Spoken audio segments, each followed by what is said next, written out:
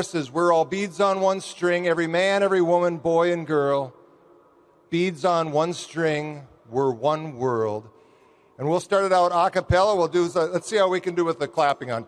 Here we go. Try this out now. That's sounding good. Here we go. We're all beads on one string. Every man, every woman, boy and girl. Beads on one string. We're one world. Well, I touch, you touch, and we feel so much. We hurt and we heal. We know love is real. You dream, well, I dream, and we plan, sometimes scheme. Oh, how we love to eat. And everyone has to sleep, 'cause we're all beads on one string. Try it out. Every man, every woman. Every man, every woman, boy and girl. Beads on one string. Beads on one string. We're one world.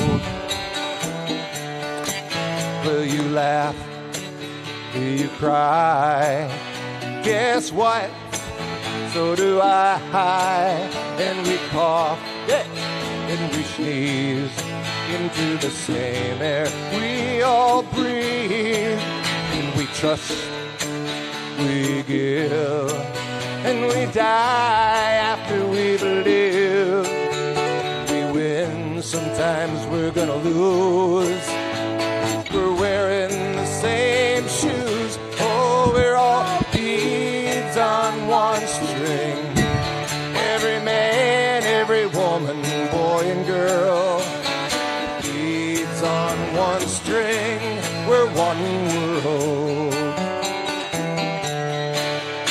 We hug and we need.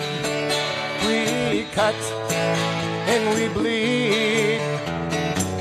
And somehow we discover we're so much like each other.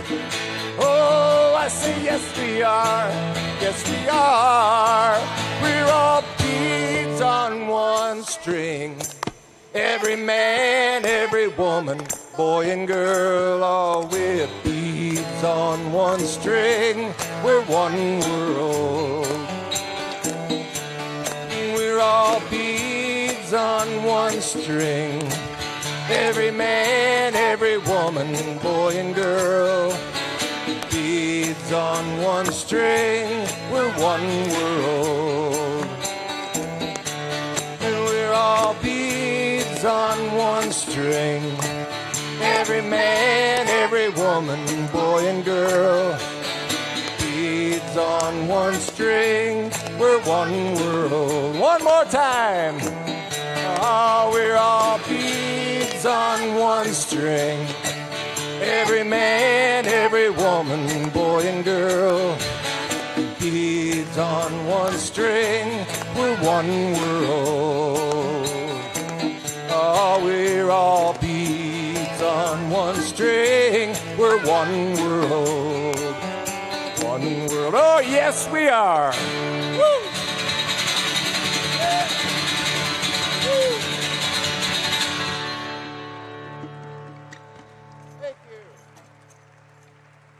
Thank you. That video that ran behind us, the world premiere, is coming out tonight on YouTube. This was made for the Parliament for this performance, so you can check it out on YouTube when you get back to your room tonight. Thank you so much.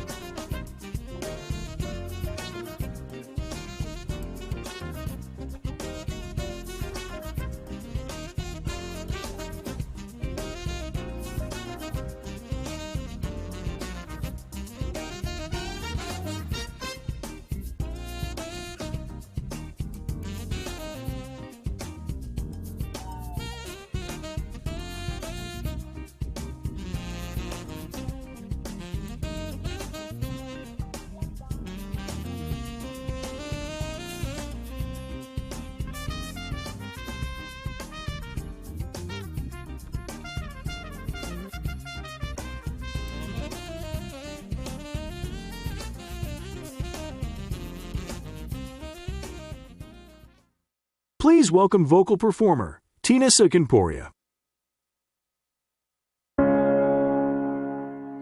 Tired of living life on a merry-go-round, and you can't find a fighter, but I see it in you, so we gon' walk it out. Move mountains, we gon' walk it out. Move mountains, and I'll rise like the day, I'll rise up, I'll rise unafraid, I'll rise up, and I'll do it 1,000 times again.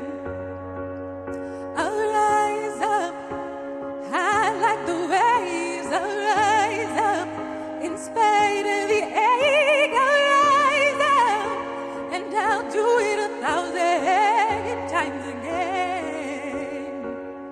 For you, for you, for you, for you. When the silence isn't quiet, and it feels like it's getting hard to breathe, and I know you feel like dying, but I promise we'll take the world to its feet. Move mountains, bring them to its feet. Move mountains, and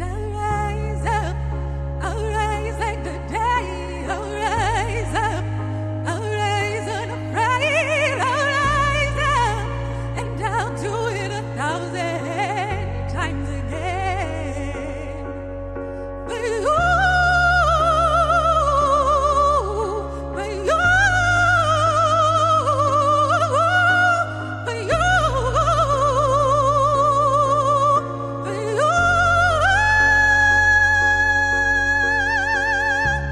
All we need is hope, and for that we have each other, and for that we have each other. Hey, we will rise, we will rise, we will rise. We will rise.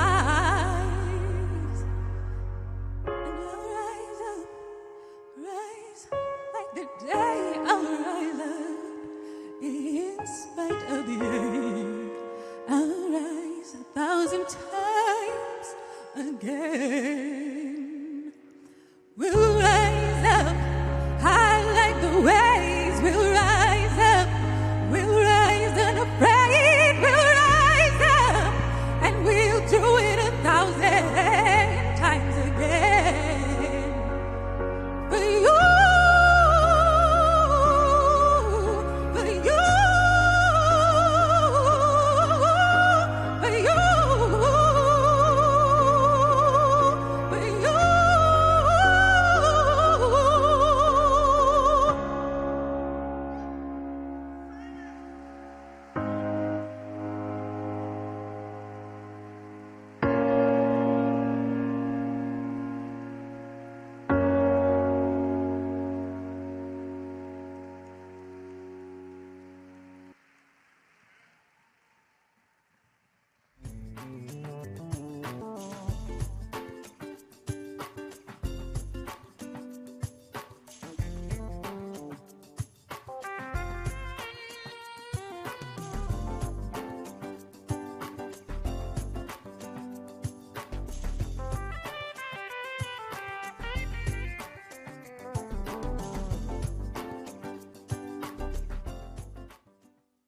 Please welcome renowned performer and cultural ambassador of Gurindjeri arts, crafts, martial arts, and traditional culture, Elder Major Moog E. Sumner. Thank you. What I have here is, you can call them a multi-purpose tools. They're for hunting, for ceremony, for singing, use them for dancing. We use these when we have our ceremonies.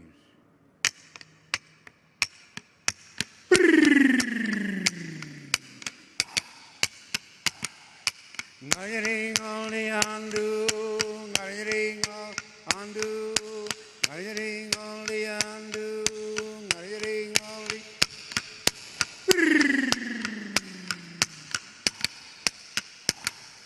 Ngayring only andu, ngayring only andu, ngayring only andu.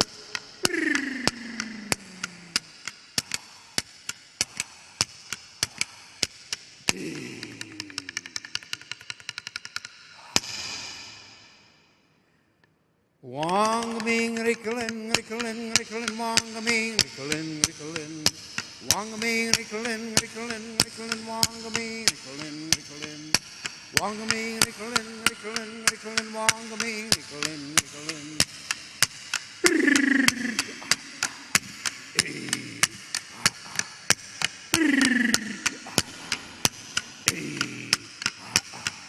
Wang-a-ming, ricklin, ricklin, ricklin, wang-a-ming, ricklin, ricklin.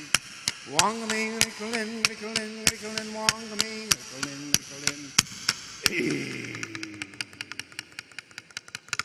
We walk, we walk, we walk, we walk, we walk, we walk, we walk, we walk, we walk.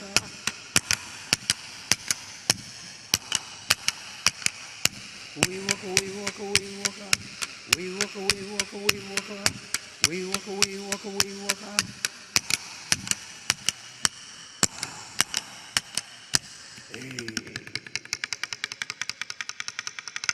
Ngayarinakin, kungringatri, ngayarinakin, kungringatri, ngayarinakin, kungringatri.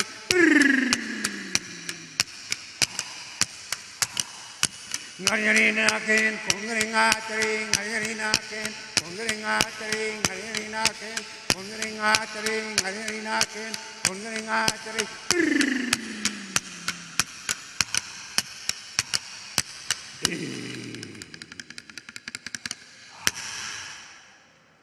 We have a, thank you.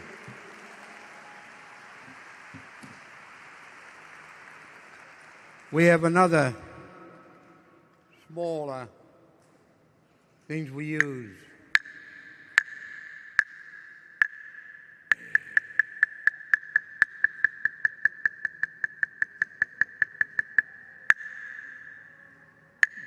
Arinakin, kungringatring, arinakin, kungringatring, arinakin, kungringatring, arinakin, kungringatring.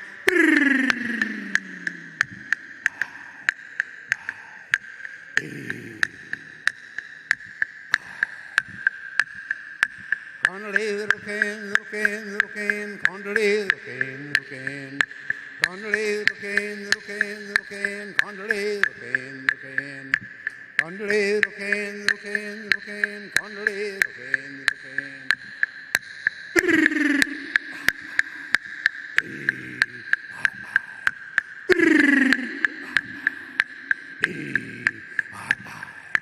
Condolid, rukin, rukin, rukin, condolid, rukin, rukin. Condolid, rukin, rukin, rukin, condolid, rukin, rukin. Condolid, rukin, rukin, rukin, condolid, rukin, rukin.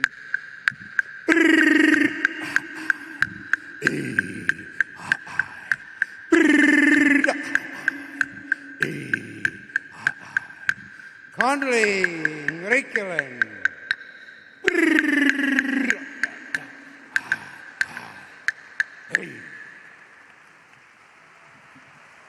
Thank you very much.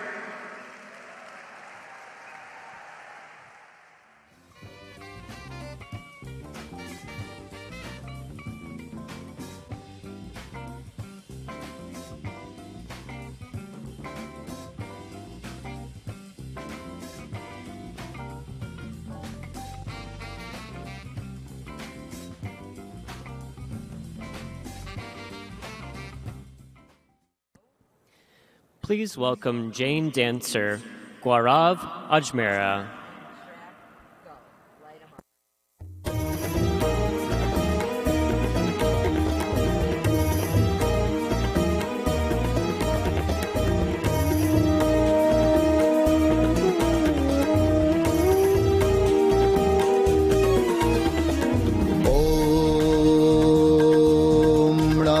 Arihantanam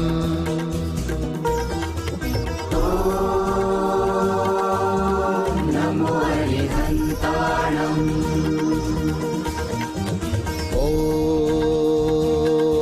Om Namo Siddhanam Om Namo Siddhanam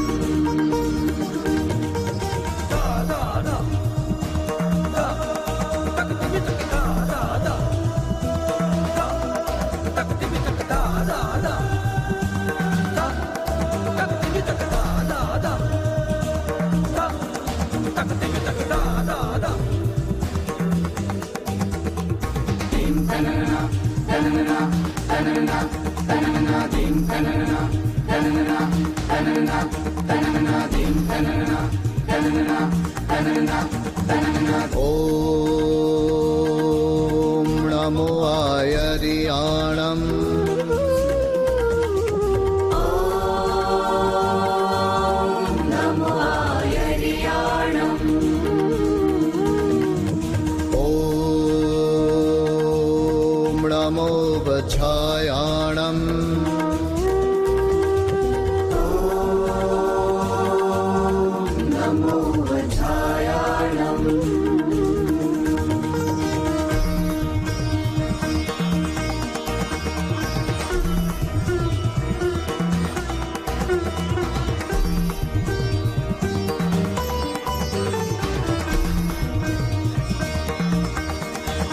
Om Namo Loe Sabba Sahunam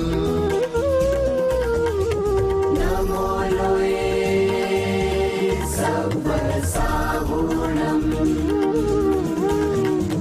Eso Pancha Namukaro Eso Pancha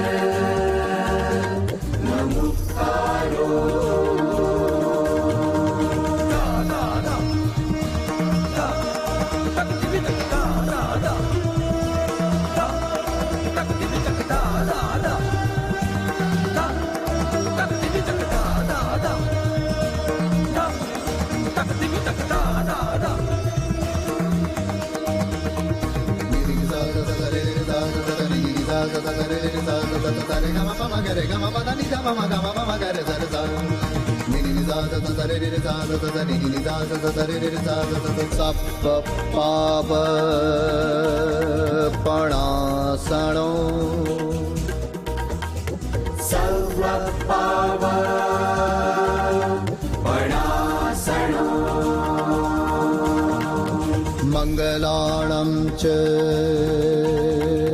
Sabvesim Mangalanam cha Sabvesim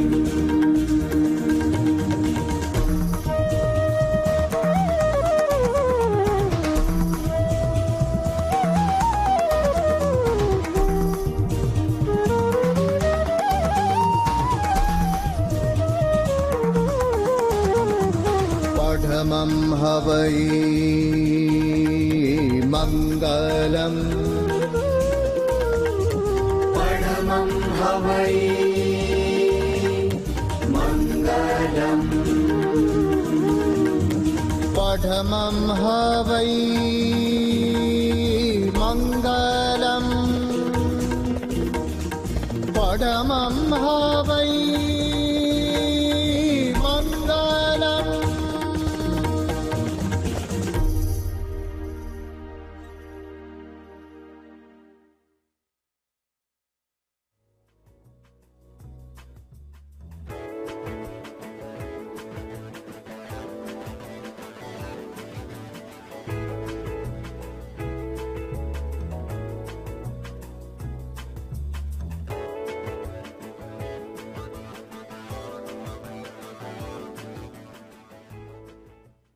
Please welcome actress Tamir.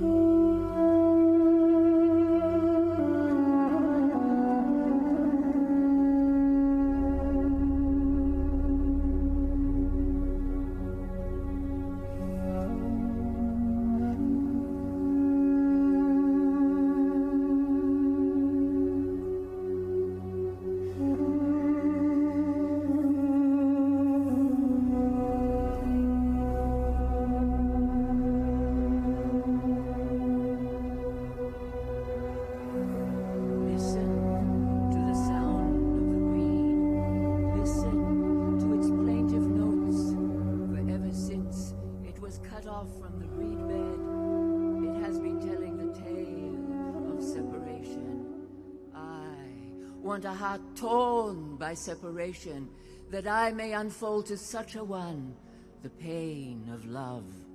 For everyone who is separated far from his source wishes back the time when he were one with it. The reed flute is played with fire, not with wind. Without this fire you would not exist. Be empty. The fire of love is tangled in the reed notes as the fervor of love is in the wine. That sound is a friend to all separated lovers who yearn to tear away the veil. The one who secretly hears this is senseless.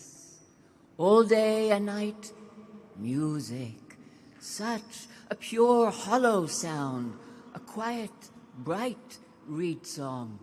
If it fades, we fade. Love has everyone by the ear, dragging us back by secret ways. I never knew that God, too, has such love for us. Come, come, whoever you are, wanderer, worshipper, lover of leaving. Come, come, whoever you are, Hindu, Turk, believer or unbeliever, no matter you have broken your vows 10 or 10,000 times. This is not a caravan of despair. Come, come, whoever you are, come, yet again, come, yet again, come.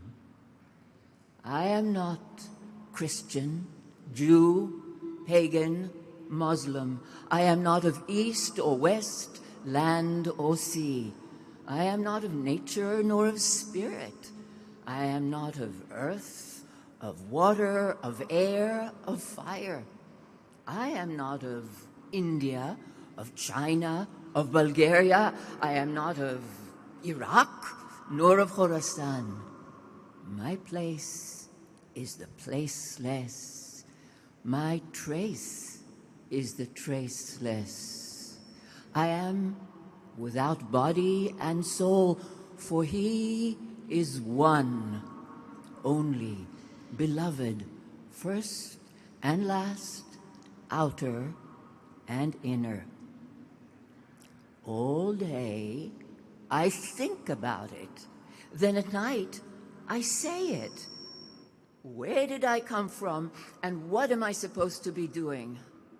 I have no idea. My soul is from elsewhere, I'm sure of that, and I intend to go back there. This drunkenness began in some other tavern. When I get back around to that place, I'll be completely sober. Meanwhile, I'm like a bird from another continent sitting in this aviary. The day is coming when I fly off, but Who is it now in my ear who hears my voice? Who says words with my mouth? Who looks out with my eyes? What is the soul? I cannot stop asking. Oh, if I could taste one sip of an answer, I could break out of this prison of drunks. I didn't come here of my own accord, and I can't leave that way. Whoever brought me here will have to take me home. Tell me, how long will you keep on crying? Where's my remedy? Where's my cure? Whoever it is that's making you search for a remedy, go look for him. How long will you stay mired in sadness, complaining, sorrow has taken my soul away? What is the soul? Well, why don't you try to find it? Do you, smell a loaf of bread? Go toward that smell. That smell will tell you everything you need to know about bread. If you fall in love, your love is your proof, and that's enough. If you're not in love, what good is proof? There's a life force within your soul. Seek that. There's a gem in the mountain of your body. Seek that. Traveler, if you're searching, don't look outside. Look inside yourself and seek that. But don't wait any longer. Dive in the ocean and let the sea be you. Oh, let me not exist, for non-existence proclaims in organ tones, to him we shall return.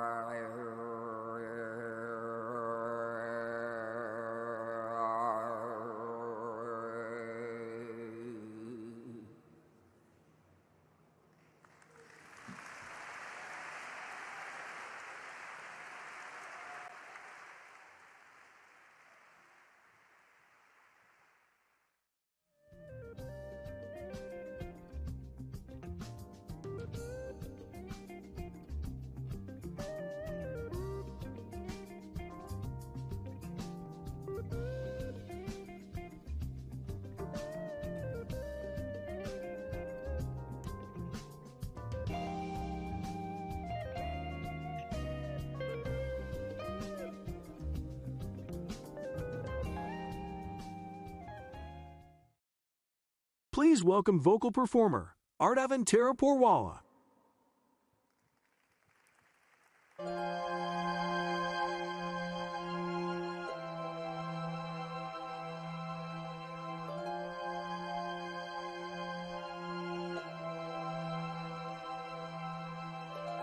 I used to believe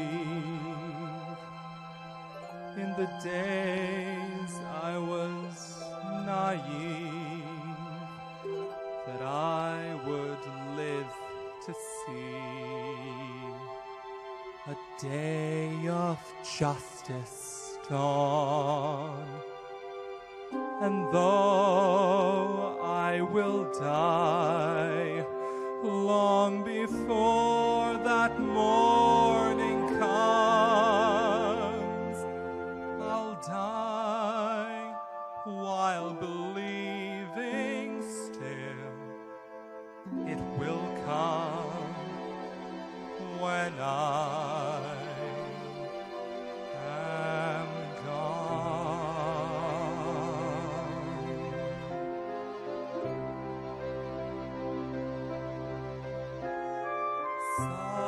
Someday, when we are wiser, when the world's older, when we have learned, I pray someday we may yet live to live and let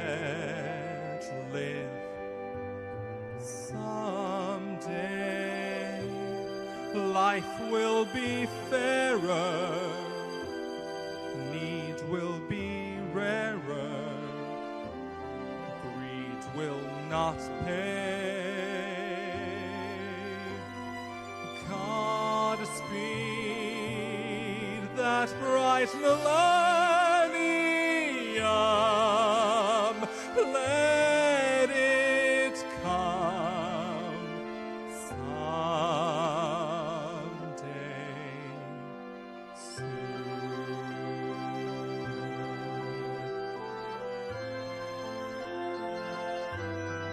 When the world's older, when things have changed, someday these dreams will all be real. Till then we'll wish upon the moon.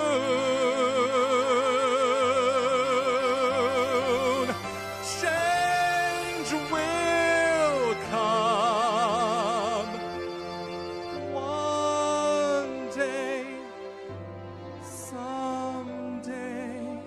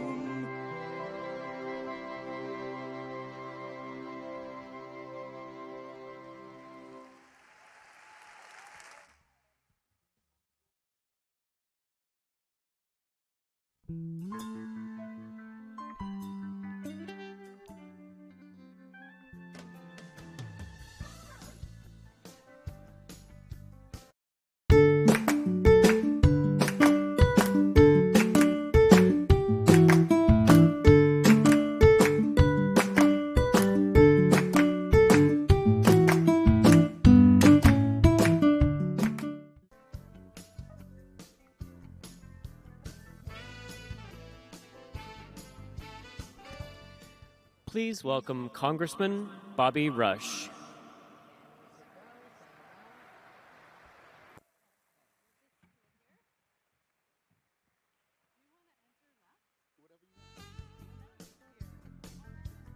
Good evening, Parliament of World Religions.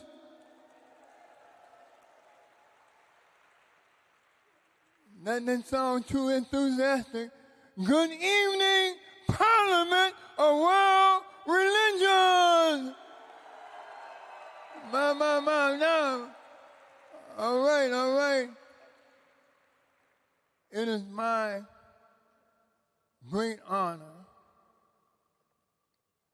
one of the highlights of my entire life, that I come before you this evening to introduce a man that I love, a man who means so very, very much to me, a man who means so very much to my family. And let me tell you why. Just for a moment. Let's go all the way back to December the 4th, 1969, right here in Chicago. My good friend, Fred Hampton, the deputy chairman of the Black Panther Party, and I was the deputy minister of defense for the Black Panther Party, the Chicago Police Department came into a small apartment on the west side of Chicago.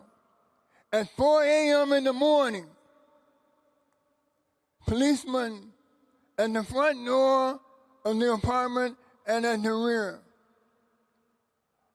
on a signal, they came bursting into that apartment with a machine gun, pistols and rifles shooting off.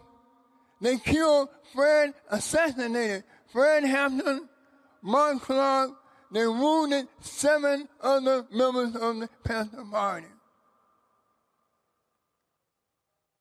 I was supposed to have been in that apartment on that night in the wee hours of the morning. But I had gone underground. And so I wasn't in that apartment. If I had been in that apartment that night, I wouldn't be standing here today. The very next morning, they came to my apartment on December the 5th, shut my door down, thinking that I was in that apartment. If I had been there, I would have been killed. I would not be here with you today.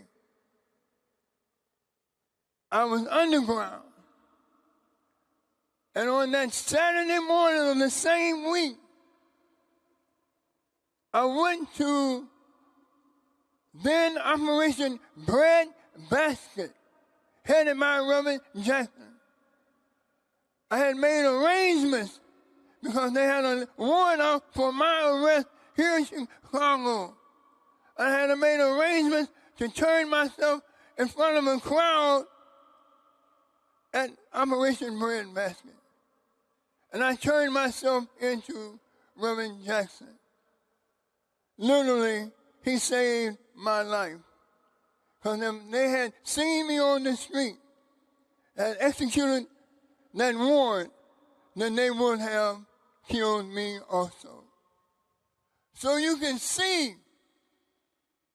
why I am so honored to bring before you to introduce some to him, to reacquaint others with him. It is my esteemed honor.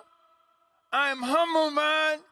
It's my privilege to bring to you the daughter of Reverend Jackson, Santana Jackson, who will sing a song or two, and then Reverend Jesse Jackson is here in the building, and he will come before you. Now, let me ask you to join with me, and let's bring Reverend Jackson on when he comes on, and we can do it right now, like we do it on the south side of Chicago. I want you to say his name, because he's meant so much to all of us, people around the world. He's meant so much to us. So on the count of 3, I want you to say his name. Just shout it out. Reverend. Come on now. Reverend. Say it like you mean it. Reverend Jesse Jackson. Now, say it again. Reverend Jesse Jackson. Now say it like you really, really, really mean it. Reverend Jesse Jackson. Santana Jackson. Santana Jackson.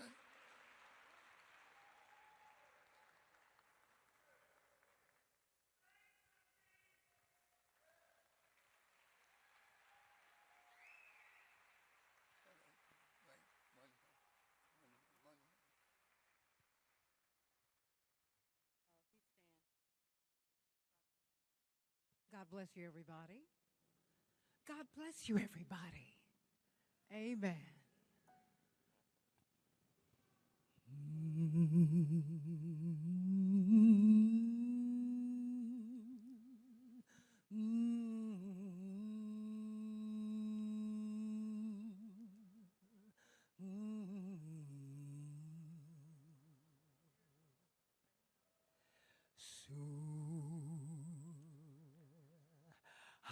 will be done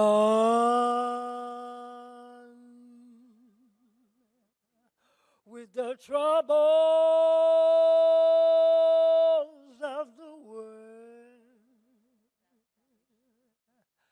with the troubles of this world, with the troubles of this old world. Soon I will be done with the troubles of this old world. I'm going home.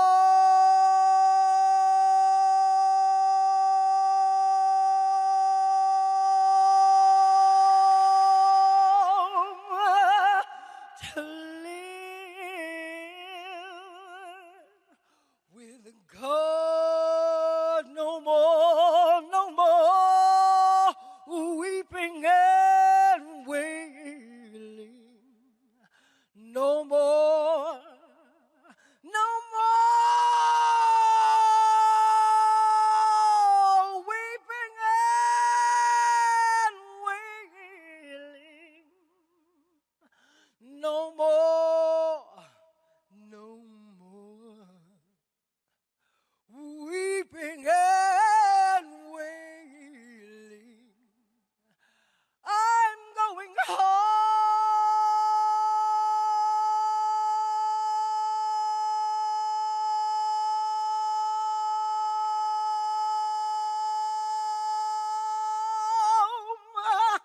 To live with God.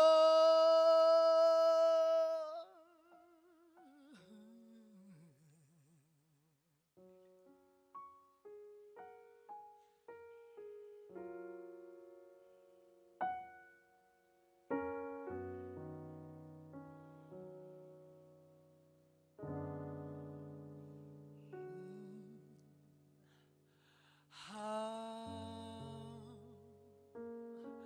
can we all give thanks for the things God has done for us?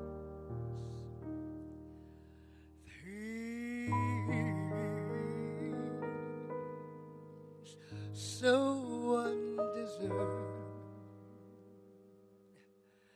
yet He gave to prove His love for us. The voices of 1,000,000 angels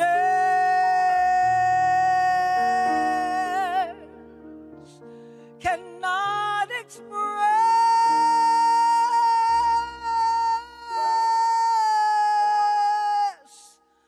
my gratitude. Oh, for all that we are and ever hope to be.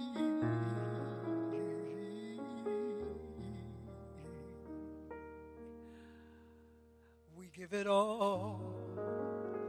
How many of you agree?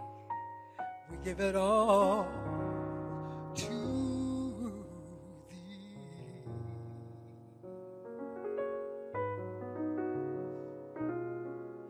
To God be the glory. To God be the glory.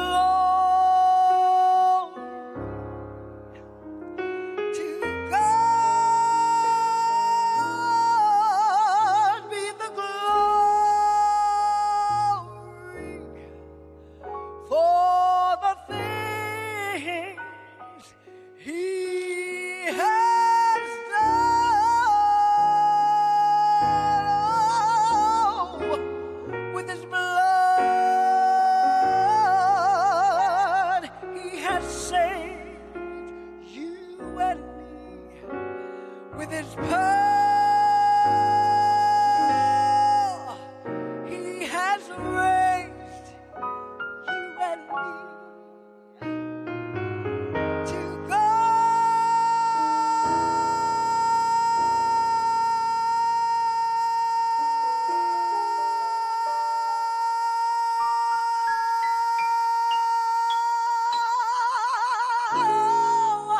Be the glory.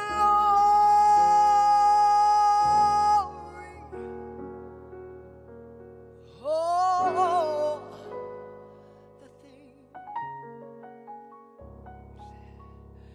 every little thing. Oh,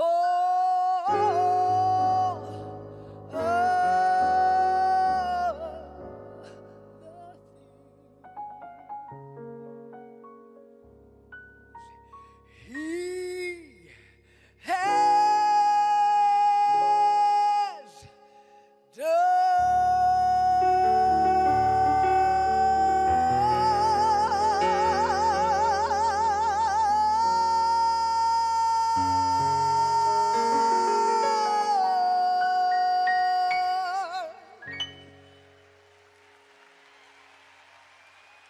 Darius Brooks, everybody. May God bless you.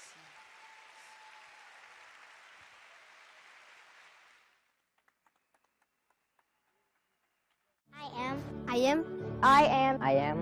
am somebody. I'm somebody. I am somebody. I'm somebody. I may be young. I may be young. But I am. But I am somebody. But I am somebody. I may be poor. But I am somebody.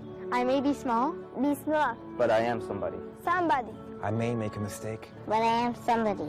My clothes are different. My face is different. My hair is different. But I am somebody. Somebody. I am black. Brown. White. But I must be respected. But I must be Respected. Protected. never rejected. I am somebody. I may be poor, but I am somebody.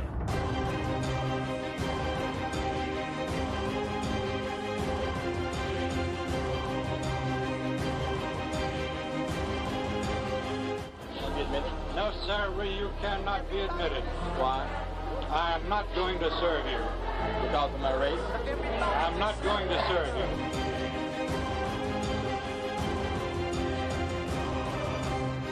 There's a picture that you see of us pointing, saying the police were coming to us with their guns out. And we said, the bullet came from that way. I mean, no one come to us. Go to where the shot came from. Our time has come. A new day has begun. Red, yellow, black, and white. We're all precious in God's sight. I was born in the slum, but the slum was not born in me. And it wasn't born in you. Hold your head high. Stick your chest out. You can make it. The reality is these people need food and medicine. They need airlifts. You cannot get past these roads in the mud. I am somebody.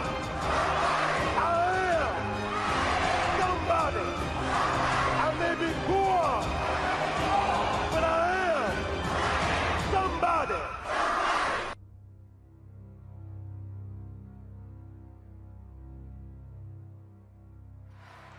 Please welcome Reverend Jesse Jasic with Congressman Bobby Rush, Reverend Scott Stearman, Reverend Stephen Avino, and members of the Board of Trustees of the Parliament of the World's Religions.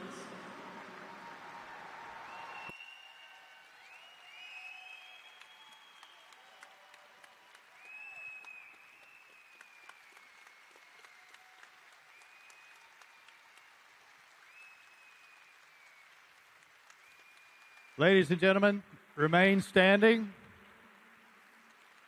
And I want you to turn to your neighbor, and I want you to say, I am somebody. You are somebody. We are somebody. Welcome to this wonderful moment of recognition of a man who has touched all of our lives. Everyone in this room, everyone in the world. Now, the truth is tonight, I am feeling the heels of a beloved sister trustee of the Parliament, Reverend Tracy Blackman, who could not be with us tonight because she has a sickness in her family. And so I'm going to say a few words on her behalf, and then we're going to say words on our behalf. These words are just a few words, not many words, that I want to review just a few moments of history that have touched all of our lives.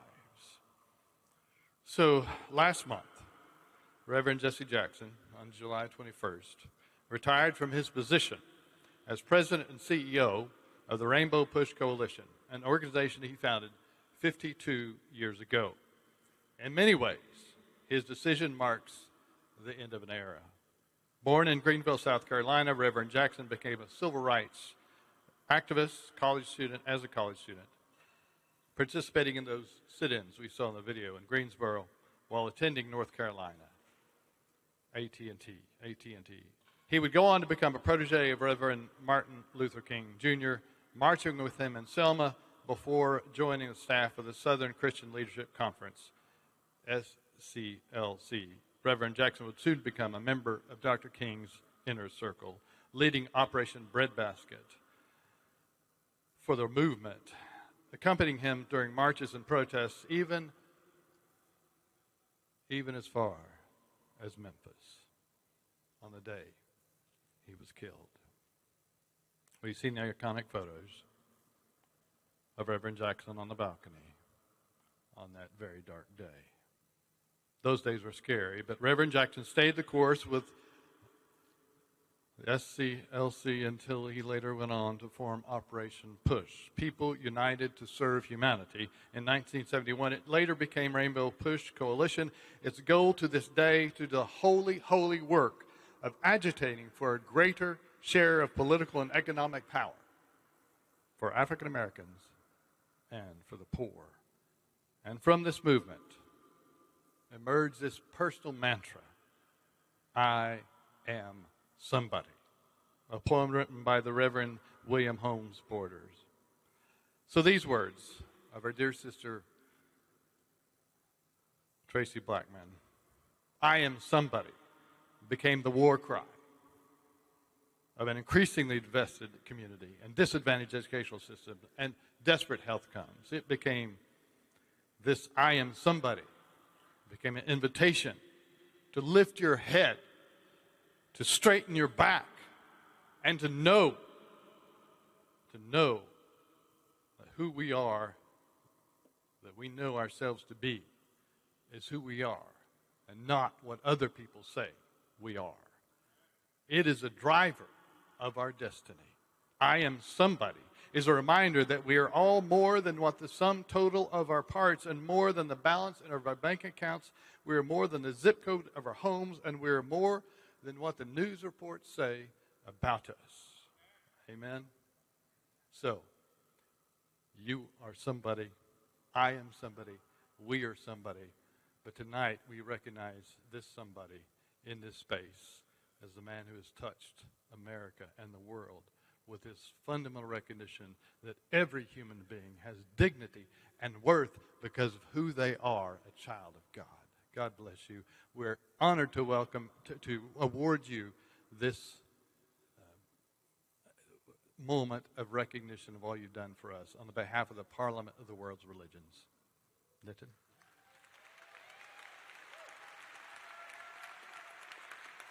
What an honor. In my wildest dreams, I had not imagined to be on this stage with luminaries and Reverend Jesse Jackson. We are here to recognize a local leader from the city of Chicago who signifies and makes our theme for the Parliament, the call to conscience, defending freedom and human rights, a reality. A man who lived this all his life. Here we are recognizing him for a lifetime of service to humanity. please join me in congratulating and thanking Reverend Jesse Jackson for his lifetime of effort and support to all of us. We are somebody.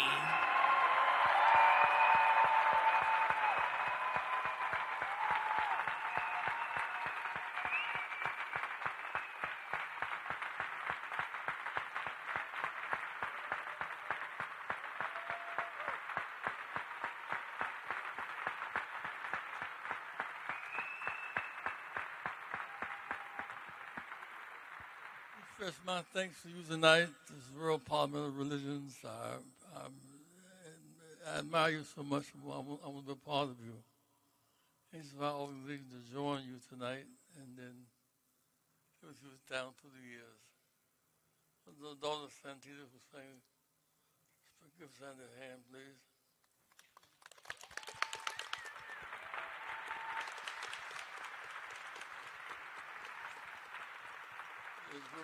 Our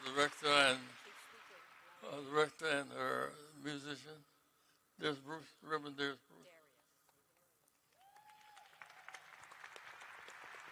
Bruce. That I'm glad to be here tonight. I really won't speak long, but yet my heart is overflowing with joy tonight.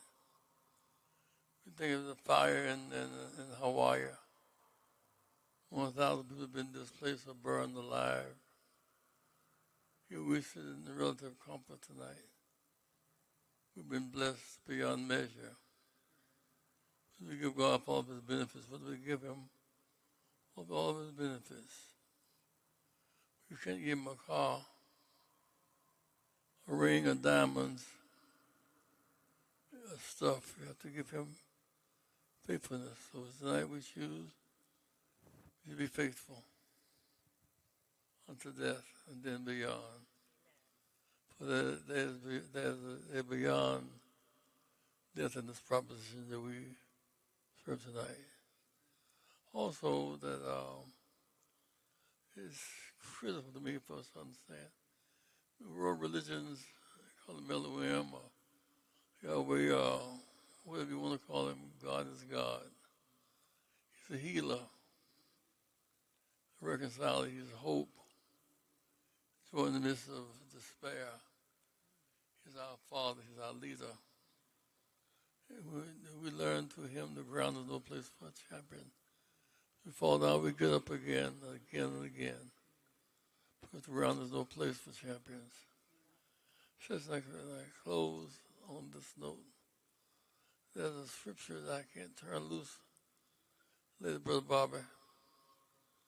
It says in a subjunctive mood, if my people call by my name will humble themselves and pray, seek my face, turn their wicked ways, then they'll hear me from heaven. Heal the land. We all want the healing.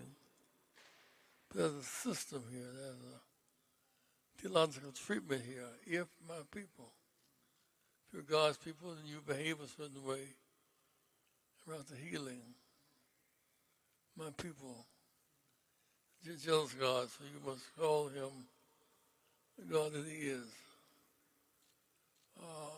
Maker of the universe and all that dwells herein.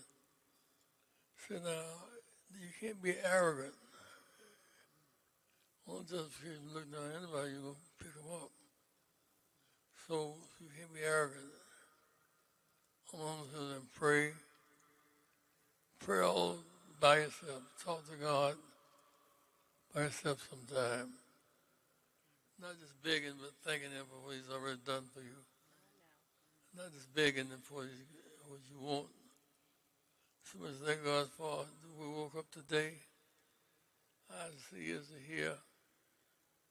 What was the day we survived another day without the violence? Should I say this today? Lastly, my friends, if you do that, you'll hear from heaven. And he'll forgive us for our sins.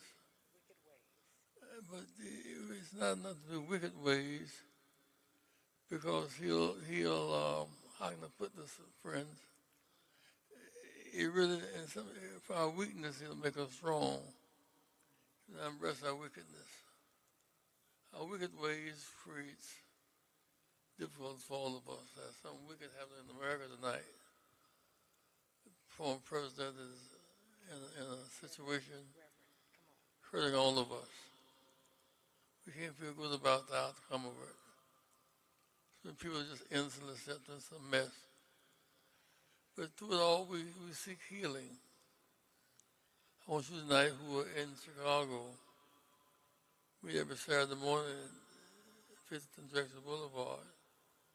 You want to come to our meeting Saturday, we are honoring July the Day. He was killed 2 years ago, a medical student. They've not discovered his body yet. He messed up immaterial type situation. Yet we honor him Saturday. Welcome to our meeting on Saturday morning. One thing I know is that nothing is too hard for God. Say nothing too hard for God.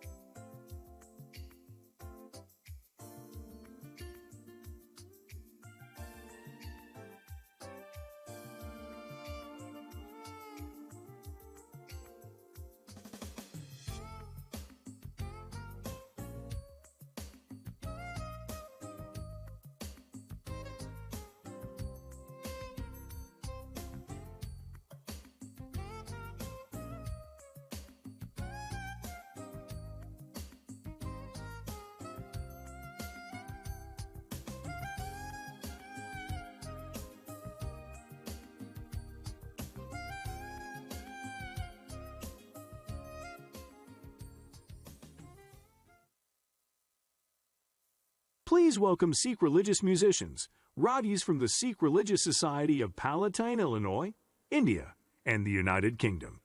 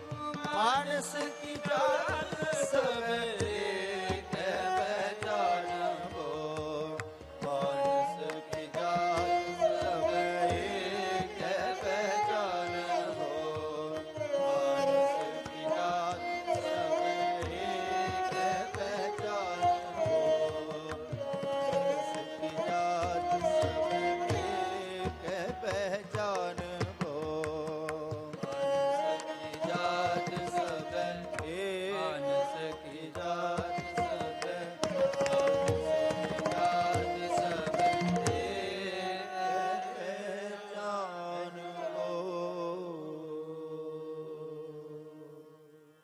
Waheguru ji का खालसा वाहिगुरु जी की फतेह बोले सो निहाल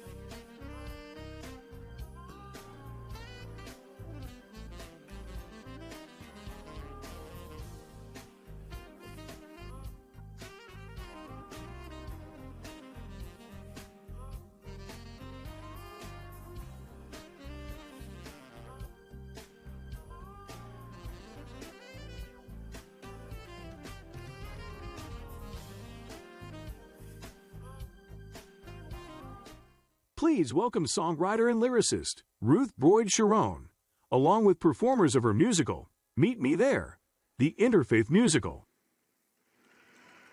Good evening, everyone. I bring you greetings of peace and a vision for peace through music. I'm Ruth Boyd Sharon. I'm the creator of Meet Me There, the Interfaith Musical, celebrating our magnificent cultural and religious diversity. Let's hear it for cultural and religious diversity.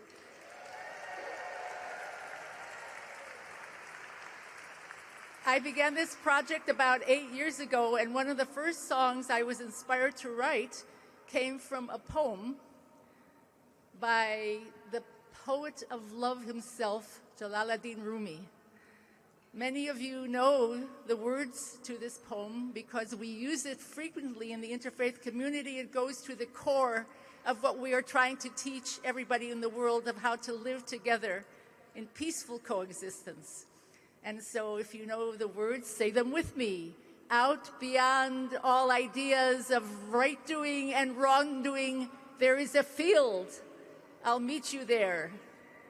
And tonight, to share this song with you, the title song of the musical is Abby Lang, our vocalist, and on keyboard, and also the arranger for this song and for all the songs of Interfaith the Musical, Casey DeGeerdas. Ladies and gentlemen, hopefully you'll be hearing this on a stage near you soon. Meet me there. Thank you.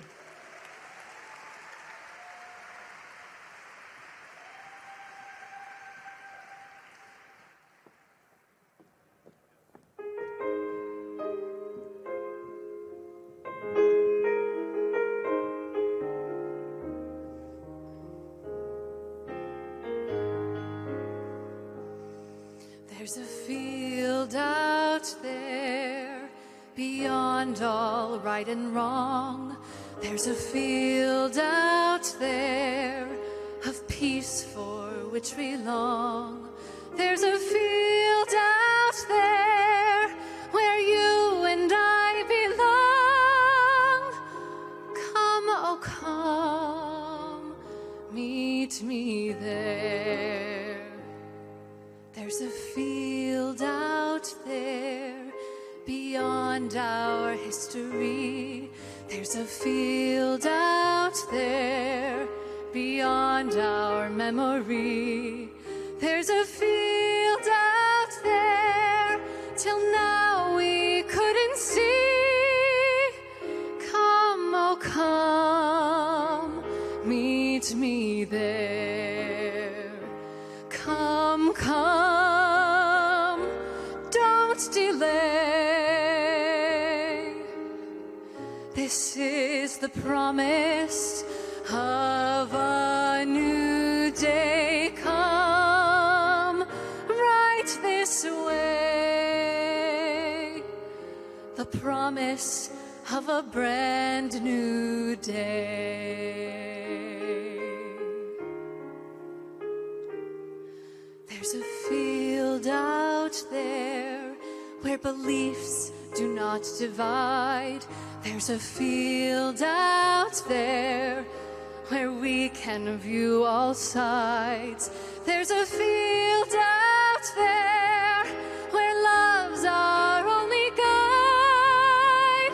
Come, oh come, meet me there. There's a field out there where east does meet with west. There's a field out there to welcome every guest. There's a field out there where we are at our best. Come, oh come, meet me there. Come, come, don't delay. This is the promise of a new day. Come right this way. The promise of a brand new day. The promise of a brand new day.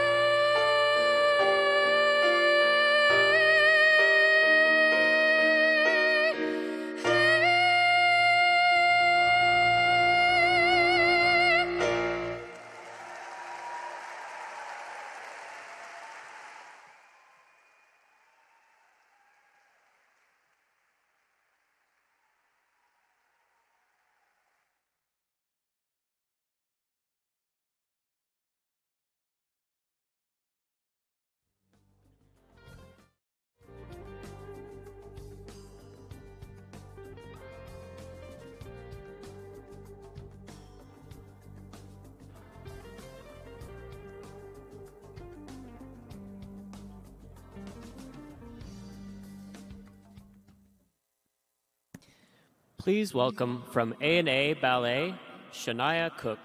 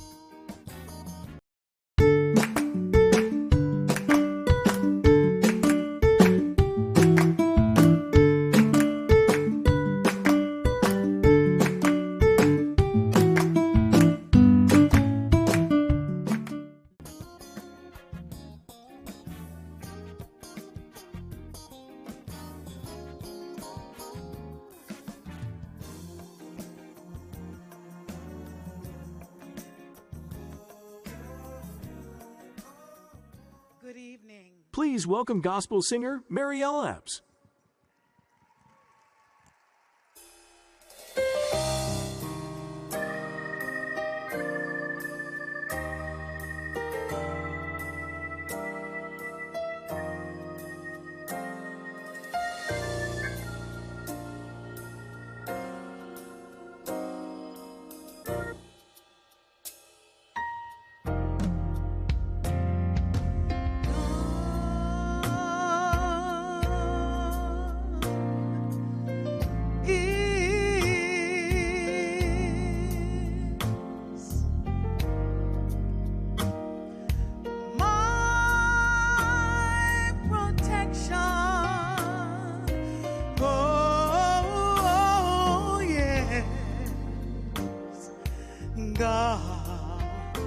God is, oh yes, God is my all and all, oh God, God is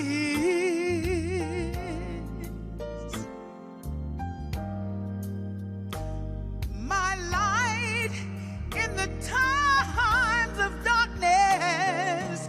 Oh, and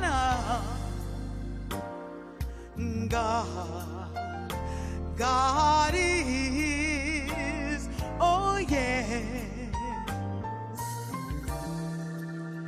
God is my all and all. God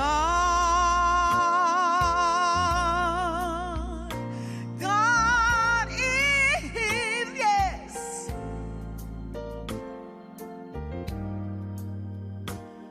my today and my tomorrow. Oh, yes, God is. God is. Oh, yes. God is my all, my all, my all. Yes, my God is. Ooh, God is. God is.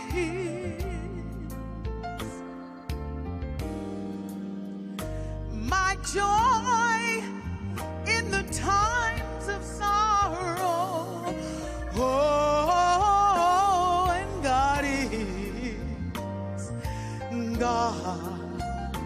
God is, yes, my God truly is.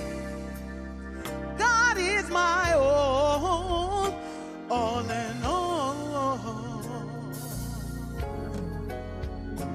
Yes, God is the joy and the strength of my life. God moves all pain, misery, and strife. Promised to keep me, never to leave me, never, never, ever fall short of His word. My God is, oh, God is, God is, oh, yes, God is, yes. God is my joy and my light and my love and my all in all.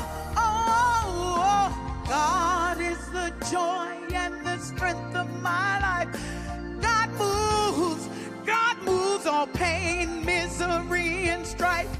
God promised to keep me, never, never leave me. Oh, never, never, never fall short of His word. No, no. God is my all, my all, my all and all. God is, God is, God is. Ooh,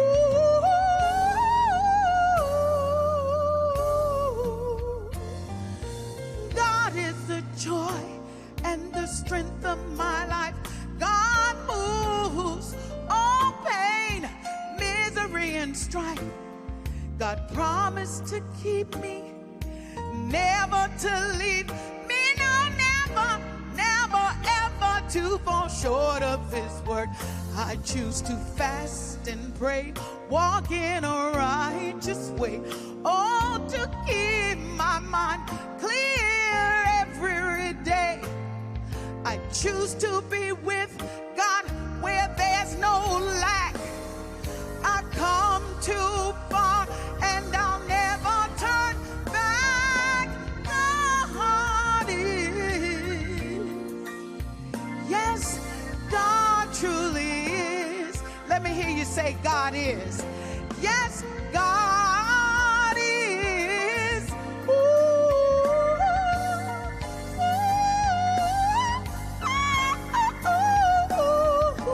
Yes, God is my all, my all, my all. Oh, yes, God is my all, my joy, my peace, my love. God is, oh, yes, yes. God is my all, my all, my all, my all in all. Yes, yes, God is my all and all. Yes, God is forever my God will be and is. God is my all. God is my today. God is my tomorrow, my all in all. Yes. Thank you. I am honored to be here at the Parliament of World Religions. Thank you, Reverend Charlene. Thank you, my Caridad. Thank you for choosing to have me. Now, this one, if you feel like getting on your feet, feel free to do so. I've always sung it with a choir, but tonight, I'm going to lead us all in it. So I want you to get on your feet and feel good. And Maestro, whenever you're ready, I'm ready.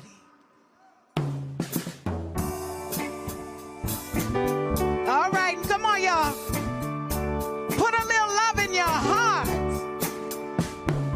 Think of your fellow man, lend him a helping hand. Little love in your heart. You see it's getting late, so please don't hesitate to put a little love in your heart. And the world will be a better place. And the world will be a better place for who? For you and me.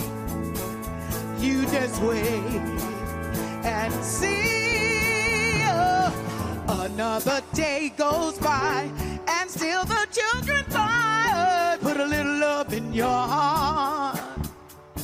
If you want the world to know, we won't let hatred grow. No, that we put love in your heart. And the world, yes, the world, for you and me.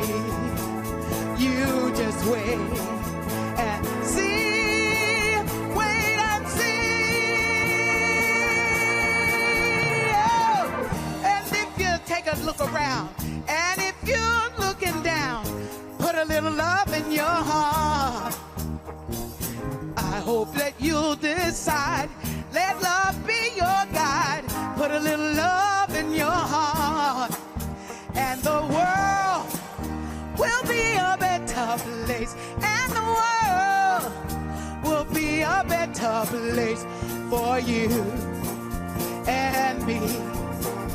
You just wait and see. People, now put a little love in your heart. Do what? Put a little love in your heart. Oh, put a little love in, put a lot of love in your heart. Put it, a lot of love in your heart, yeah, yeah. Put a little love, put little love, put a little love, put a little love. Hey, here we go. Put a little love in your heart.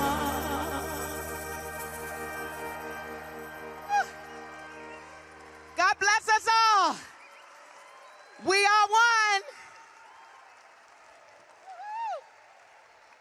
I feel good. Thank you.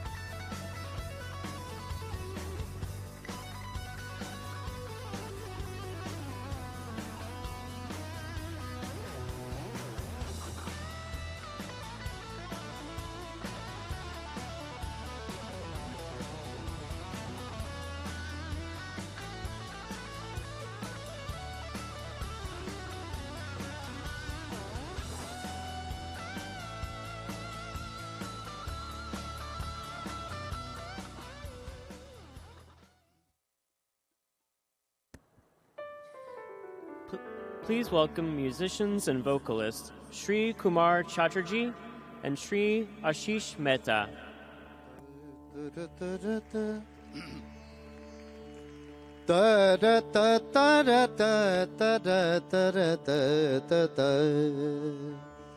Namo Arihantanam, Namo Siddhanam, Namo Ayariyanam, Namo Vatsayanam, Namo Loya Sabbasaunam. Eso Panchanamo Karo Sabapava Panasano Mangalanam Cha Savesim Padhamam Havai Mangalam. Din tagida dina din tagida dina din tagida dina tagida tagida tagadin tagida dina din tagida dina tagida tagida dina tagida tagida dina din da na na na na na na na na na na na na na na na na na na na Araham Araham Araham Araham.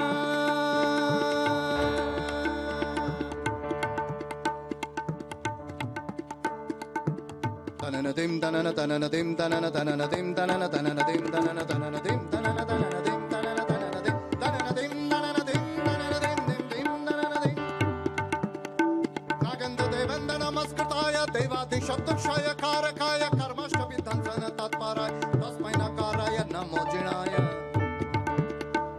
anakshaya kshugra parakramaya sansara sindho janatarakaya devadi devaya bhavantikaya tasmai makaraya namo jinaya Jinaya namo jinaya, jinaya namo jinaya. Om Rim Araham namo nama nama. Om Rim Araham namo nama nama. Om Rim Araham Araham Araham. Tanana tanana tanana tanana tanana tanana tanana tanana tanana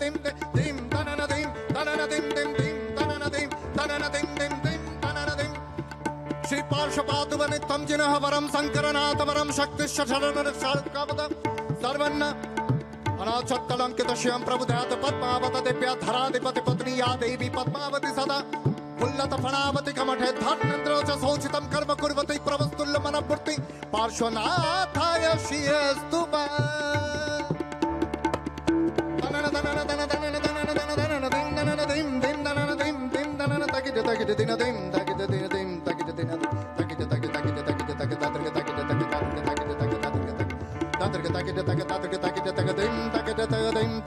तकिट ओम रीम अरहम नामो नमः नमः ओम पन्नगादि पशुकणं विपुलारुणं भुजविश्रम दुर्गुटरकवाहनं मरुणप्रभं कमलाननं त्र्यम्बकं वरदाङ्कुशद दिव्यपाशफलाङ्कितं चिन्तत्कमलापतिं जपतं सतां फलदायिनी रक्षमां देवी पद्मरक्षमां देवी पद्मरक्षमां देवी पद्मरक्षमां देवी पद्मरक्षमां देवी पद्मरक्षमां देवी पद्मरक्षमां देवी पद्म दिं दनन दिं दनन दिं दिं दिं दनन दिं दनन दिं दिं दिं दनन दिं दनन दिं दिं दिं दनन दिं दनन तनन तनन तन तनन तनन तन तनन तनन तन दिं खामे मि सब जीव खमन्तु मे मिति मे सब भूयस वैरम मज्जम न कीनै सर्व मंगल मंगलम सर्व कल्याण कारणम प्रधानम सर्व धर्माणाम जैनम जयति शासनम बोल बोल जिन शासन देव की जय।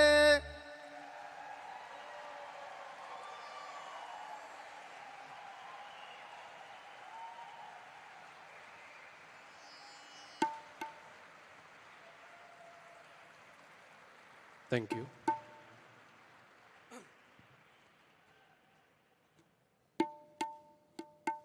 Dim dim tana de re nana dim dim tana.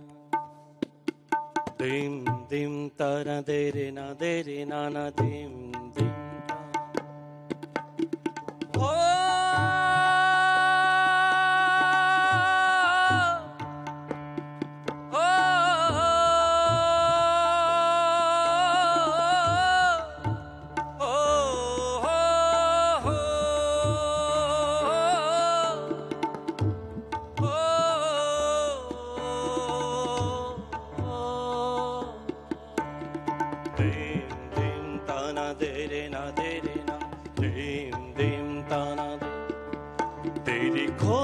पर निकला हूँ मैं तेरी खोज पर निकला हूँ मैं तुझको ढूंढने निकला हूँ तू है कहाँ क्या पता तेरी खोज पर निकला हूँ मैं तेरी खोज पर निकला हूँ मैं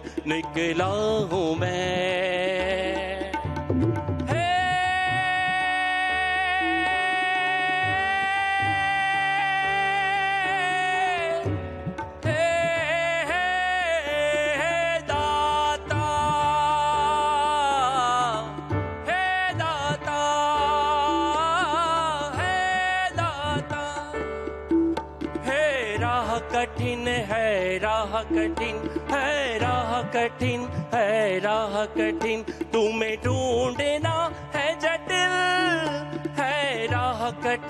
है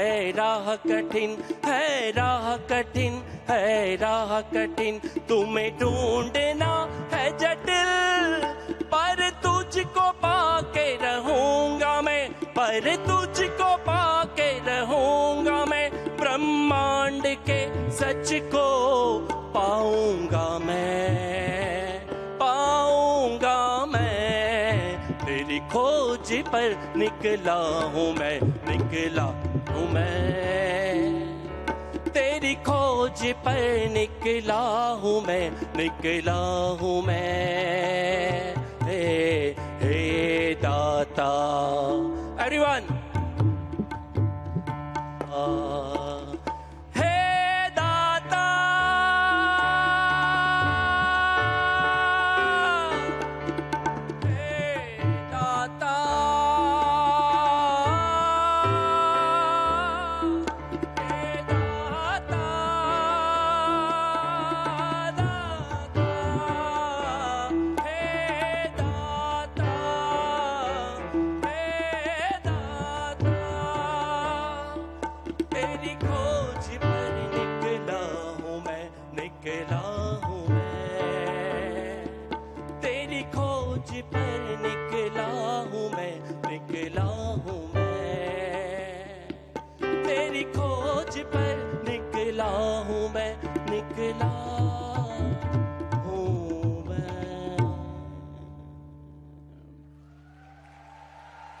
Thank you. Thank you so much. Thank you.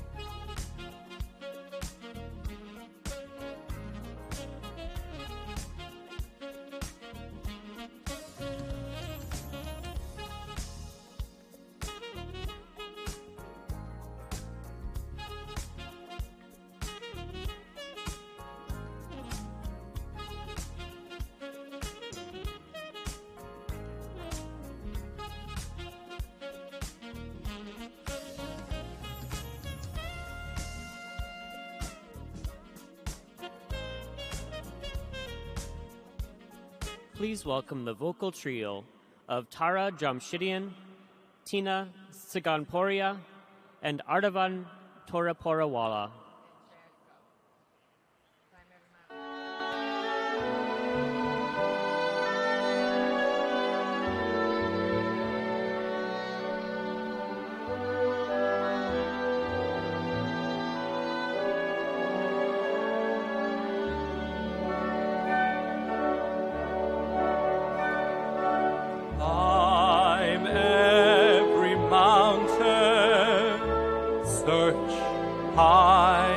Low, follow every byway, every path you know.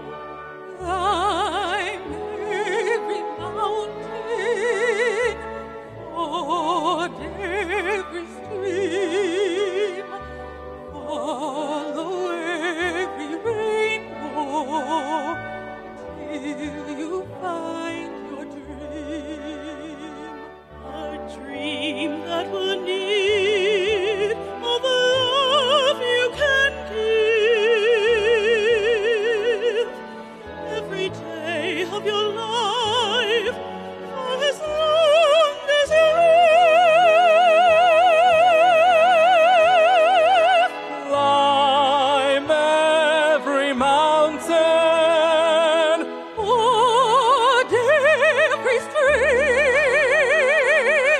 follow every rainbow till you find your dream. a dream that will need all the love you can give. Every day of your life for as long as you live. Climb every mountain, ford every stream, follow every rainbow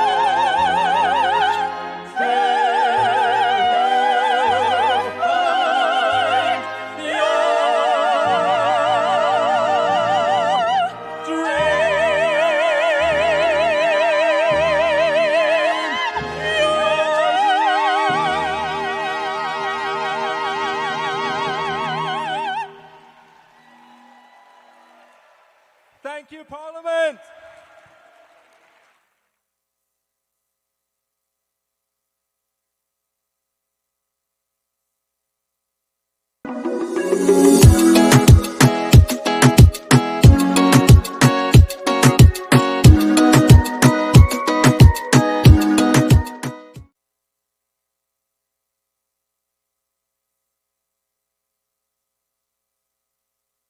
Please welcome ethno-choreographer, Onur Kasabiri.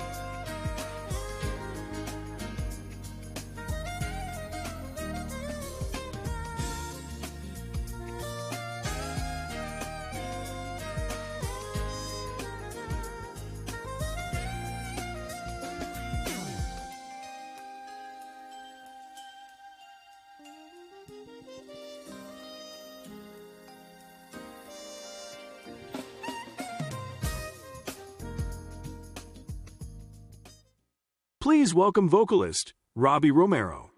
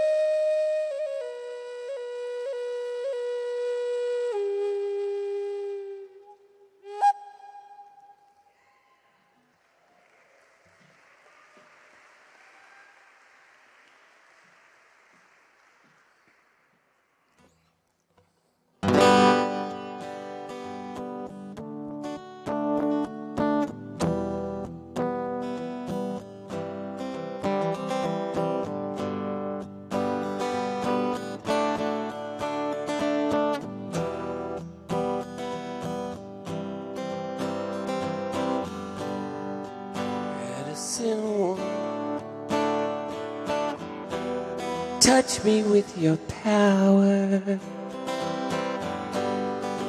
Heal me with your hand. This could be the hour.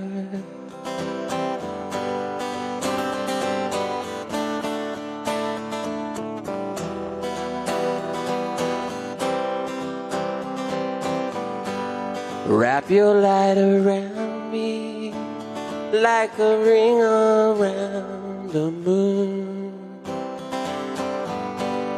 Look into my eyes, how I come too soon.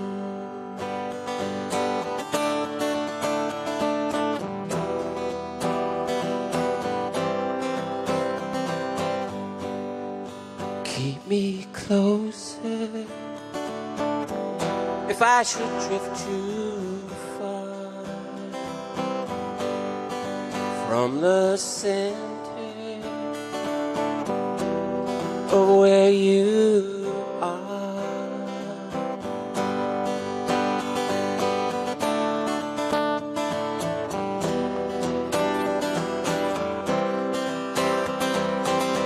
As I travel through this world of hurt and betrayal,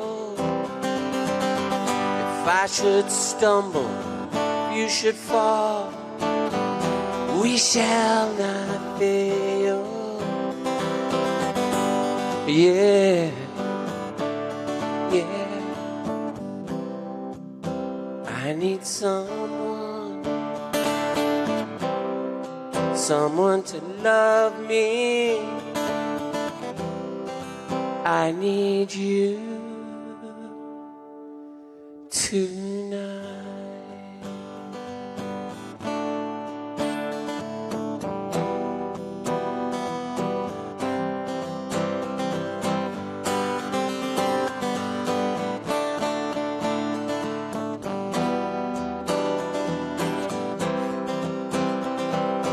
Yahweh, way out.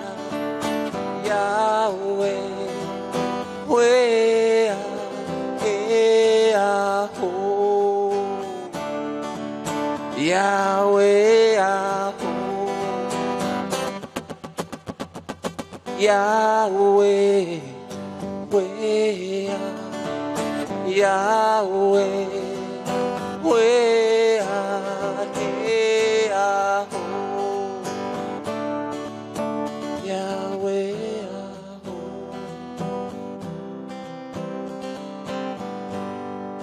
medicine woman, touch me with your power. Kill me with your hands. Well, this could be the hour. Yeah.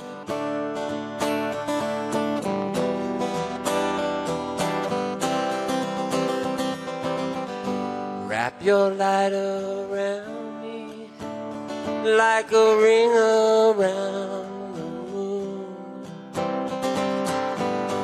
Look into my eyes. Have I come too soon?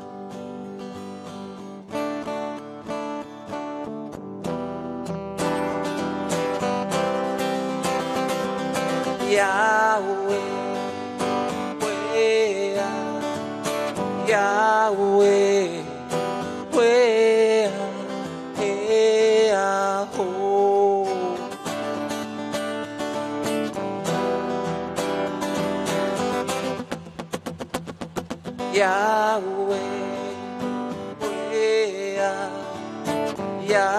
Yahweh,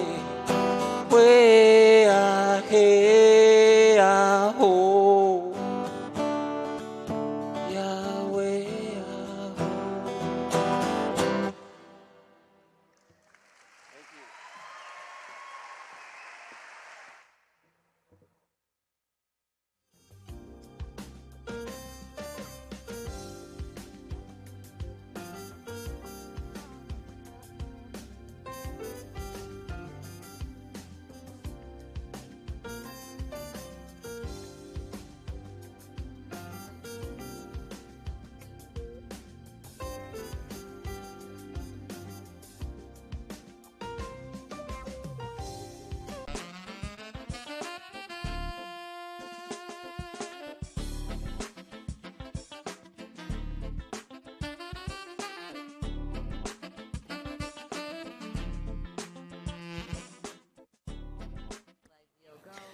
Please welcome the Midwest Conservatory of Music String Quartet.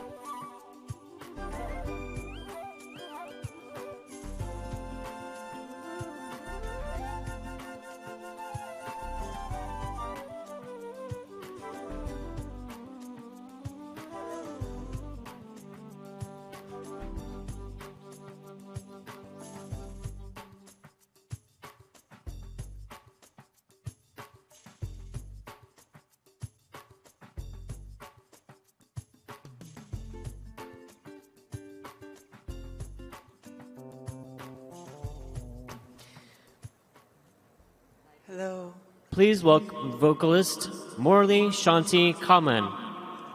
Thank you. Thank you. I'm so happy to be here with you and my husband, Chris Bruce. We're going to share a song called Follow the Sound. Follow the Sound is inspired by a dream I had when I was at the border of El Paso with V, formerly known as Eve Ensler. We were doing an action there in front of ICE headquarters. And this song came to me, and it is about a dream a child is having, talking to his mother, who he has been separated from. I really believe in the Parliament for World Religions. I've been coming since 2000 in South Africa, in Toronto, in the United Nations, here with you all tonight. And I believe in the power of our collective love and transformation and healing, and the power of religion to move policies forward, to change these hurtful policies that are keeping children from their parents worldwide. So this is a prayer for our children, for our youth. Thank you.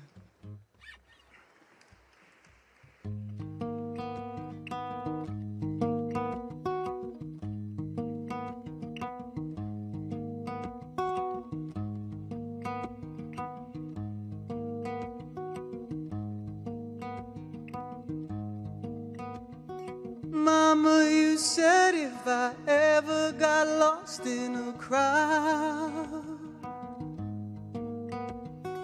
follow your voice and I will be found. I don't know what happened, don't know where I am, don't know where you are, so I begin to follow the sound. Follow the sound.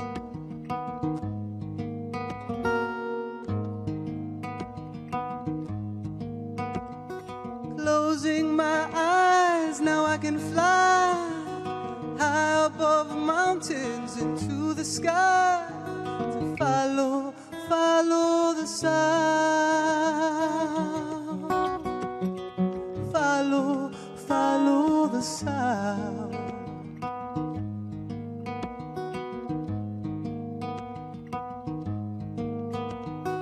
Higher and higher, the moon is so round. You are the blue long thundercloud. I follow the sound. Follow the sound.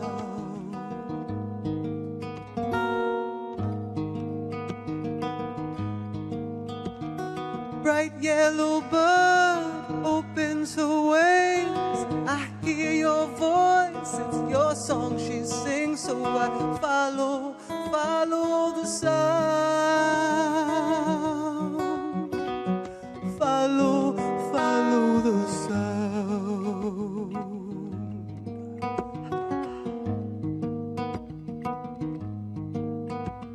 The soles of my feet, the soles of my feet, they're the drum of your heart. The soles of my feet are the drum of your heart, pounding the sky. We are never apart. Yes, I follow the sound. Follow the sound.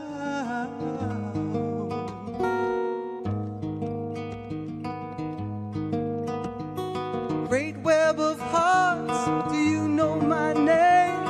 Bring me back to my mama again. Won't you follow the sound? Follow the sound.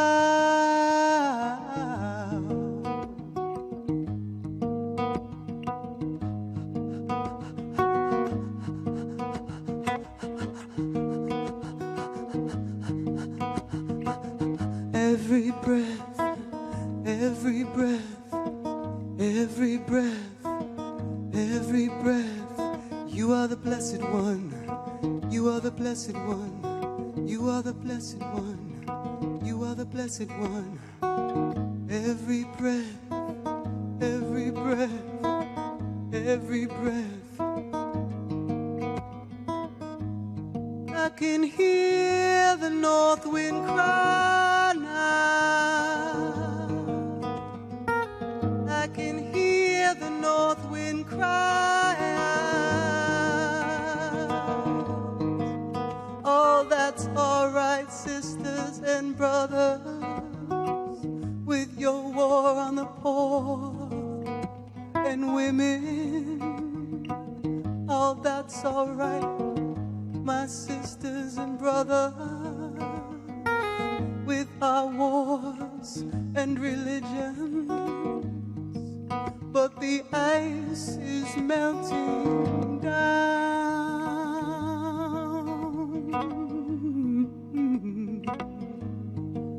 We've got to follow the sound. Follow the sound. Follow the sacred sound.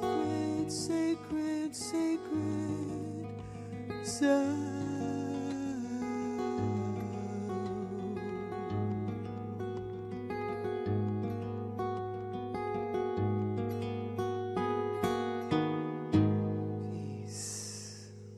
Thank you.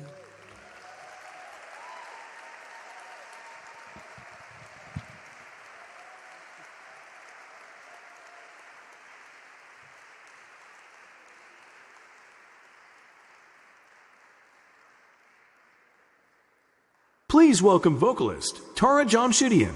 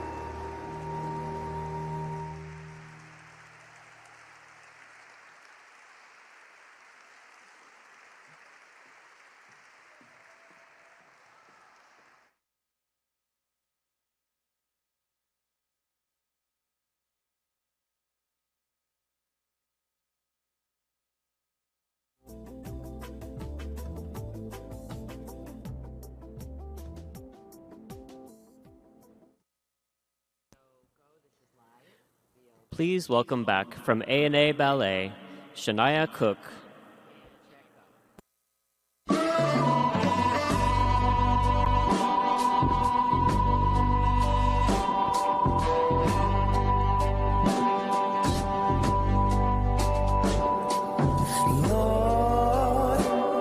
Don't remember my sins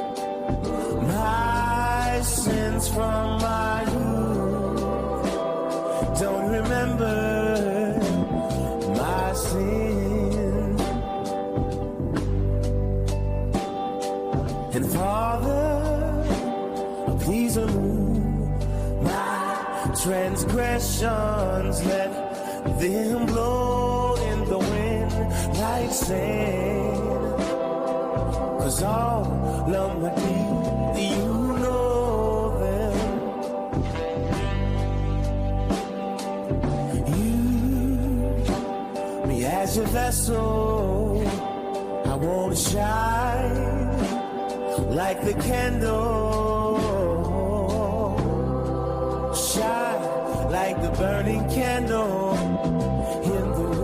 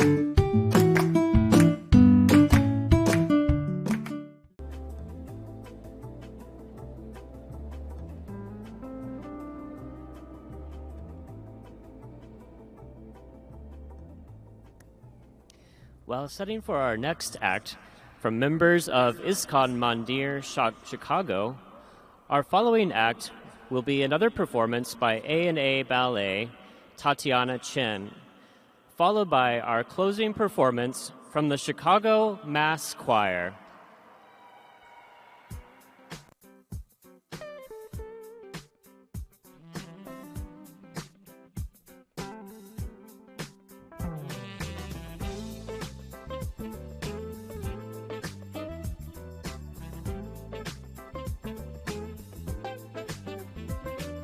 Test. I was going to speak. Test. Good evening, everyone. In the ancient Sanskrit text of India, it explains that this is the age of quarrel and hypocrisy. But it's explained that there's one especially good quality about this age, and that is that simply by hearing and chanting sacred sounds, our hearts can become purified and our minds quieted and our soul awakened. So next we'll be chanting the well-known Maha Mantra, or the great mantra for deliverance, the Hare Krishna Maha Mantra. We invite you, re-energize yourselves. Please join in the chanting responsively. Feel free to listen, to chant, and if you're inspired, feel free to stand up and dance. Thank you.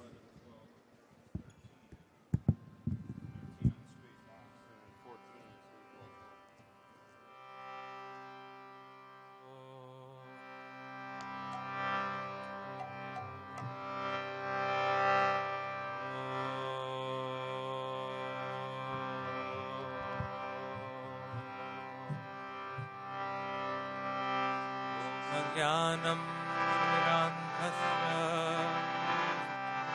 Jnananjana Shalakaya Chakshurote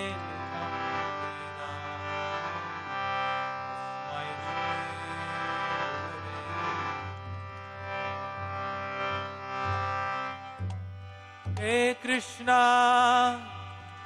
Karuna Sindhu Dinabandho Jagatpate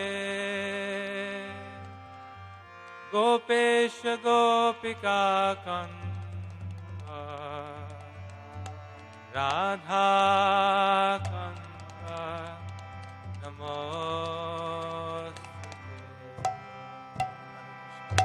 Jai Shri Krishna Chaitanya Prabhu Nityananda Shri Advaita Gadadhara Srivasadi Gaurabha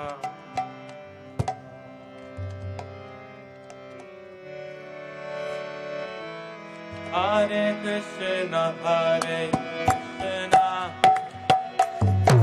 Krishna Hare Hare Hare Rama Hare Rama Rama Rama Hare Hare Hare Krishna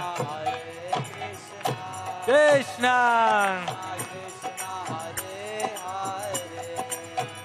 Hare Rama Hare Rama Rama Rama Hare Krishna Krishna Krishna Hare Hare Hare Rama Rama Rama Hare Hare Hare Krishna Krishna Krishna Hare Hare Hare Rama Rama Rama Rama Hare Hare Hare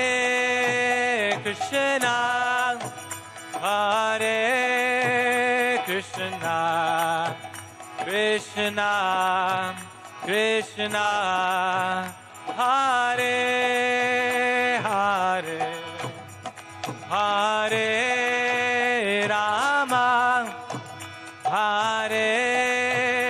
Rama Rama Rama Hare Hare. Everyone together. Hare Krishna Krishna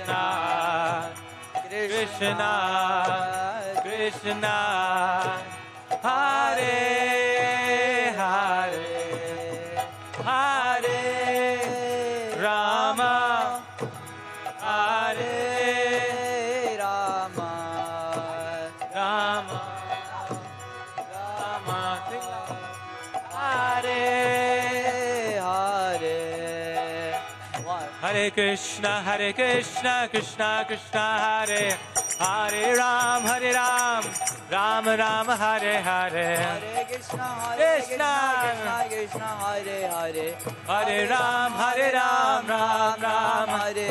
Hare Krishna Krishna Hare Hare Hare Ram Ram Hare Hare Hare Krishna Krishna Hare Hare Hare Ram Ram Hare Hare Hare Krishna Krishna Hare Hare Hare Ram Ram Hare Hare Hare Krishna Krishna Hare Hare Hare Ram Ram Hare Hare Hare Krishna Krishna Hare Hare Hare Ram Ram Hare Hare Hare Krishna Krishna Hare Hare Hare Rama Rama Hare Hare Hare Krishna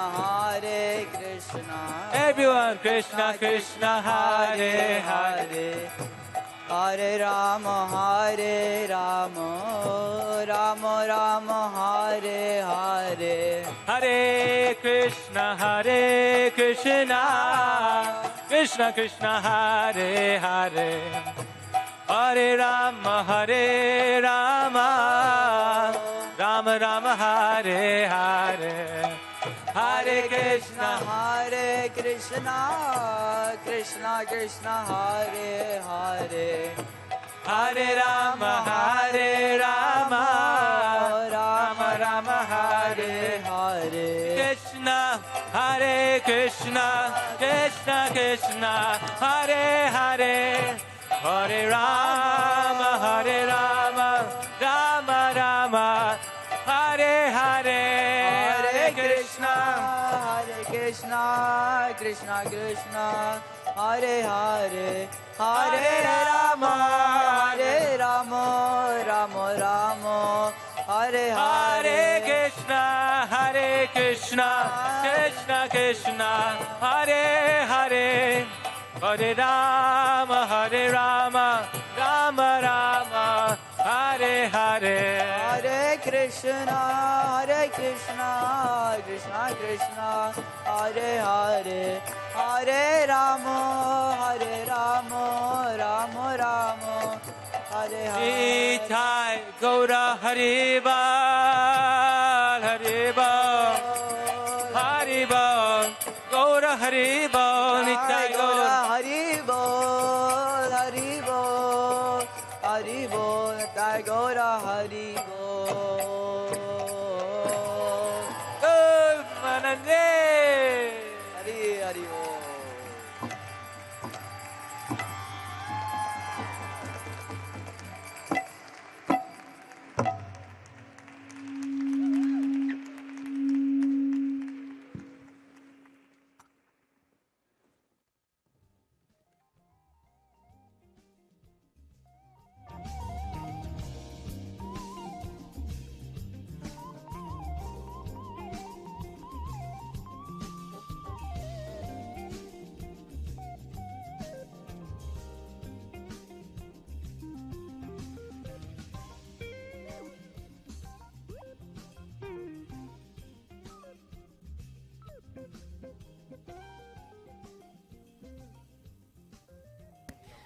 Please welcome from A&A Ballet, Tatiana Chen.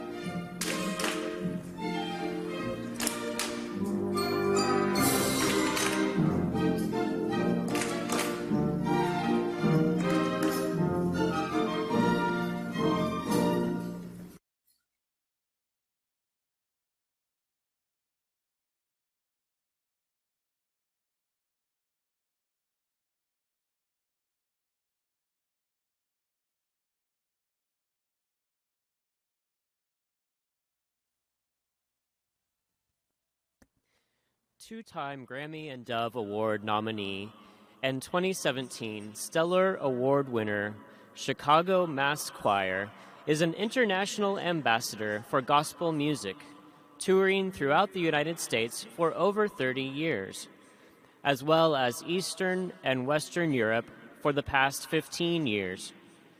Throughout the year, the choir sings at nursing homes and contributes to worthwhile causes such as the National Kidney Foundation, AIDS Foundation of Chicago, Lupus Foundation, Breast Cancer, Olive Branch Mission that supports the homeless, and financial contributions to support multiple sclerosis research, as well as adopts a local public school kindergarten class each year to provide the children with school supplies. This past December 2022, the Chicago Mass Choir sponsored a special musical to donate toys for children at La Rabida Children's Hospital, under the leadership of their president-CEO, Dr. Faronda Williamson, and the musical direction of Brother Percy Gray, Jr., the choir is committed to giving their reasonable service for the gifts God has allowed them to share through their ministry of gospel music of hope and encouragement for over 30 years.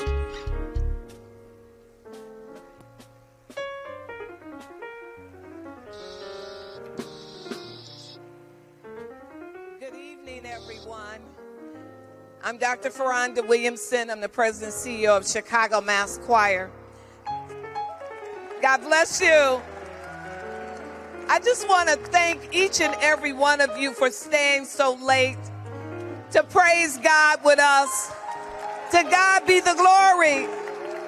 To God be the glory.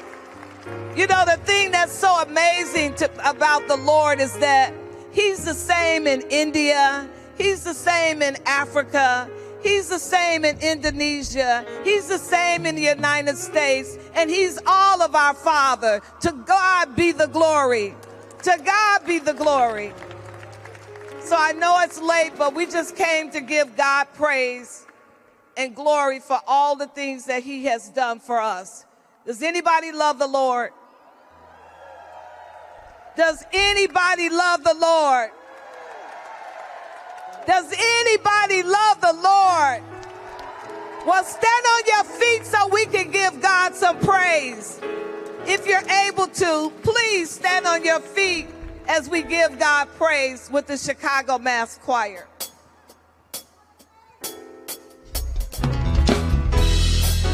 Clap your hands, everybody. Oh!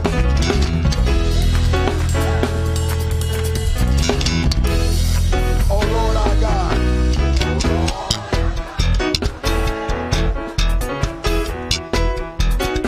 We bow at your feet, oh God.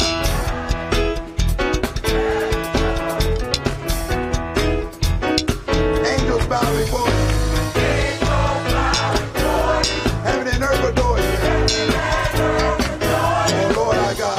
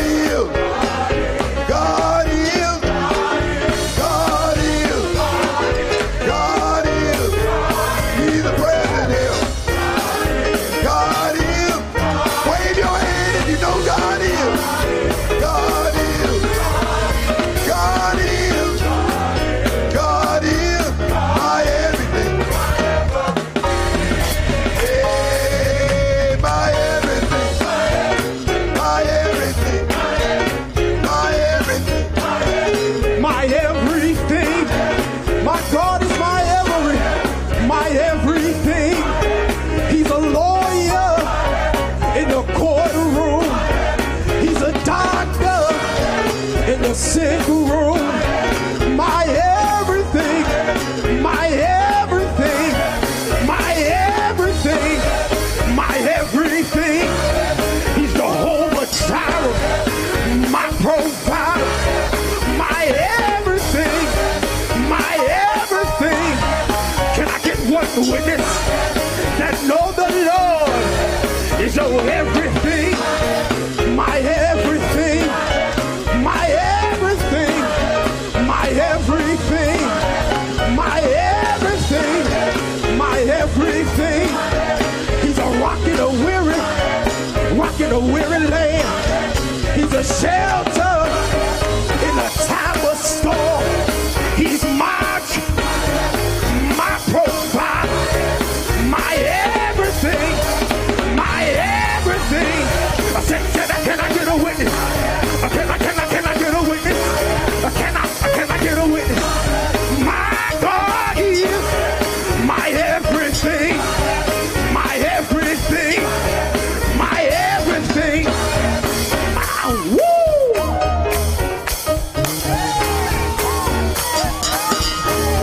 Everybody clap your hands.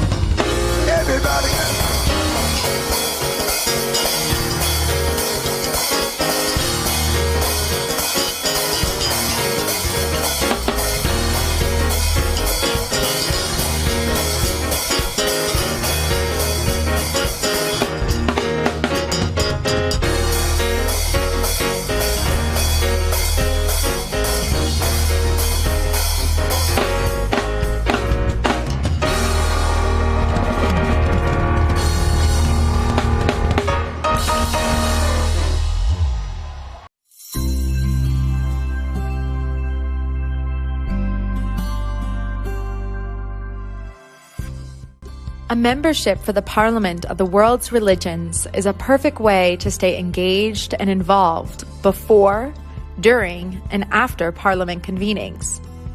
Your Parliament of the World's Religions membership is an essential way to support the Parliament's mission and efforts.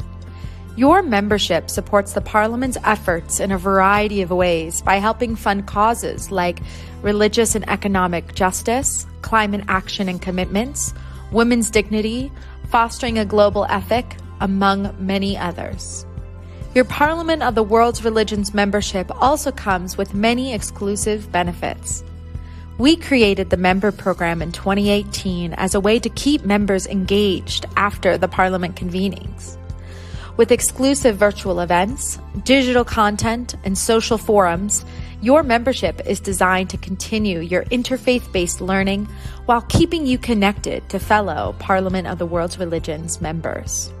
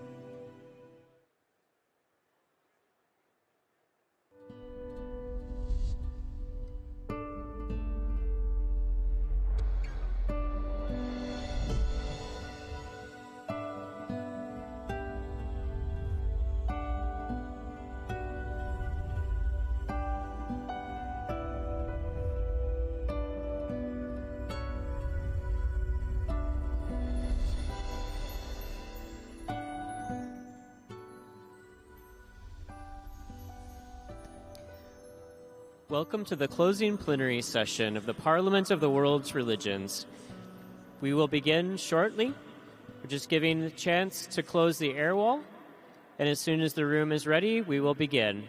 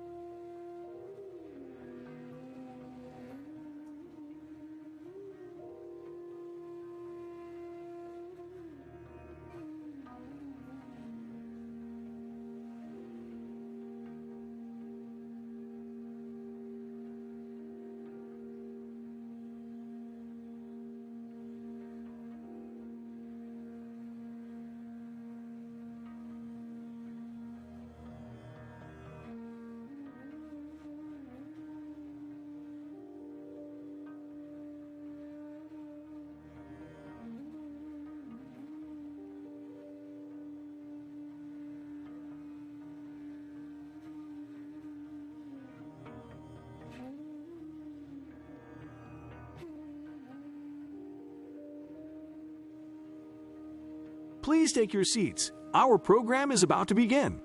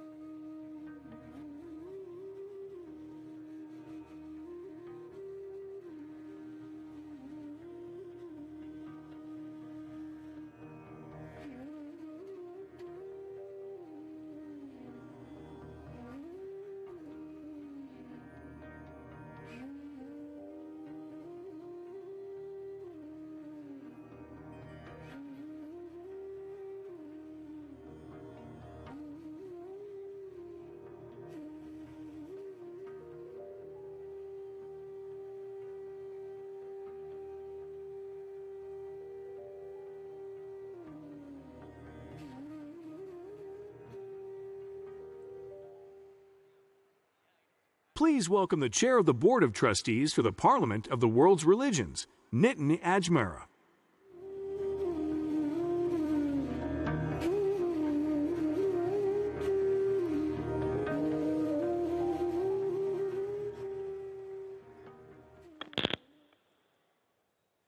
Good afternoon, ladies and gentlemen. Jai Jinendra. I stand here in front of you. They call it a closing. Boy, I don't think it's closing. It's the awakening.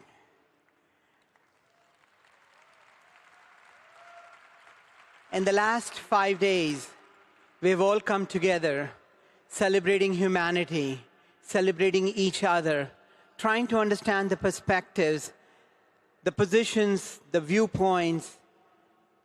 We've looked into each other's eyes and said, yes, together we can do it. We've had great programs. Luminaries of all kinds have come up and spoken here on this podium. But it doesn't end today. And in the next 2 hours, it's not about goodbyes, nice meeting you, it was fun. It is about what we carry back. Because 7,000 plus people were here in this plenary. And again, I've not finished counting yet. But we need to take more than 7,000 stories back and tell to our communities what we achieved in the last 5 days. Those messages are very important because the world wanted us to be part of their representation. And they are having a great time reviewing our news stories and the coverage that media has provided us. And then we ourselves, through our Facebooks and tweets and Instagrams, have told the world what a beautiful place it is and how we can all make it better. In the next upcoming 2 hours, you'll hear from great luminaries that will carry that message that you will all take back as ambassadors of the Parliament of the World's Religions. Jai Jinendra. Please welcome President of the Fetzer Institute, Bob Boister.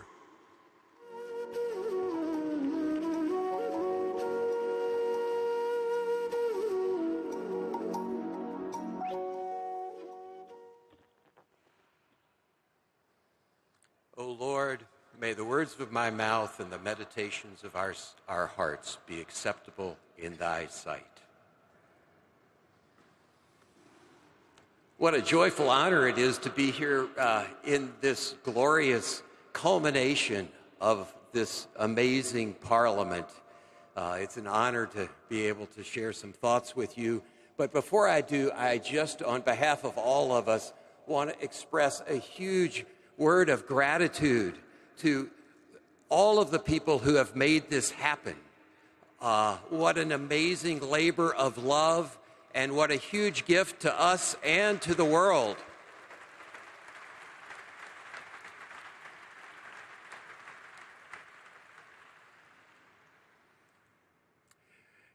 You've seen our name, the Fetzer Institute, around all week, so you may be curious about who we are. And a brief introduction can also be helpful here in letting you know where I'm coming from in the remarks I'd like to share. From a corporate point of view, we're a U.S. foundation, but I think the truer description, the one that animates me, is that we are an inclusive, spiritually grounded community of love and hope. We're located, headquartered 2 hours east of here in Kalamazoo, Michigan. We have a beautiful conference retreat center there. I hope in the future we'll be able to welcome many of you. We are a staff community of about 70 because we have a conference center that includes a wonderful culinary team and facilities team, operations team. And I say that because it is the context in which we work what we view as, in our little microcosm, the central challenge facing the human family. How to be in radically transformative, spiritually grounded relationship across all the dimensions of our difference. For the last 10 years, we've taken a morning a week, and we've brought all 70 of us together to live into that challenge. Our mission is helping build the spiritual foundation for a loving world. Our guiding purpose is to support each other in awakening into and serving spirit for the transformation of self and society. We've learned over those 10 years that we have to walk and chew gum at the same time, that there are two challenges that go hand in hand. The first is finding and deepening our spiritual common ground, the foundation on which we then go out into the world with this audacious mission. But the second, equally important, is honoring, indeed celebrating the fact that we get to that spiritual common ground on radically different paths. And we need to support each other in going deeper on our individual paths and open to each other to be enriched by others' paths. And that brings me to the reflection I want to share that's been growing in my heart all week. When I got here, I got the same registration package you did. It had this beautiful, thin booklet, Towards a Global Ethic, a foundational statement adopted by the Parliament 30 years ago when it resumed after 100 years hiatus. It's a beautiful, compelling statement. It suggests a common bond that draws us together. But as I've moved through this week, I've had this growing sense that what really draws us together is something much deeper, much more profound, much more radically transformative. It is our shared experience of the sacred. It is, I think, a shared sacred story that animates each of our lives. I'd suggest that each of us lives within the riches and depth of our own tradition's particular story, but that at this moment in history, we have to celebrate, embrace, and bring into the world the shared sacred story that unites us all. At Fetzer, we've come to a verbal formulation that we recognize, even as we say it, as profoundly inadequate, because our experience of the sacred is ultimately beyond words and beyond concepts. But the best we've done, and I think it's pretty good, is that we, Fetzer, are drawn into community by our shared experience, that there's more to reality than material reality, and that something more infuses our lives, indeed infuses the cosmos with deep meaning, purpose, sacred connection, and calls us to a life of love. Why do I lift up story? Because, truth be told, we don't live at the level of ethical consensus. We live within our stories about the nature of things. And we live in a world where the dominant story that drives the incredibly destructive global engine we've created is a radically different, non-sacred story, a materialist, secular story that denies that deep meaning, purpose, sacred connection, that counsels self-interest rather than love. And the second truth, at least from my perspective, is although we all live within sacred stories, and we probably recognize that shared story, we're not out in the world shoulder to shoulder bringing that sacred story to confront this dominant, destructive, secular, materialist story. And what's the effect? I think, unfortunately, we have denied spirit a strong voice. Our smaller voices tend to cancel each other out. They're true, they're rich, we live within them, they give us life, but in the great contest of our time, they're losing. And so this session is a call to action. I'll recall that this Towards a Global Ethic I think presciently, is subtitled An Initial Declaration of the Parliament. My hope and dream and prayer that I'd like to leave with you this afternoon is, could we come back together at the next Parliament and celebrate not just our ethical consensus, but the transformative shared sacred story we have about the radical transformative power of opening our hearts to the sacred mystery. That's a story on which we can build a world and a life that's truly one of shared flourishing. Thank you very much. Blessings on all of our work.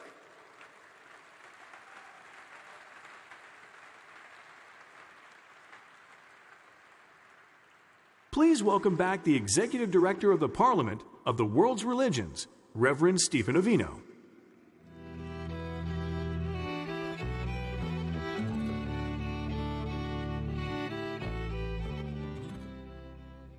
I'm sure you're sick of seeing me, but I'm here for one more speech.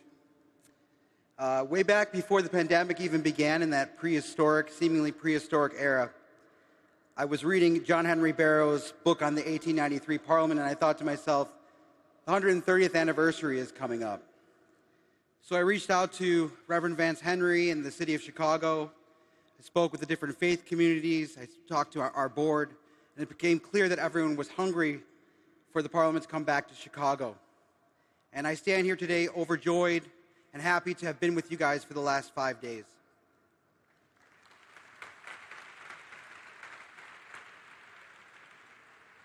There's a lot of people to thank for the last 5 days. I'll start with my amazing staff, our three Miriams, Miriam Kizada, Miriam Belinsky, and Miriam Renault. Emma, Susan, Flynn, Danny, Ian, Emily, Jesse, Nisha, Muriel, and Shannon. And last but not least, Molly, who actually started the same day as me 11 years ago. She left for a while and she's come back, and it's been clear she's a vitally important member of our team.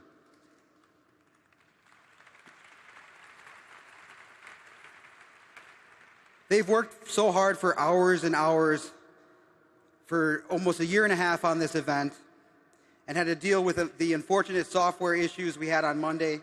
And I want to apologize to all of you for that. We did not see that coming. And but the way that my staff handled it was graceful and admirable. And let's give them another round of applause.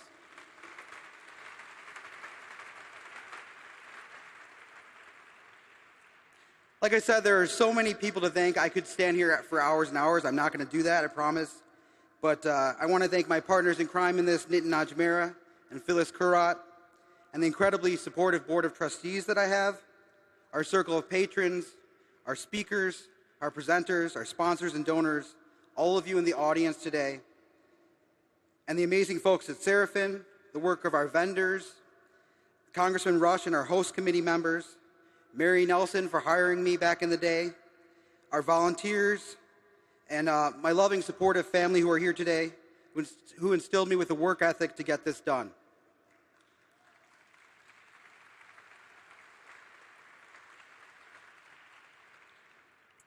So Sunday evening, I took a boat cruise with many of you. It was a lot of fun on Lake Michigan. It was actually the boat that I worked at in college. And I started to think about how much has changed since I became involved with the Parliament. It's truly amazing to see all of your smiles and all of the joy of coming back together after some of you have been to all of the parliaments, all of the modern parliaments at least. And that's the beautiful thing about the Parliament, is the people that you meet, the people that change your life, that give you hope, that really fill your heart with joy to see. But make no mistake, we are in a bubble. We spent the last 5 days in a bubble, and it was a good use of time. It was a really good bubble, but it's a bubble. And in order to make actual change in the world, we have to get outside of this bubble. That my great hope for the last 5 days is that you bring what you've learned and bring it to your own communities and make some real change in this world. Lake Michigan, right outside here, and Lake Huron together are the world's largest body of fresh water. All of you got to go outside in the last 5 days and see how beautiful it is on the terrace. It has been the source of drinking water for 40 million people. And even looking at it, I'm filled with awe and wonder. It's truly sacred, as is our planet. But unfortunately, we do have a crisis. You learned about it this week, but you've learned about it for the last 20, 30 years. We need to do something about this crisis. We need to make changes now.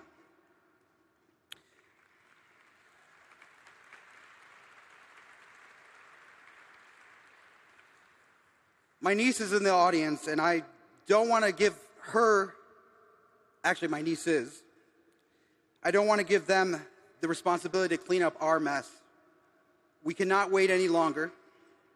We need to divest from fossil fuels, and we need to respect that everyone has the right to a healthy environment. I also hope you've learned this week how religion is being misappropriated all over the world to upend democracy, to divide us all.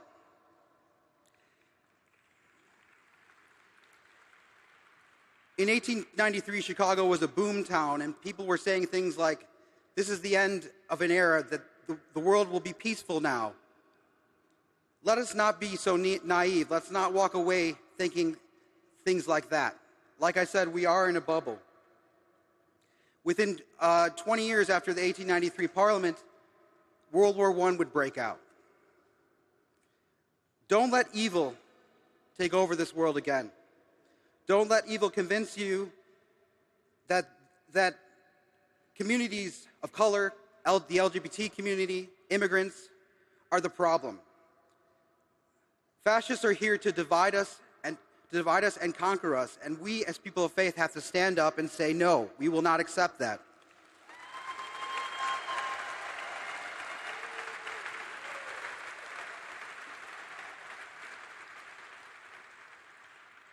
We all need to protect truth, we need to protect voting, and we need to protect our pluralistic society and love our differences.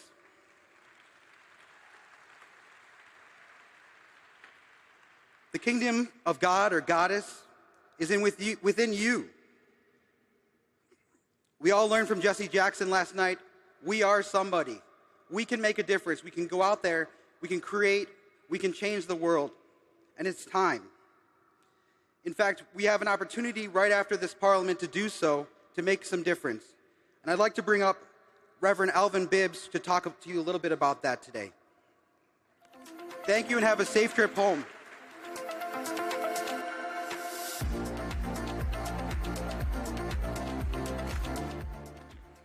Well, good afternoon, everybody. My name is Reverend Alvin C. Bibbs, Sr. I'm the Chicago Outreach Manager for the One America Movement, which we're laser focused on dismantling toxic polarization around the world. And all of us has an opportunity to do that. Friends, Chicago has had over 12,000 new migrants arrive from the southeast borders.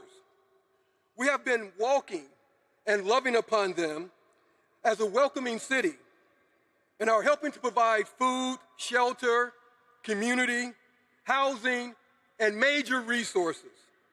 Tonight we have 2 large-scale community back-to-school events to prepare our new neighbors for school starting on Monday.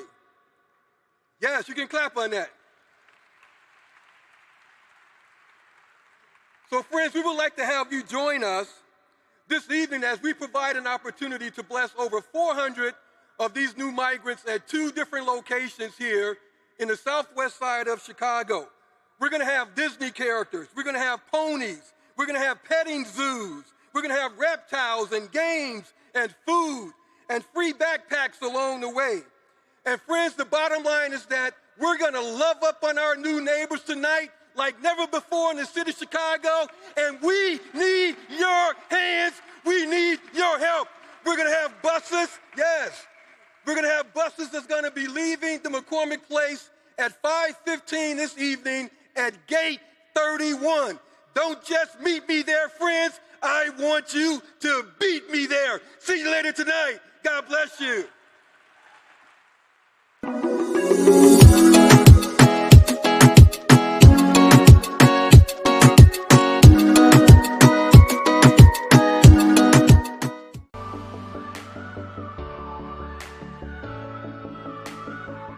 Good afternoon. It is my special honor to bring warm greetings to the Parliament of the World's Religions from the Congress of the United States. I want to say a special thank you to my friend, Congressman Bobby Rush, who for 3 decades offered a prayerful and powerful voice for justice in the House of Representatives. While we sorely miss his leadership in the Congress, we are proud that he continues his service to his Chicago community through his church.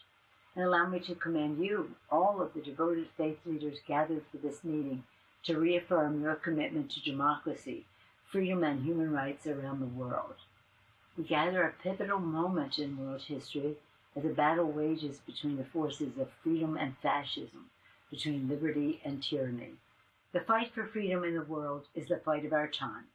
Whether heroic Ukrainian forces repelling Russia's unlawful aggression, brave pro-democracy advocates speaking out against China's Communist Party suppression, courageous women protesting against repression in Iran and the Taliban in Afghanistan, and so much more. And here at home, freedom is under threat. Shamefully, there are those who pray in church on Sundays and prey on families the rest of the week, from ripping away health care and food assistance, to denying the sacred right to vote, to attacking Americans simply for whom they are and who they love. These challenges are a call to conscience for every person of faith. Indeed, we believe that we are all God's children, and we share a moral responsibility to protect the precious spark of divinity in every person. But as you know, it's not enough to merely discuss these issues behind closed doors. Faith and action are inseparably intertwined.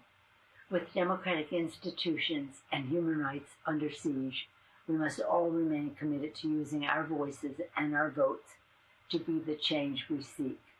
On a personal note, I'm proud to hail from the beautiful city of San Francisco, named for St. Francis of Assisi. And we often draw strength from his immortal words, preach the gospel, sometimes use words. As you return to your communities at the end of this session, may the words of St. Francis inspire you too as you continue your faithful service. Best wishes for a prayerful, meaningful, and successful meeting. Thank you.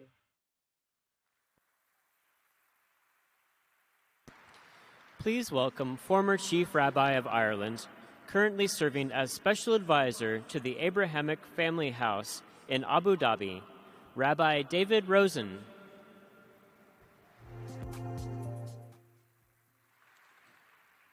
Good afternoon. It's a great honor to be invited to be part of this call to action that concludes this Parliament, though I must claim being a little bit at a loss, because what we have been doing throughout these days has been precisely a call to action.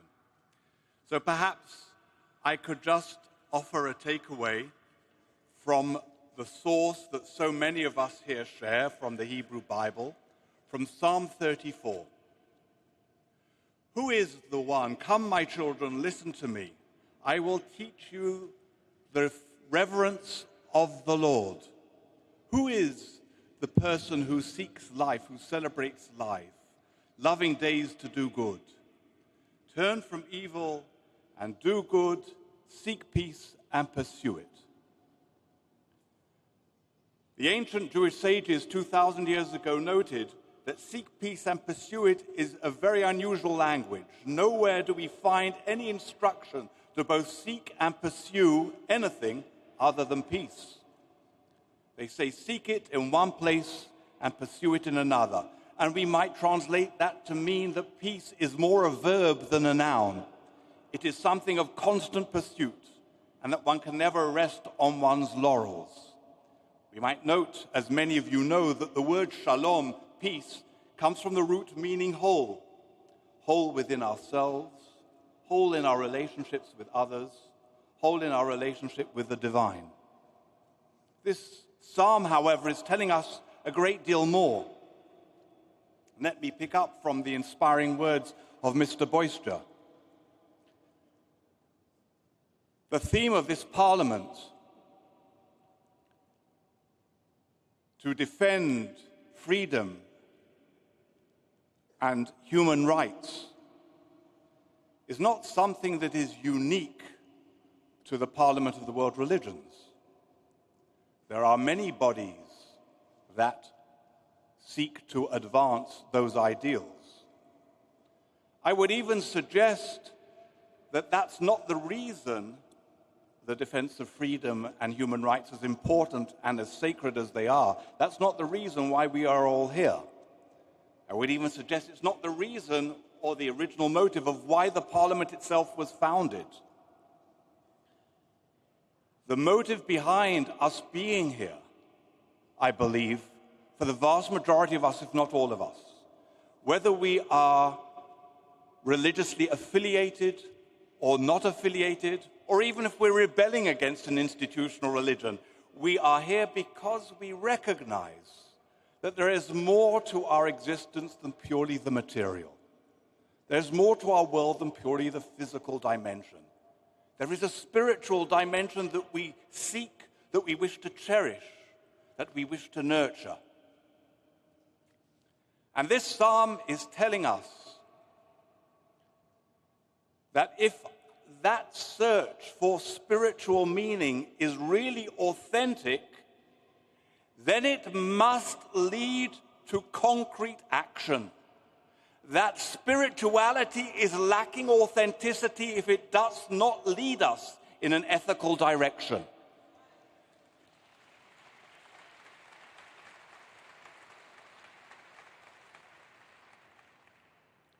That the global ethic text is precisely the imperative that must flow from our respective spiritualities.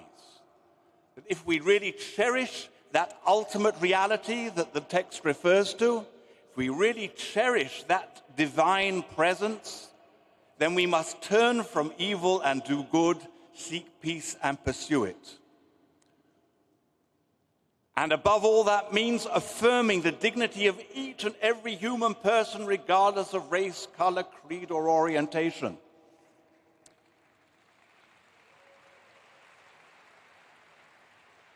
And it is precisely the defense of freedom and of human rights that facilitates that authentic respect for human dignity.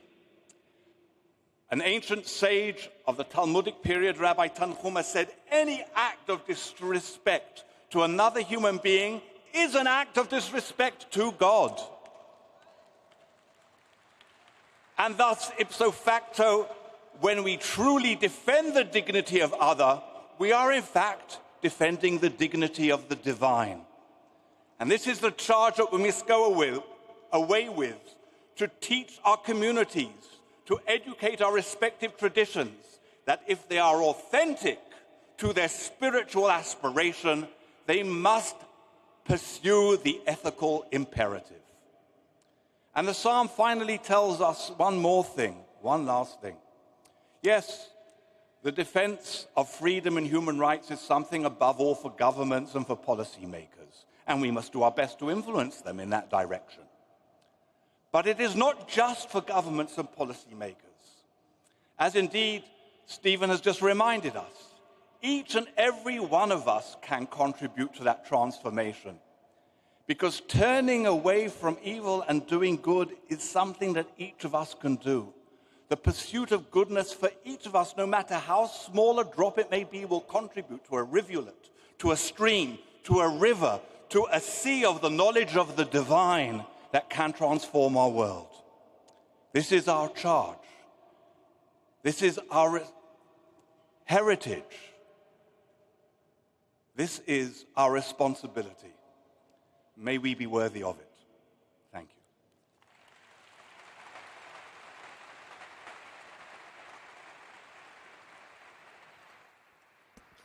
Please welcome Senior Advisor on Forests and Climate for the Interfaith Rainforest Initiative of the UN Environmental Program, Charles McNeil.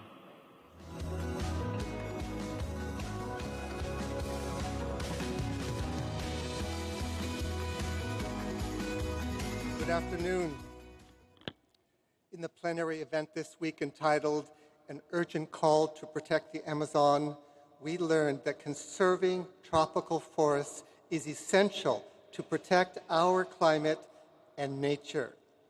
We learned that the Amazon rainforest is one of the most critical elements of the Earth's climate system, generating enormous amounts of rainfall and strongly influencing weather patterns all over the world.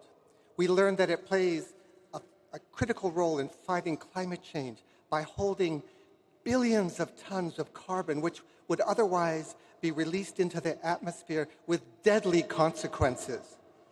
We also learned that deforestation in the Amazon rainforest is at a dangerous tipping point that could transform, that could degrade rich forests into dry, grassy savanna with profound impacts on the world's climate, food production, human health, and well-being.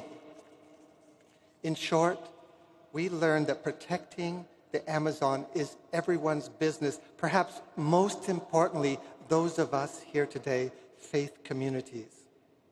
This week, we heard directly from many inspiring and courageous Indigenous leaders who are on the front lines of protecting the Amazon, including the new Minister of Indigenous Peoples from Brazil, Sônia Guajajara.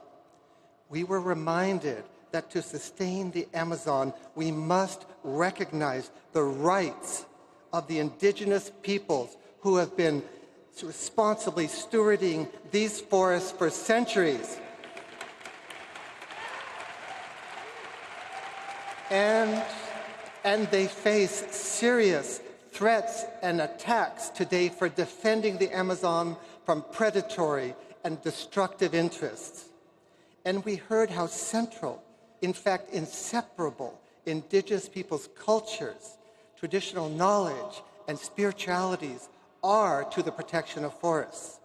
We discussed how the United Nations, together with the Parliament of the World's Religions and other interfaith groups represented here, created the Interfaith Rainforest Initiative, IRI, as a platform for action on the protection of tropical forests. And we reflected on the coming together of religious leaders and Indigenous peoples in common purpose and joint action through IRI programs in Brazil, Colombia, Peru, Indonesia, the Democratic Republic of Congo, and how they've created powerful and uplifting new coalitions to protect forests and forest defenders. Notably, all Parliament participants were invited to endorse a call to action to bring your spiritual resources, your commitment, your influence to bear on these issues. Thank you very much.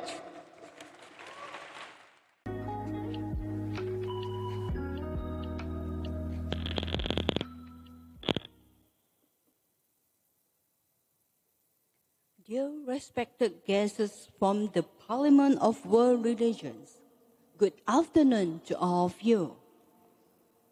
60 years ago, my teacher, Dharma Master Cheng Yen, received 6 words of instruction from her mentor, Venerable Yin Sun, for Buddha's teaching for sentient beings. From that moment until today, this brief instruction has been the direction of her life.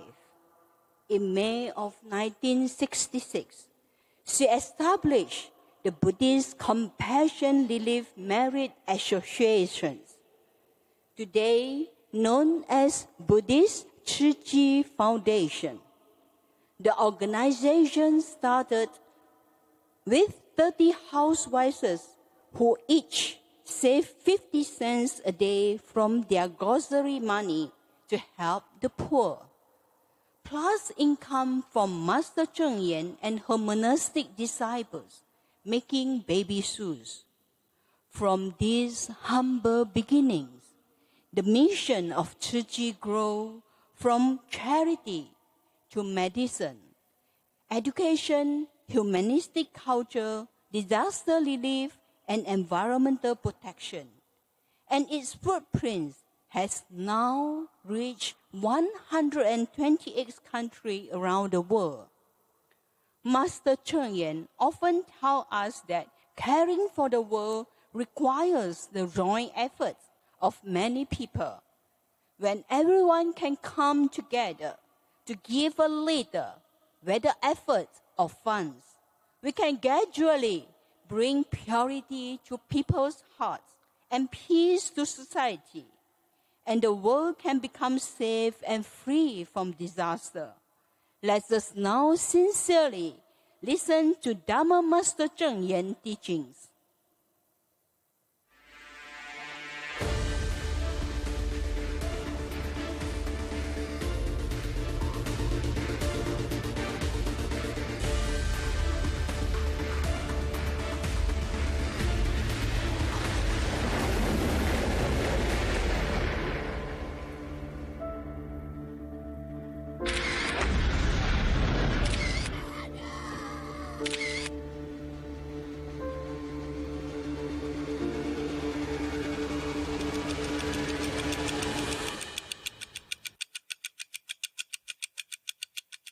这种的不调和的天气，自然的法则，大地被破坏，因为人的意念越来越大，所以我一直说来不及了，来不及，来不及怎么办呢？挥手不可，挥束不可，挥推不可。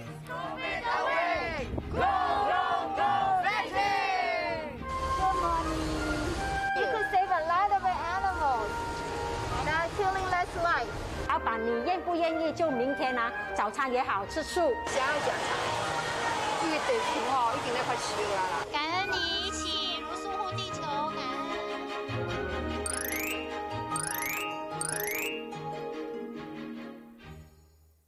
许许多多的国家，就是因为气候变迁带来了人间的不调和。在尼泊尔佛陀诞生的地方，他们在亚热带，热比其他国家更热。Babita, Kalpana， 苦，贫富差距很高，这个地方也是期待去翻转。बेरोजगारी है, काम धंधा नहीं है, तो यहाँ बैठते थे तो मांगते थे, तो उससे मतलब कि खाना चलता था। कभी कभी नहीं आया तो बैठल हैं, वो या नीम के पेड़ देख रहे ना, नीम के पेड़ छाँव में सब बैठ जाते थे। जब पार्टी लोग आया तो ही दुआरी पर मांगना शुरू।那我们有就是跟他说，如果慈济在帮助你，那你以后就不要去行乞好吗？他就答应我们。那我们觉得这个老人家很有心。खाने बनाने के समय कितना निकालते थे? कितना मुट्ठी? कितना एक मुट्ठी, दो मुट्ठी? ना एक मुट्ठी। आपको पता है चावल का क्या होगा? अभी नहीं, हम दान किसी के देंगे।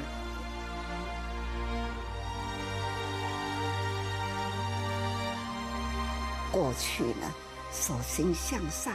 要一个呢悲苦的脸相，人家给他帮助。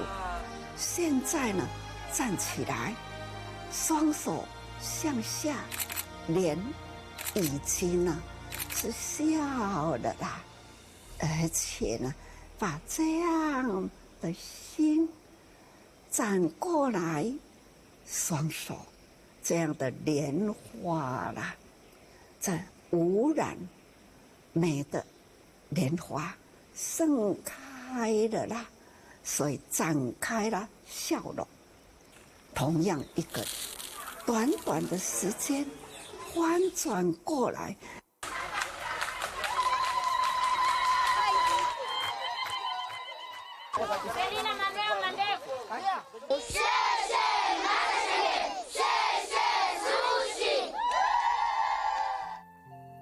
宗教本质啦，只有一个字，爱啦。同样是平等，这样的人间苦难就可以呢，慢慢转贫啦，为富。For you。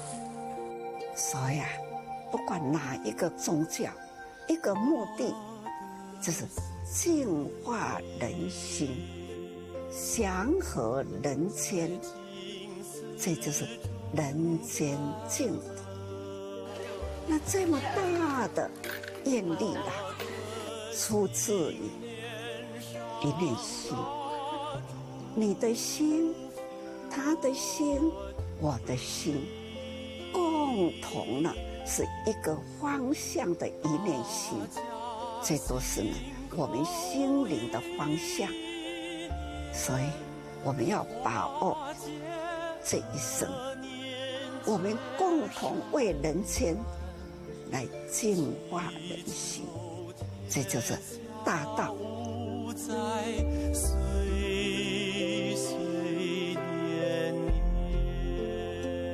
When every one of us share the same heart, we can head in the same direction and accomplish what we aspire to do. Let us seize our time in this life. Let us work together to cleanse people's minds. This is the path we can walk together. Recently, the Hawaiian Islands of Maui faces one of its most devastating tragedies. Raging wildfires has destroyed historical Lahainau town landmarks, rendering hundreds unhouses and leaving thousands without power. Let us pray for the speedy recovery of those who have affected. Thank you.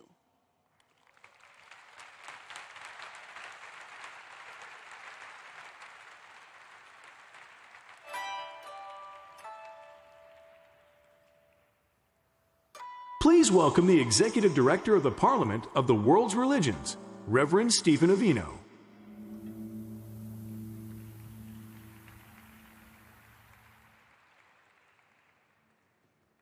For those of you who have been to a parliament before, you know that every parliament we give out the Paul Karras Award for Interreligious Engagement.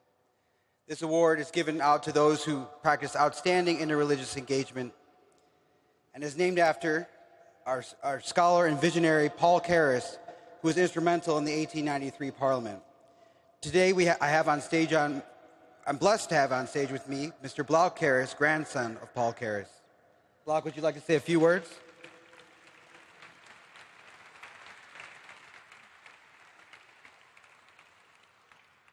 First of all, thanks a million for all of you coming to this incredible event. As inclusive a group as you've ever seen in your life. This is, from our point of view, this is a call to action, which we're looking for everyone to do. And my particular call to action is because of my grandfather and the other leaders of the 1893 Parliament. The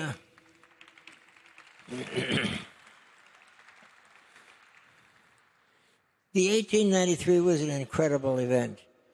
It was something felt as exciting and emotional and emotion to action as much as this is, or even more.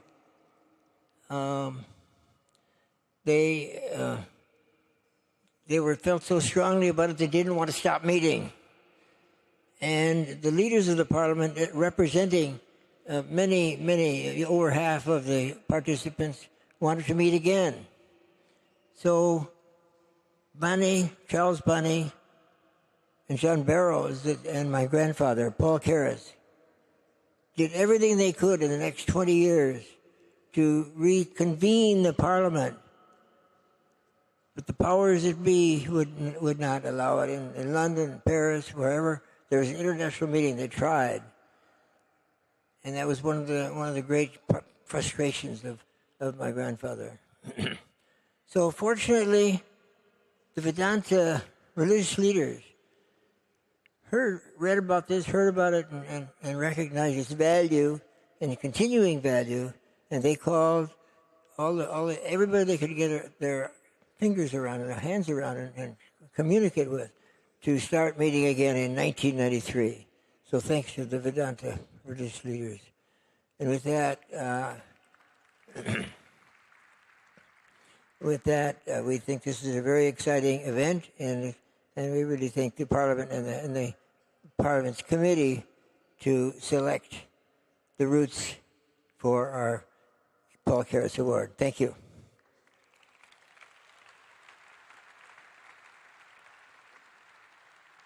Thank you, Block. With that, I'd like to, as Block just said, give the Paul Karras Award this year to the Roots organization.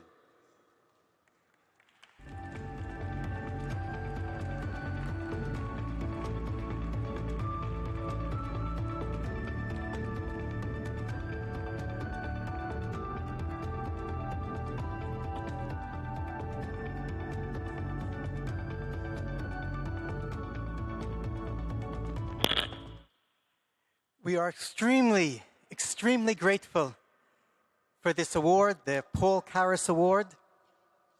I'm here with my partner, Khaled Abu Awad, who is the Palestinian co-director of Roots. I am the Director of International Relations. Khaled and I come from the Holy Land. But life on the ground in the Holy Land is anything but holy. Jews and Palestinians live in geographical proximity, but actually in two separate worlds. There is so little connection between them. Between the two sides, one finds ignorance and prejudice, resentment, fear, hostility.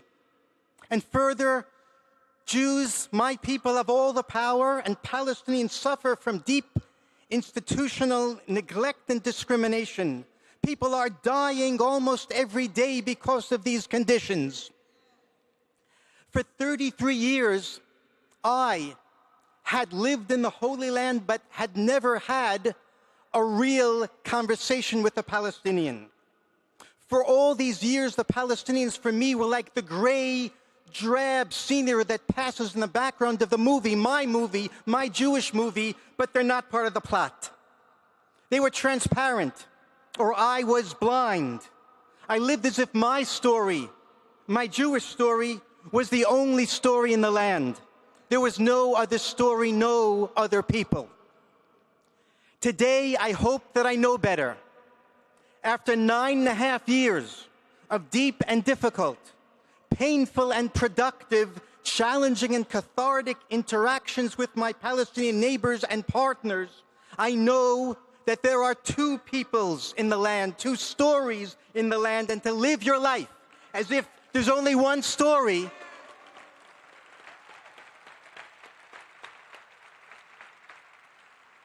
and to live your life as if there's only one story is to mistake part of the truth for the whole truth. I don't want to be there any longer.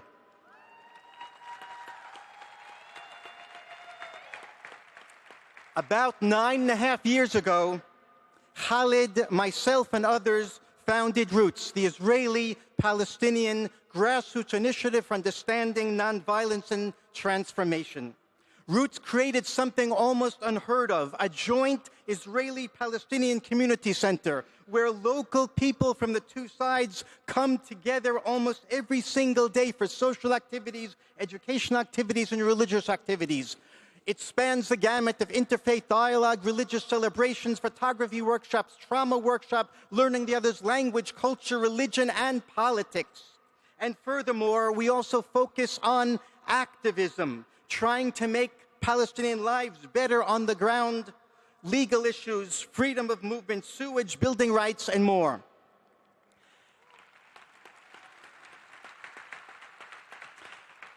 "90% of the thousands of Israeli Jews and Palestinians who come to our programs have never, ever met the other side. They come with their anger and fear, with their prejudices, traumas from lives lived in the shadow of violence and attacks. The first thing that happens is humanization of the other. He or she turns out not to be the demon that we imagined.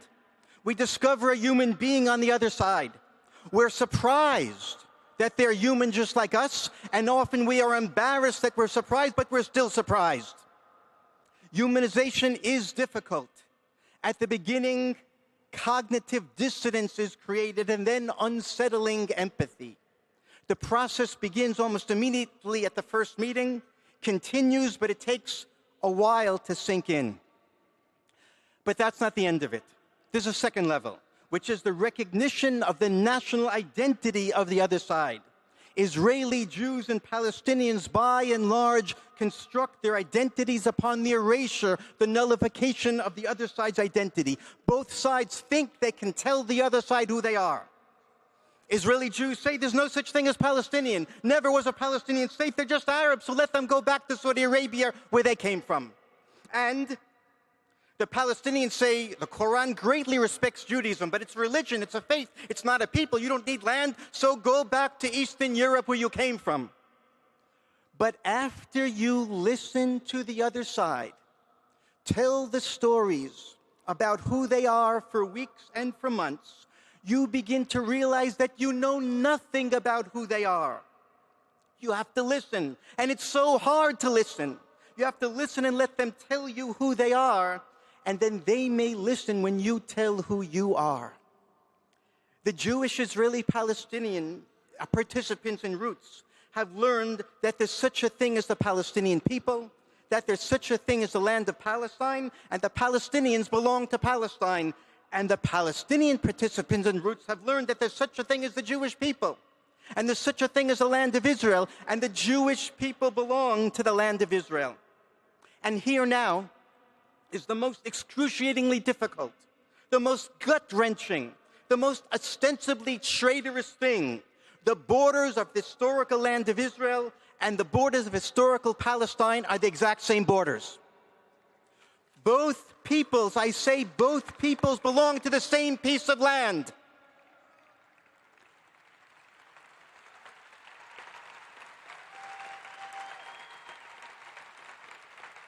And you know what? No one's going anywhere. Neither people is leaving. Our message, the message of Roots, is that both Jews and Palestinians belong to the same land. We both recognize the other side's identity and the other side's belonging to the land. We must find a way to fit two peoples into one land, and that begins with fitting two truths into one heart.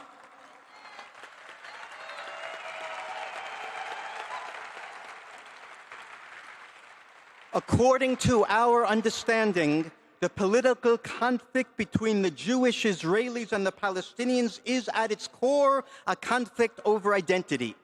In order to solve the conflict, we must each overcome our hubris of exclusivity and learn to accept and recognize the other side's identity and their rootedness in the land.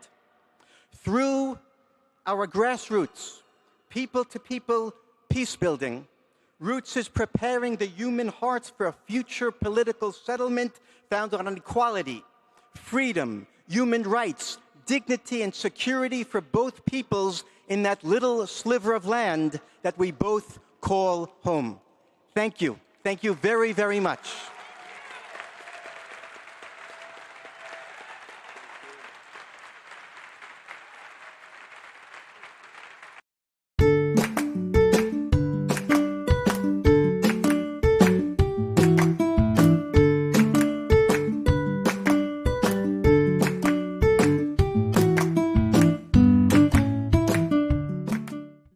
Please welcome policy advocate at Protect Democracy, Chris Crawford.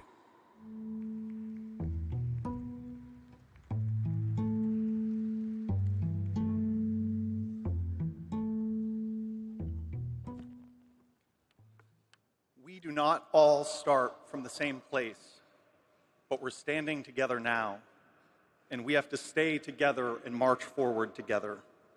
These are the words that Bishop William Barber said to me a number of years ago, and I'll never forget them. You see, I started my career working in the pro-life movement in North Carolina, and I'm still proud of that work. But some of the organizations that I worked with later used their power to pursue discriminatory legislation. Bishop Barber led the opposition to that effort. When I met him in 2017, I apologized to him for the harm that was caused. With a great deal of grace, he put his hand on my shoulder and said those words, "We don't all start at the same place, but we're standing together now." I want to talk to you today about how we can all stand together in defense of democracy. At my organization, Protect Democracy, we believe that to defeat an authoritarian, you have to be able to bring together a broad coalition of people who might have big disagreements on politics or policy, but who are willing to come together and prioritize the defense of democracy. I know it's hard to build that type of coalition and put aside disagreements because I'm Catholic. Catholics are really bad at putting aside disagreements on anything. And while I'm a person of faith, Protect Democracy actually is not a religious organization, but we are here because we know the crucial role that faith communities play in building this type of coalition. And it's a coalition not just to defeat one temporary strongman, it's one to build defenses to stop any future one as well.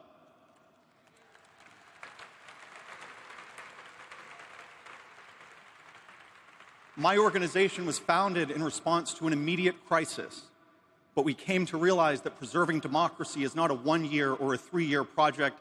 It's a generational one, and it takes all of us. And I mean all of us. We've learned as an interfaith community that building effective coalitions is not about minimizing our differences or watering down our beliefs. It means listening, understanding, and welcoming people to bring exactly who they are to this moment in this movement so that together we can prevail on the most pressing of issues. Here's what I believe. I believe in democracy because I share a belief with many of you across religious traditions that every person has human dignity. I believe that we are each made in the image and likeness of God. I believe that of all the different forms of government, democracies are the best way to protect human life, ensure human flourishing, and prevent abuses of power. And I believe that we as communities of faith have a unique role to play here. Religious communities have the social capital and organizing infrastructure to take action. Our leaders are often some of the most trusted leaders in our communities. And having a meaningful religious grounding can help us take action despite long odds or even threats. I'd like to talk briefly about a hero of mine, Fannie Lou Hamer. She was a sharecropper from Mississippi, a poor black woman, and she loved Jesus. During the 1960s, Mrs. Hamer challenged the local Democratic Party in Mississippi that was run on white power, and she co-founded the Mississippi Freedom Democratic Party.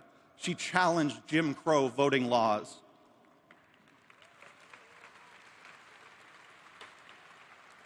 For this, she was the victim of state-sanctioned violence and even assassination attempts.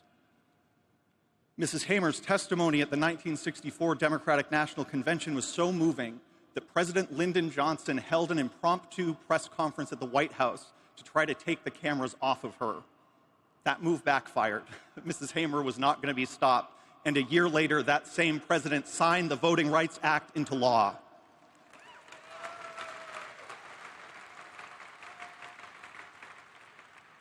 I bring up Mrs. Hamer because her speeches featured two main elements: sacred scripture and the U.S. Constitution, because she was driven by faith, and she understood faith's power to inspire, and she also believed in institutions that can recognize all of us and our dignity.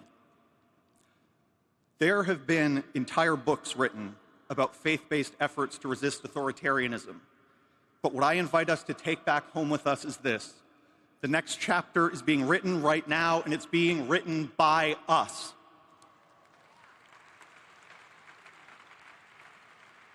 It's easy for us to wonder whether our contributions can meet this moment. You might be sitting there like me saying, this week alone was exhausting enough. But I mean it when I say each of us has a role to play, because protecting democracy does take big, bold action at pivotal moments. But it also demands consistent, dutiful, ongoing activities by everyday people who can hold our societies together. To support that effort, Protect Democracy is partnering with Interfaith America on a playbook for how U.S. religious organizations can take action during the 2024 election. If you've seen me this week, I've given you one of these. I don't want to take them back to the airport, so if you see me after, take one of these so you can sign up for this project, or go to interfaithamerica.org.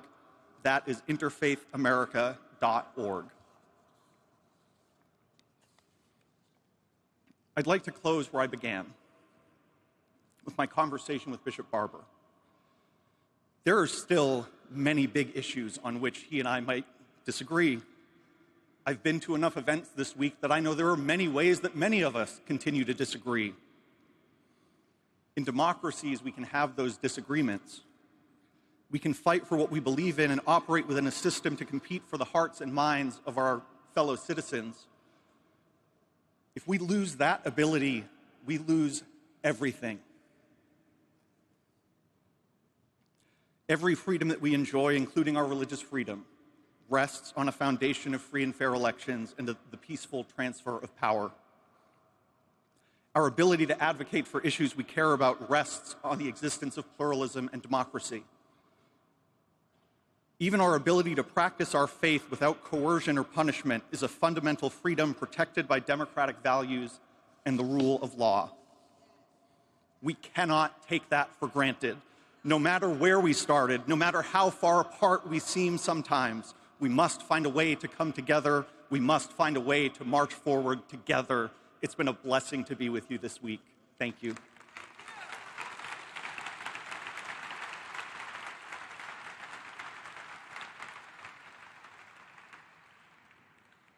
Please welcome international lecturer on Jainism, Samoni Jin Prajya.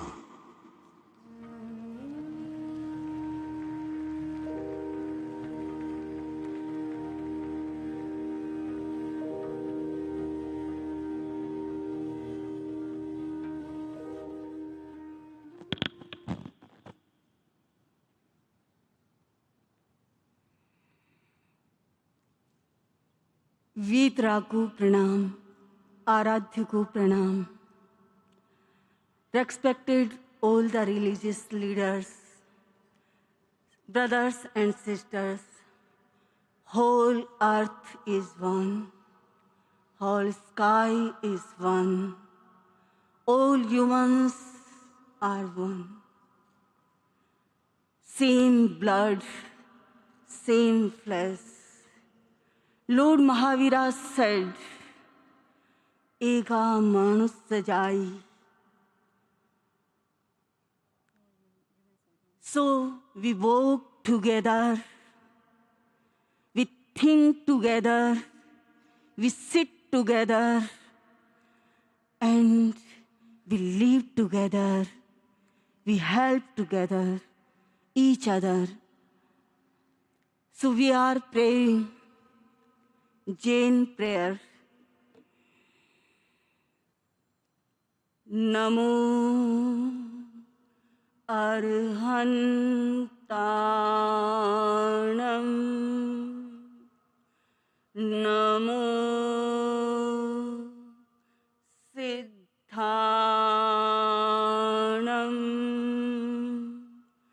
Namo Ayariyanam.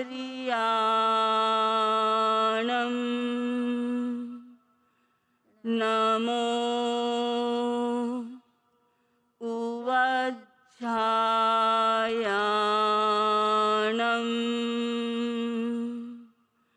Namo Loe Savvasahunam. Eso Panchanamukaro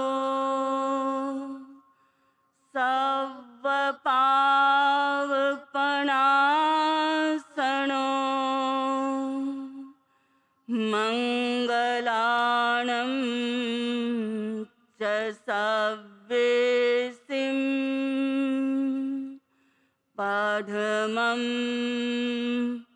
Havai Mangalam.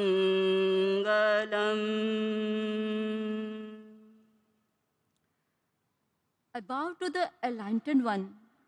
I bow to the spiritually liberated one. I bow to the Gurus, all religious leaders. I bow to the all religious teachers. I bow to the old monks and nuns on this earth, remembering their virtues and this mantra. Anyone who remembers this mantra with this auspicious mantra, he can get rid of all the sins and attain the auspiciousness in his life.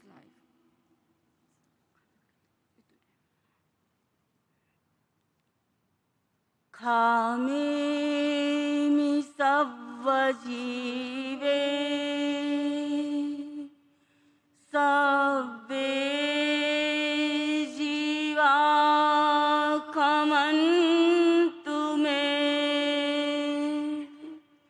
mitti me savvabhuesu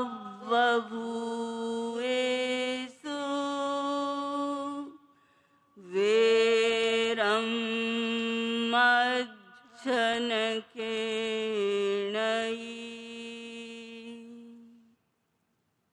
I forgive all living beings.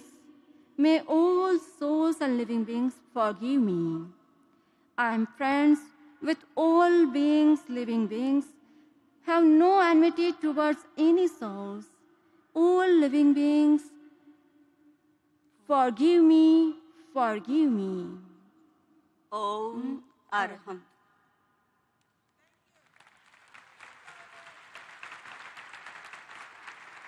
Please welcome Interim Executive Director of Zonta International, Megan Rodowich.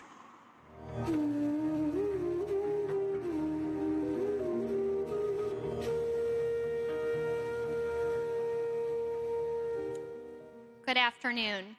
It is my honor and privilege to be here today representing the more than 26,000 members of Zonta International in 63 countries around the world, working to build a better world for women and girls.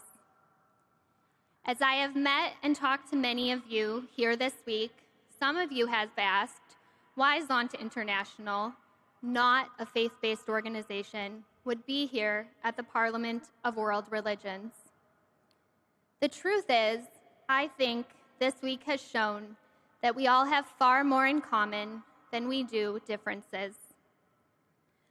Zonta International envisions a world in which women's rights are recognized as human rights.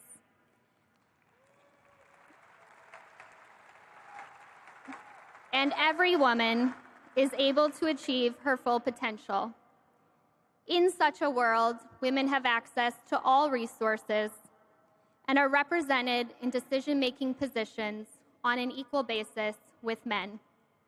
In such a world, no woman or girl lives in fear of violence.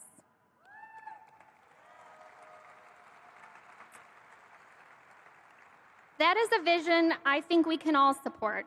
However, sadly, it is far from reality for most women and girls today.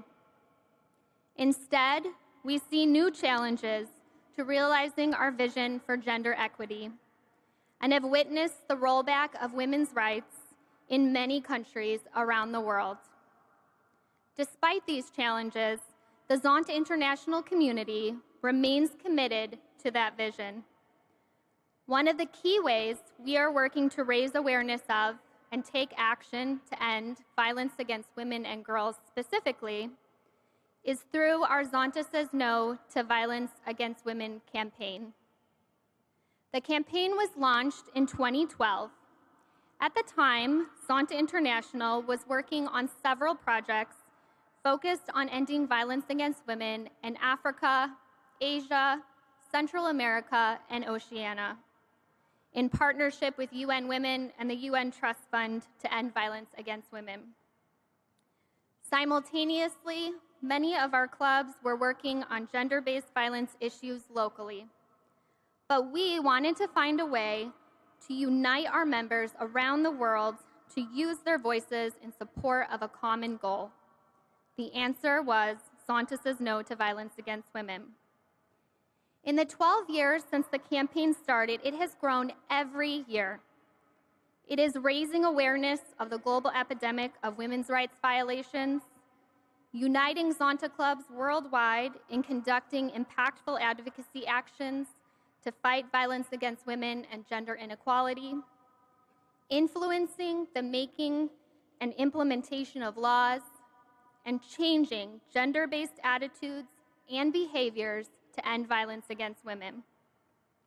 I am personally inspired by the hundreds of examples of actions taken by Zonta clubs through the Zonta Says No to Violence Against Women campaign each year.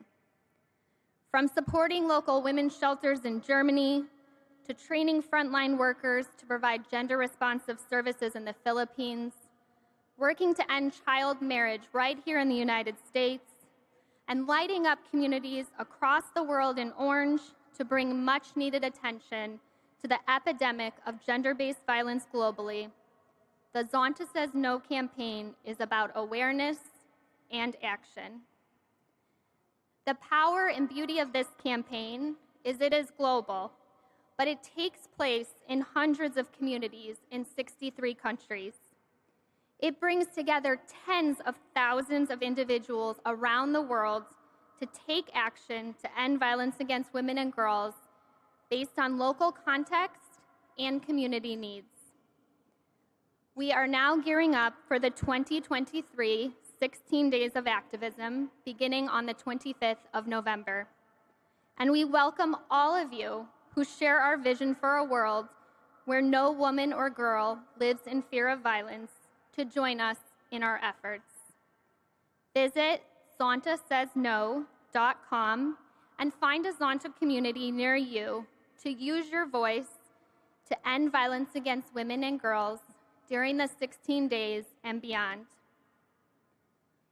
As we near the end of this Parliament and prepare to go our separate ways, I, for one, will leave hopeful for the future, thanks to the thousands of you that have shown up here in Chicago in solidarity for freedom and human rights for all people. Thank you.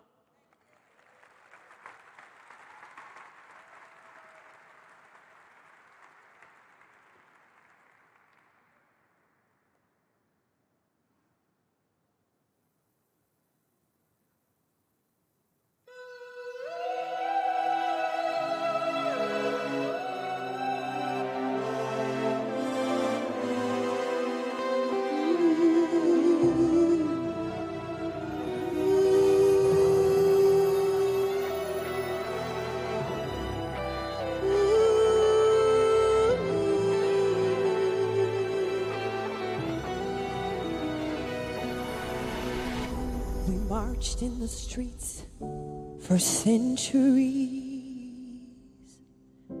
fighting for peace, for a right to breathe. How come we're still fighting each other? Are we who we say we want to be? We say we want the peace, but look what we're doing. How many more? How many more tears? How many more? How many more years? How many more? How many more lies? How many more? How many more lives? It starts in our homes, letting go of ego. Where is the unity in our community? Are we who we really say we want to be? We gotta be the change we want to see in the world. We gotta wake up. We are the ones we've been waiting for. How many more? How many more years? How many more?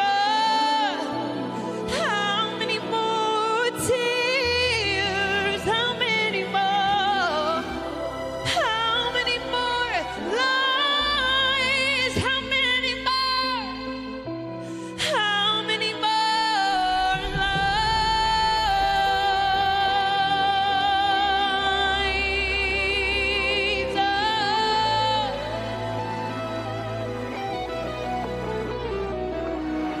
We have hope. There's hope for tomorrow. Hope for a better day. There's hope. 'Cause if we say we're tired of living this way, we'll be the hope for tomorrow, the hope for a better day. Hope. If we say we're tired of living this way, yes, we'll be the change.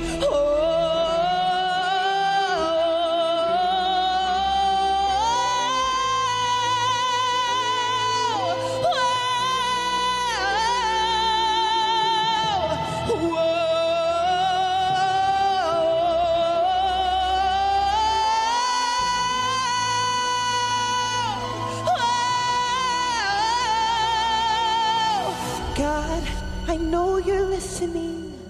God, I know you're there. So please, won't you strengthen us? Help us answer our prayers. God, I know you're listening.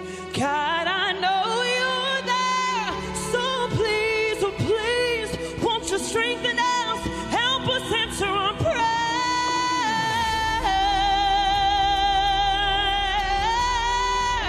You've given us the strength. You've given us the authority, the dominion, the ability. So we'll be the hands and feet. Yes, we will. Yes, we are. Yes, we are.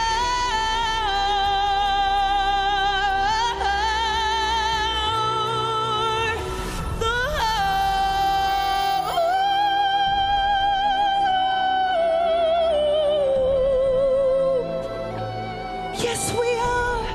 You and me and you. We are the hope for tomorrow. We're the hope for a better day.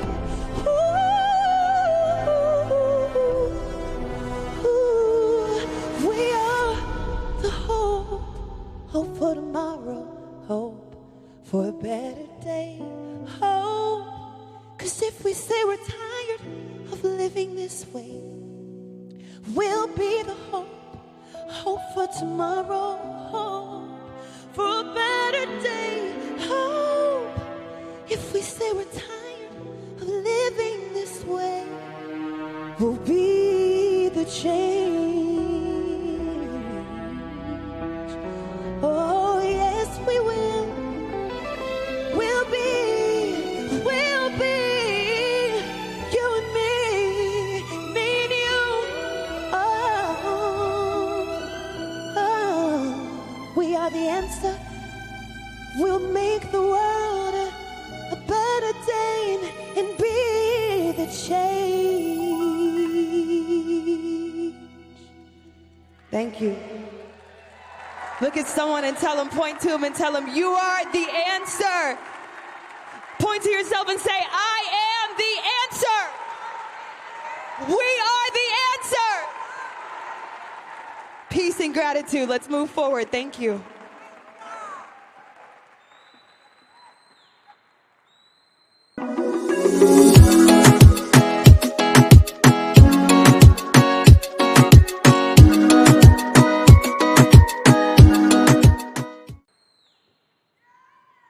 Please welcome the lead violence recovery specialist at the University of Chicago Medical Center, Christine Goggins.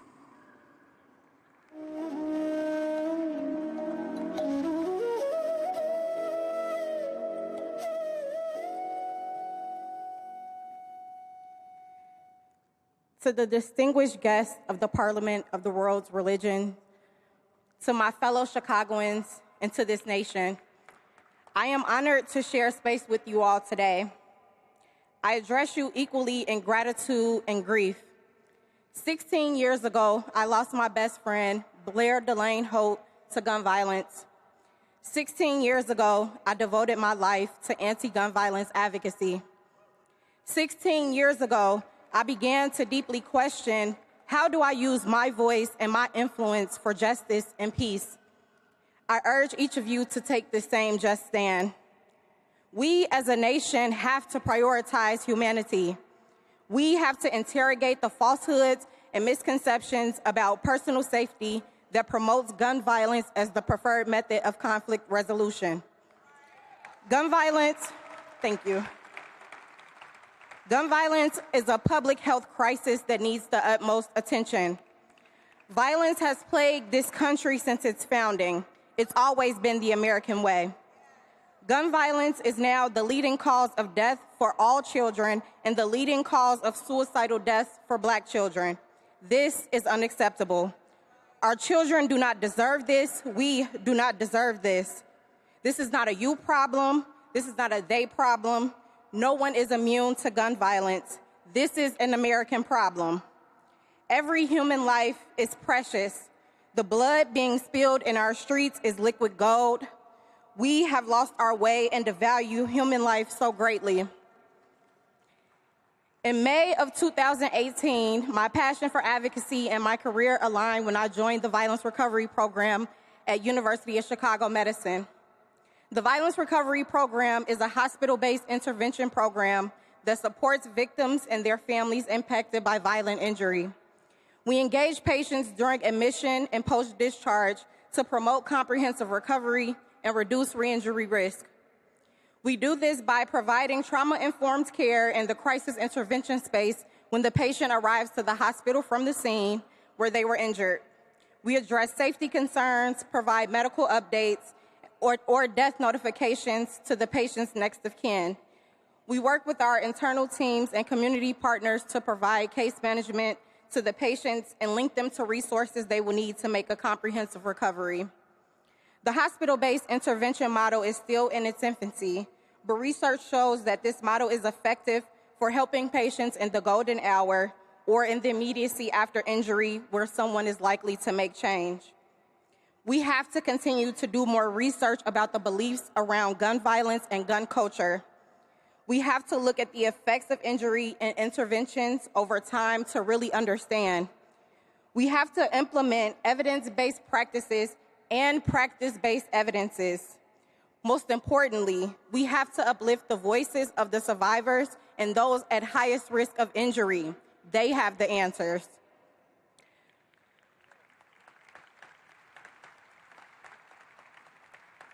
Some cases haunt me, while others give me hope.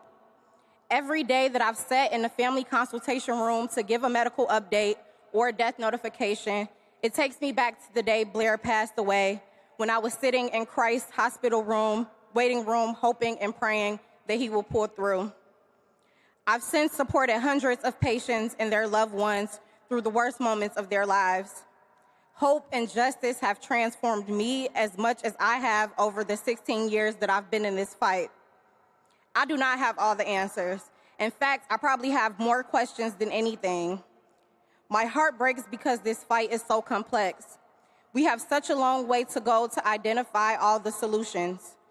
We have to have frank and accurate conversations about how systemic racism in this country has created the dire conditions ripe for violence.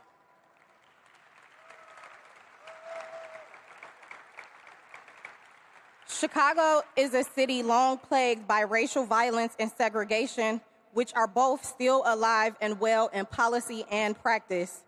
My sweet Chicago has seen the largest housing, school, and mental health facility closures in the nation. Disinvestment and displacement have maintained the oppressive systems and gross lack of resources and opportunities. People are lacking basic human needs, the most foundational being housing. Maslow's hierarchy of needs tells us until basic needs are met, we cannot address the complexities of human experience, including radical love and self-actualization. People are dying every day in this country to feel safe and protected. This is not the behavior of a developed nation.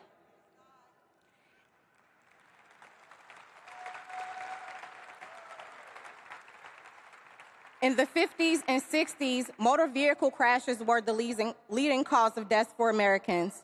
The public health approach worked to significantly decrease the number of automobile deaths with interventions including driver education, safety equipment in cars, and mass public reminders about safe driving.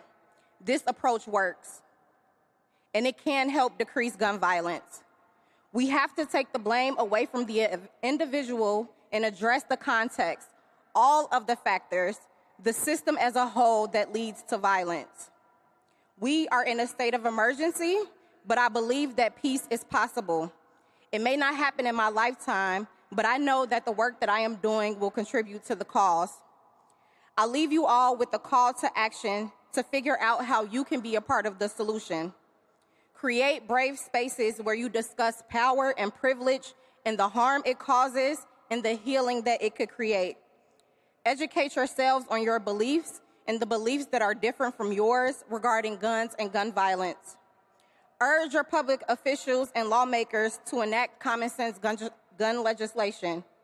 Most importantly, remember the names of those slain from gun violence, like my best friend Blair, and the bereaved loved ones left here to mourn. Help us to honor their memories by creating a world for everyone that does not have the looming threat of gun violence. Thank you all, and God bless.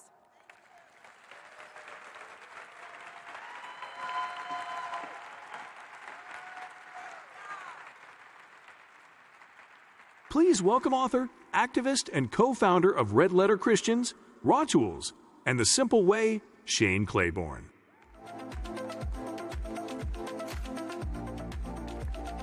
It's been a great week.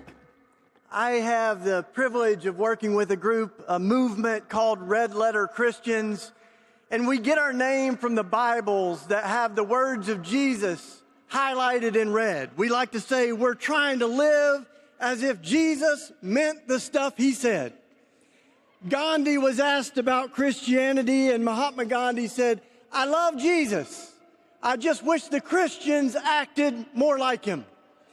We want a version of Christianity that looks like Jesus again, that loves like Jesus, that creates good trouble like Jesus. And for too long, Christians have been better at worshiping Jesus than following Jesus. We've promised people life after death, while people are asking, is there life before death? We've used our faith too often as a ticket into heaven and an excuse to ignore the hurting world we're living in. So it's time for a spiritual and theological renewal in this land. I grew up in the evangelical church, and we love our guns. Christians are the biggest gun owners in America, the biggest champions of guns. And yet Jesus said, "Blessed are the peacemakers." So I was invited here this week with one kind of particular role, which was to bring a bunch of chopped up guns. Many of you took the hammer. We brought pieces, over 500 pieces of chopped up guns, and we've been turning them into art and garden tools. This cross that I'm wearing is made out of a barrel of a gun. And of course, we are inspired by that vision of the prophets, Micah and Isaiah, who talk of beating swords into plows and spears into pruning hooks. The great Rabbi Abraham Joshua Heschel has kind of opened up my imagination about the prophets. And he says, sometimes we think of the biblical prophets as if they were fortune tellers trying to predict the future. And he says, but that's not it. The prophets weren't fortune tellers. The prophets were truth tellers. And they weren't trying to predict the future. They were trying to change the future by waking us up in the present and saying it doesn't have to be this way. When you look at that scripture that talks about beating swords into plows and spears into pruning hooks, it ends by saying, nation will not rise up against nation. People will learn violence no more. But what's so beautiful is this vision of the future doesn't begin from the top down, but from the bottom up. The peace that the prophets speak of doesn't begin with the kings and the presidents and the politicians. It begins with the prophetic people of God who have had enough. And it's the prophets who lead the politicians to peace. Change comes from the bottom up. It's those prophets that said the people began to beat their swords into plows. They had had enough, and they turned metal that was crafted to kill into metal that was crafted to cultivate life. And it's a declaration that all things can be made new.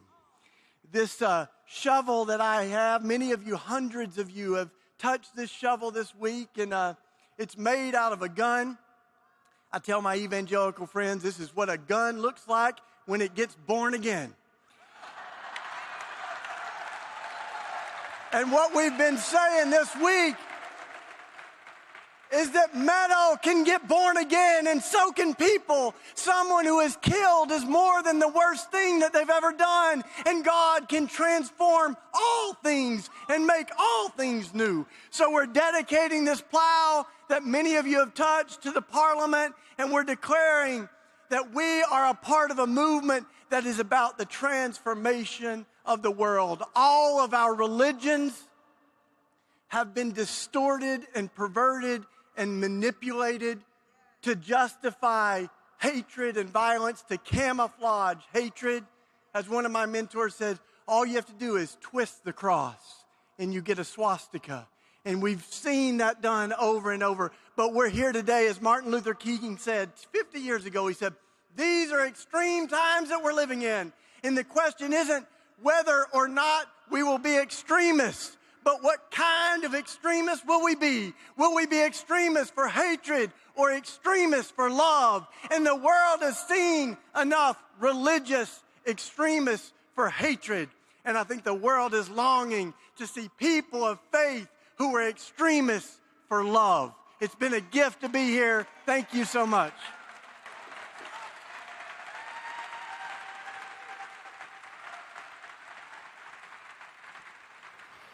Please welcome African Indigenous leader Lokoa Margaret.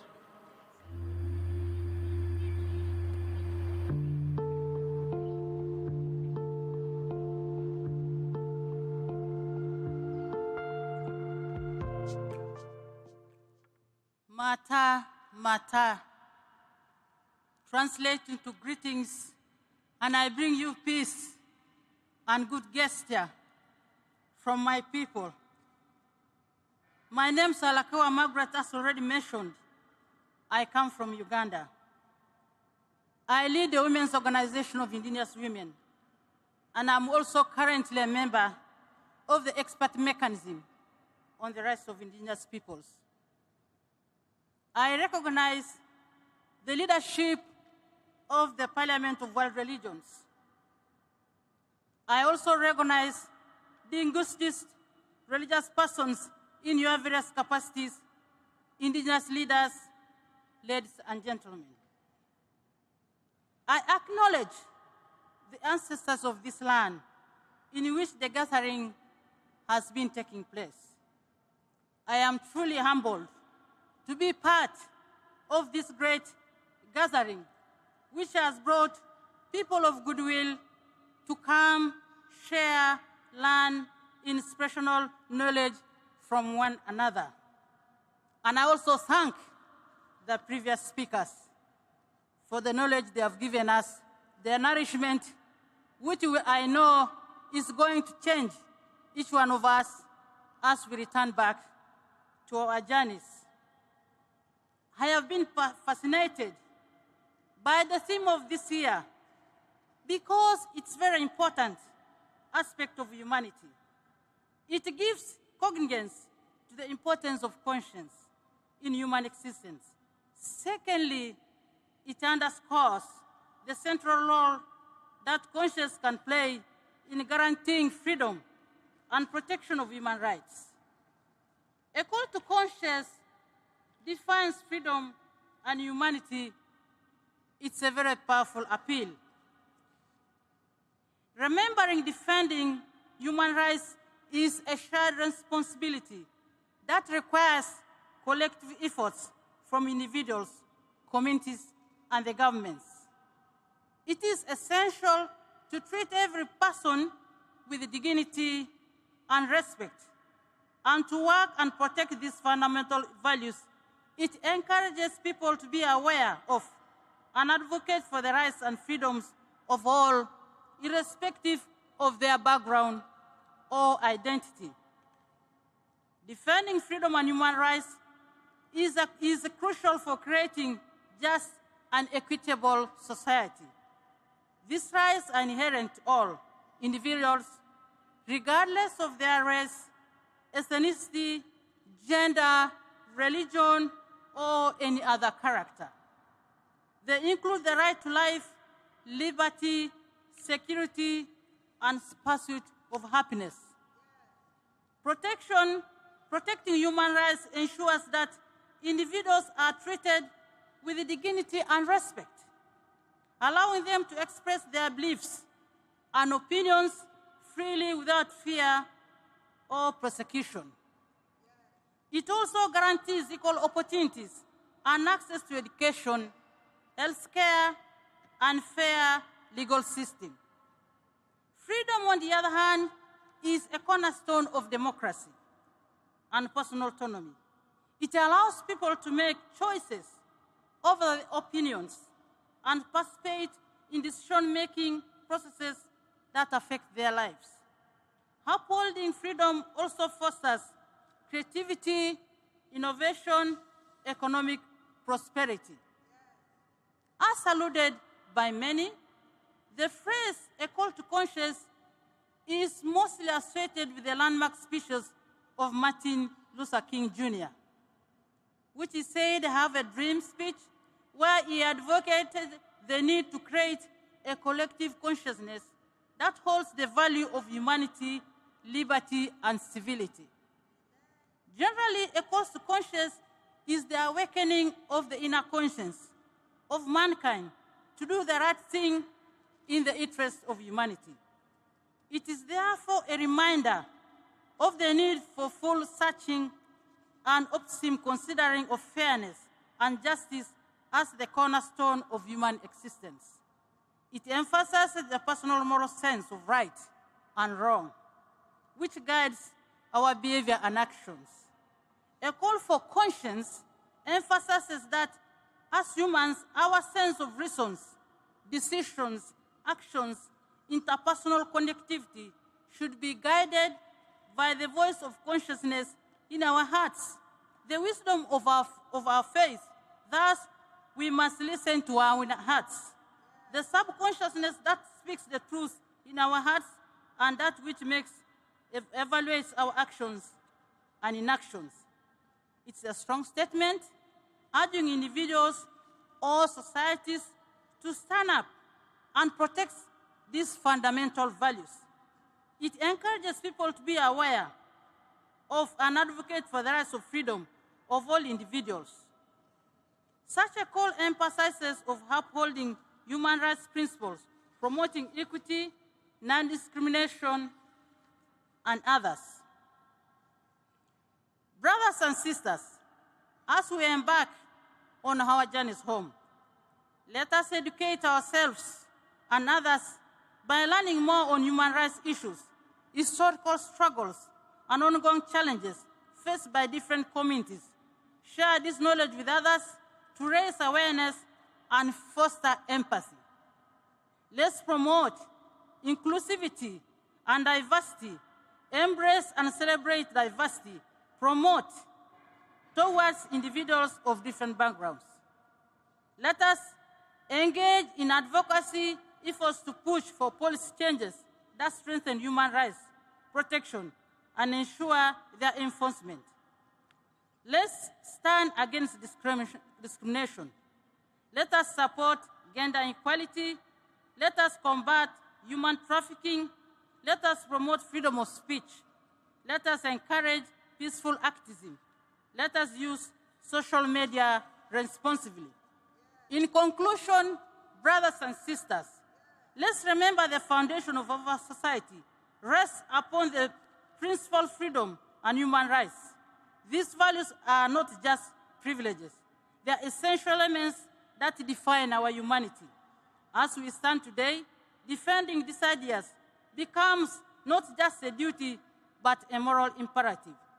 Remember that defending human rights and is an ongoing journey that requires preservation, empathy, cooperation, every act of compassion, every step towards justice, every voice raised against oppression contributes to the therapy of a better world. A call to conscience and defending human rights and defending freedom and human rights, therefore, entails that women's rights should be given priority. It is a known fact that an empowered woman produces an empowered family, which translates to empowered community, and by extending as empowered a sustainable world. Therefore, it is my submission that women too must be a priority when we are endeavoring with this call. I thank you for listening, and may God bless all of us.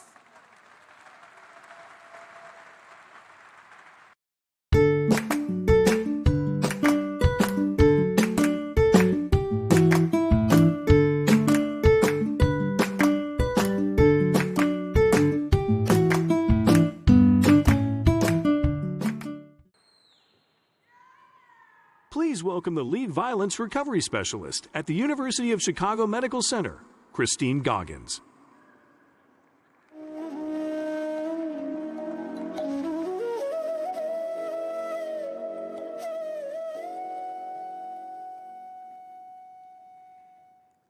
To the distinguished guests of the Parliament of the World's Religion, to my fellow Chicagoans, and to this nation, I am honored to share space with you all today.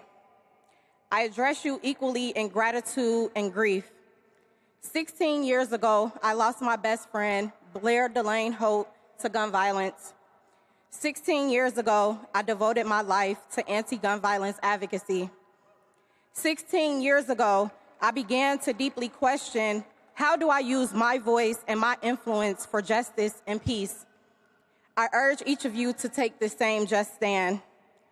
We as a nation have to prioritize humanity. We have to interrogate the falsehoods and misconceptions about personal safety that promotes gun violence as the preferred method of conflict resolution.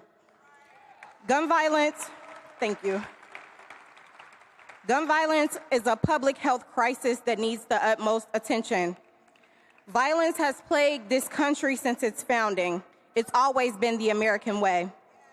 Gun violence is now the leading cause of death for all children and the leading cause of suicidal deaths for Black children. This is unacceptable. Our children do not deserve this. We do not deserve this. This is not a you problem. This is not a they problem. No one is immune to gun violence. This is an American problem. Every human life is precious. The blood being spilled in our streets is liquid gold. We have lost our way and devalue human life so greatly.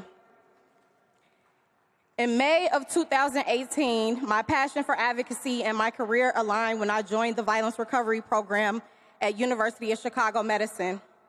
The Violence Recovery Program is a hospital-based intervention program that supports victims and their families impacted by violent injury.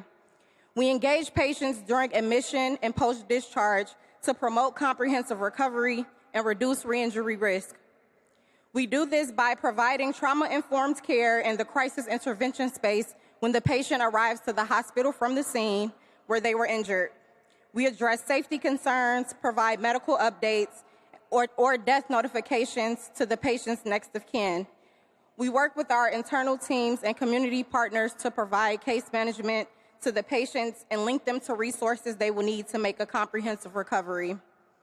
The hospital-based intervention model is still in its infancy, but research shows that this model is effective for helping patients in the golden hour or in the immediacy after injury where someone is likely to make change. We have to continue to do more research about the beliefs around gun violence and gun culture.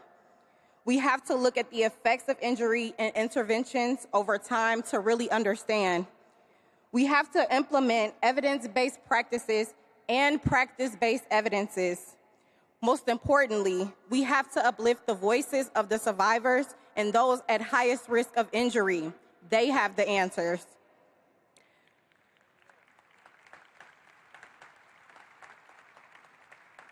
Some cases haunt me, while others give me hope. Every day that I've sat in the family consultation room to give a medical update or a death notification, it takes me back to the day Blair passed away, when I was sitting in Christ's hospital room, waiting room, hoping and praying that he will pull through. I've since supported hundreds of patients and their loved ones through the worst moments of their lives. Hope and justice have transformed me as much as I have over the 16 years that I've been in this fight. I do not have all the answers. In fact, I probably have more questions than anything. My heart breaks because this fight is so complex. We have such a long way to go to identify all the solutions. We have to have frank and accurate conversations about how systemic racism in this country has created the dire conditions ripe for violence.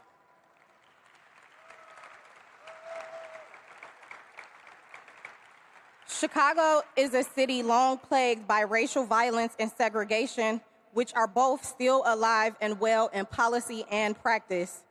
My sweet Chicago has seen the largest housing, school, and mental health facility closures in the nation. Disinvestment and displacement have maintained the oppressive systems and gross lack of resources and opportunities. People are lacking basic human needs, the most foundational being housing. Maslow's hierarchy of needs tells us until basic needs are met, we cannot address the complexities of human experience, including radical love and self-actualization. People are dying every day in this country to feel safe and protected. This is not the behavior of a developed nation.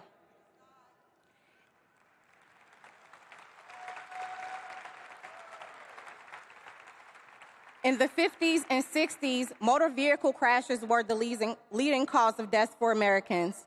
The public health approach worked to significantly decrease the number of automobile deaths with interventions including driver education, safety equipment in cars, and mass public reminders about safe driving.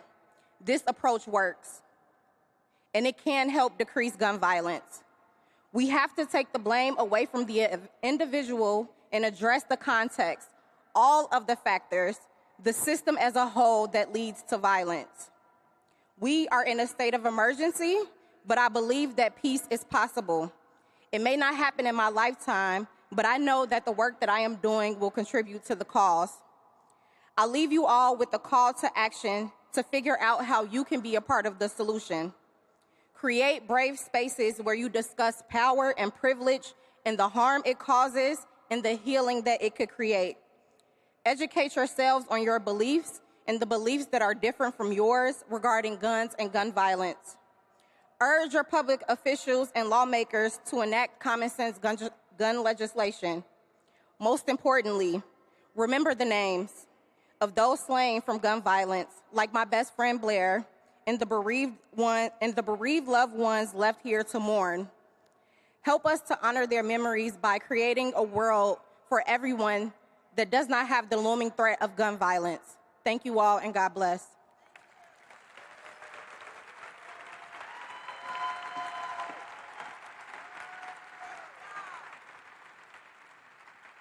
Please welcome author, activist, and co-founder of Red Letter Christians, Rituals, and The Simple Way, Shane Claiborne.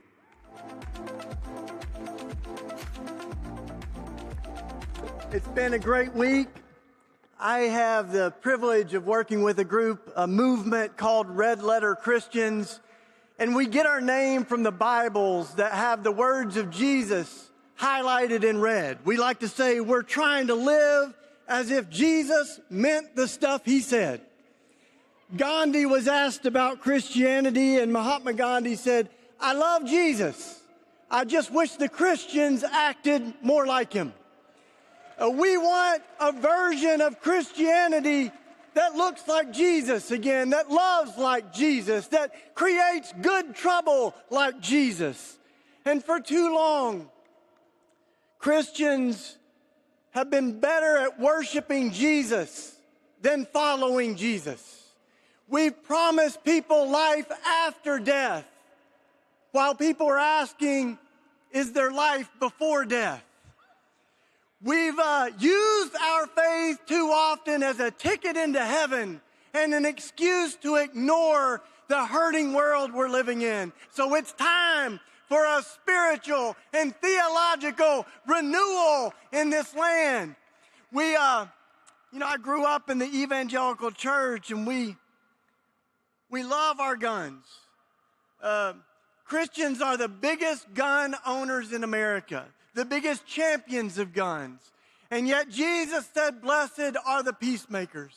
So I was invited here this week with one kind of particular role, which was to bring a bunch of chopped up guns. Many of you took the hammer. We brought pieces, over 500 pieces of chopped up guns, and we've been turning them into art and garden tools. This cross that I'm wearing is made out of a barrel of a gun. And of course, we are inspired by that vision of the prophets, Micah and Isaiah, who talk of beating swords into plows and spears into pruning hooks. The great Rabbi Abraham Joshua Heschel has kind of opened up my imagination about the prophets. And he says, sometimes we think of the biblical prophets as if they were fortune tellers trying to predict the future. And he says, but that's not it. The prophets weren't fortune tellers. The prophets were truth tellers. And they weren't trying to predict the future. They were trying to change the future by waking us up in the present and saying it doesn't have to be this way. When you look at that scripture that talks about beating swords into plows and spears into pruning hooks, it ends by saying, nation will not rise up against nation. People will learn violence no more. But what's so beautiful is this vision of the future doesn't begin from the top down, but from the bottom up. The peace that the prophets speak of doesn't begin with the kings and the presidents and the politicians. It begins with the prophetic people of God who have had enough. And it's the prophets who lead the politicians to peace. Change comes from the bottom up. It's those prophets that said the people begin to beat their swords into plows. They had had enough. And they turned metal that was crafted to kill into metal that was crafted to cultivate life. And it's a declaration that all things can be made new.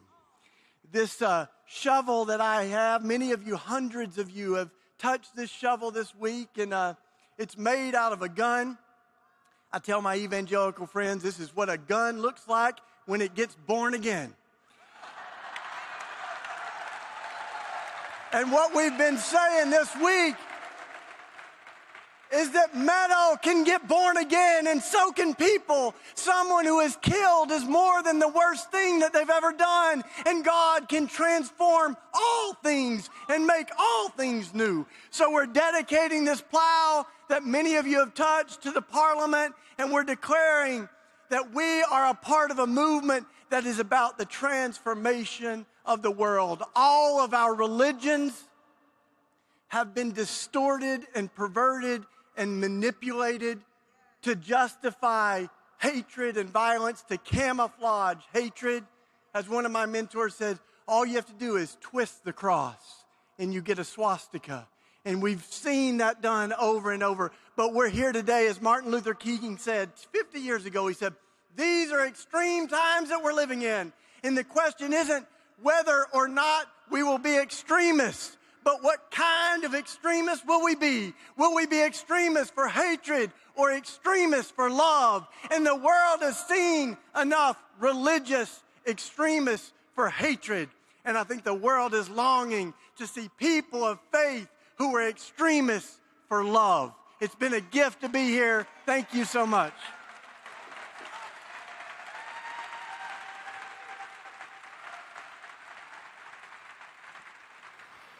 Please welcome African Indigenous leader Lokoa Margaret.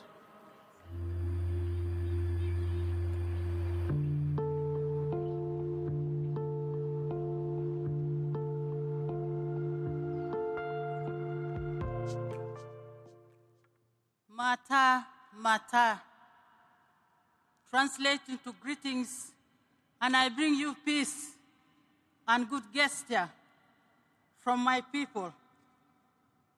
My name is Alakawa Margaret, as already mentioned. I come from Uganda.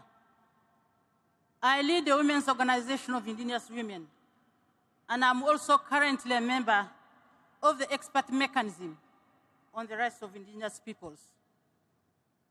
I recognize the leadership of the Parliament of World Religions. I also recognize the linguistics, religious persons in your various capacities, indigenous leaders, ladies and gentlemen. I acknowledge the ancestors of this land in which the gathering has been taking place. I am truly humbled to be part of this great gathering, which has brought people of goodwill to come, share, learn inspirational knowledge from one another. And I also thank the previous speakers for the knowledge they have given us, their nourishment, which I know is going to change each one of us as we return back to our journeys.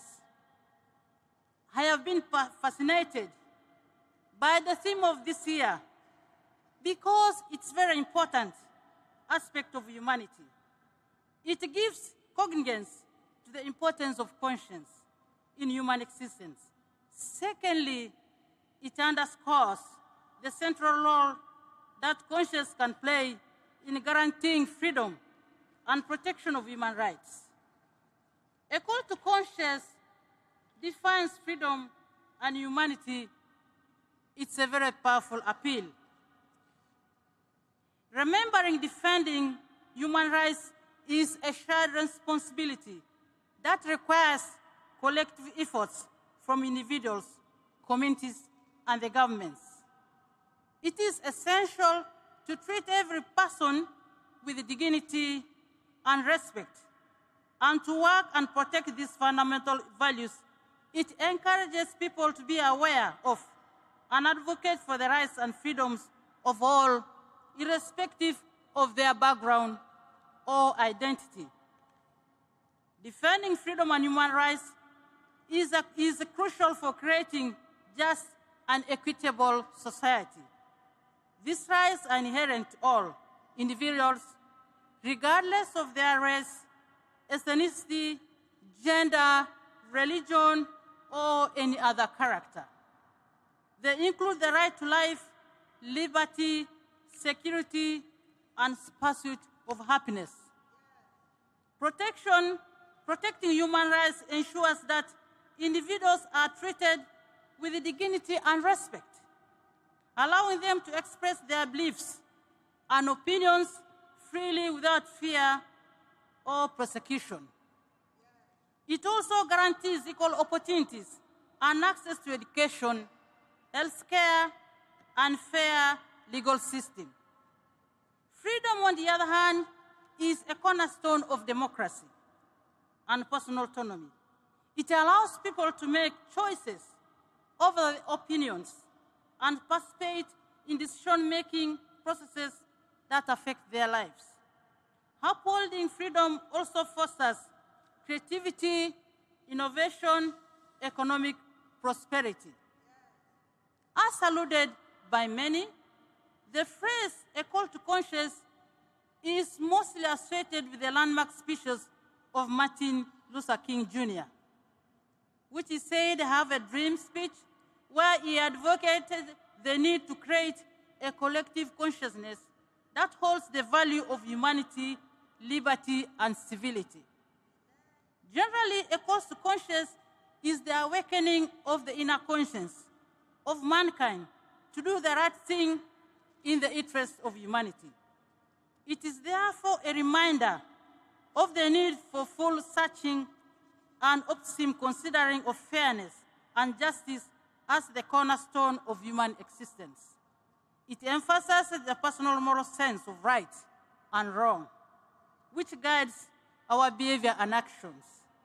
A call for conscience emphasizes that as humans, our sense of reasons, decisions, actions, interpersonal connectivity should be guided by the voice of consciousness in our hearts, the wisdom of our faith.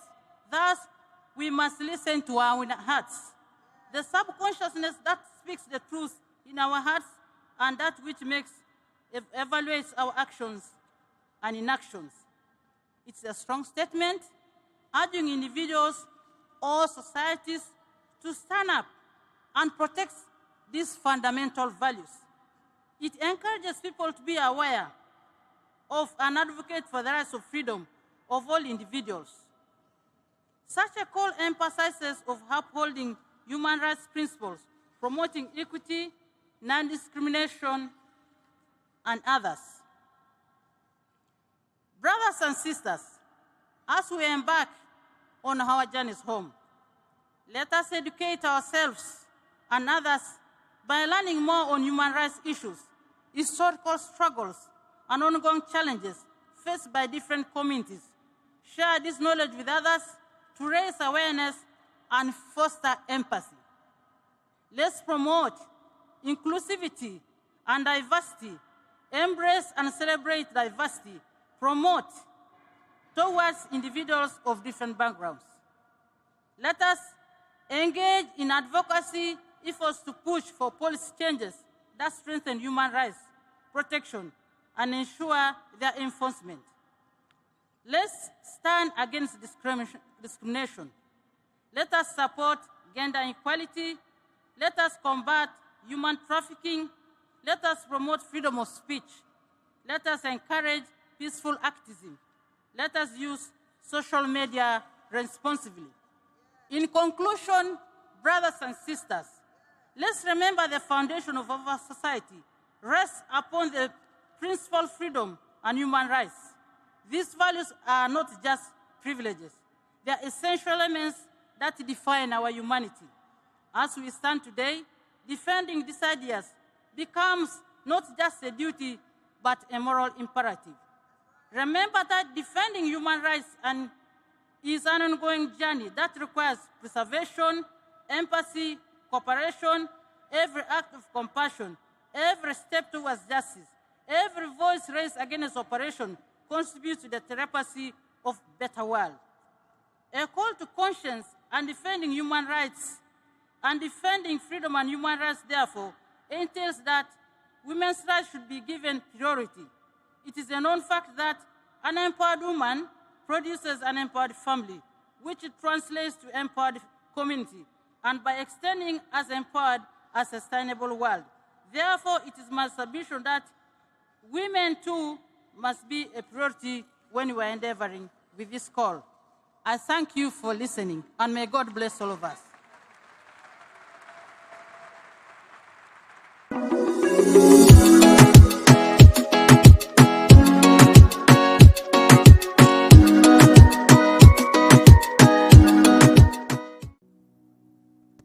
Please welcome from Guru Nanak Nishkam Sawak Jata, Bahai Sahib Mohinder Singh.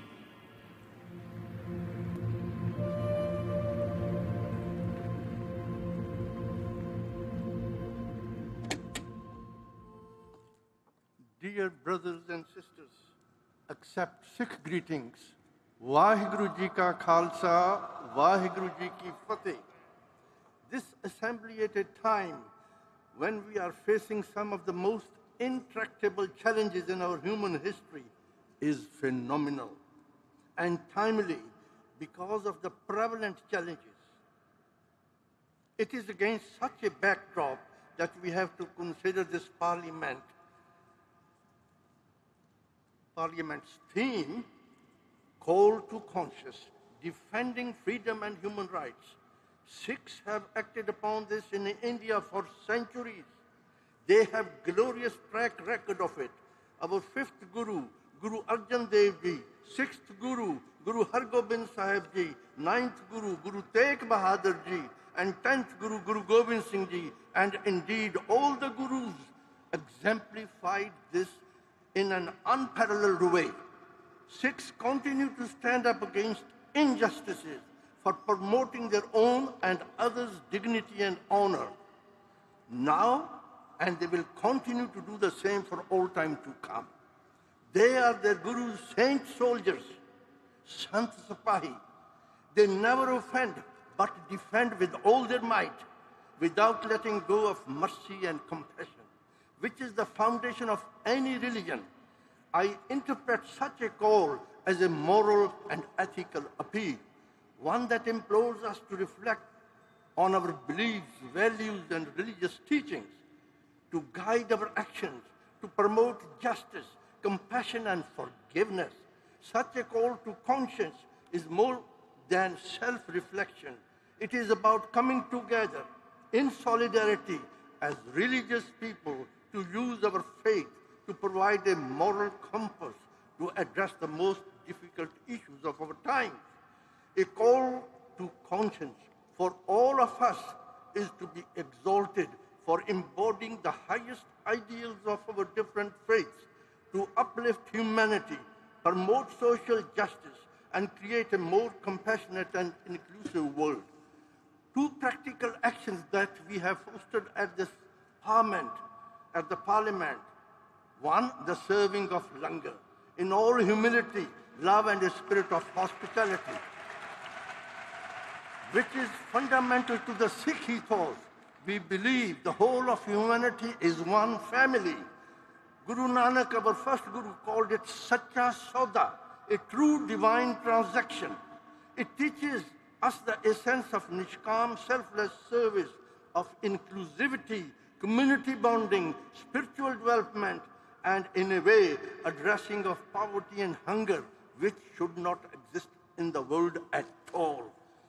We have begun the conversation and dialogue about the importance of the Peace Charter for forgiveness and reconciliation, which is vital to foster healing and achieving sustainable peace.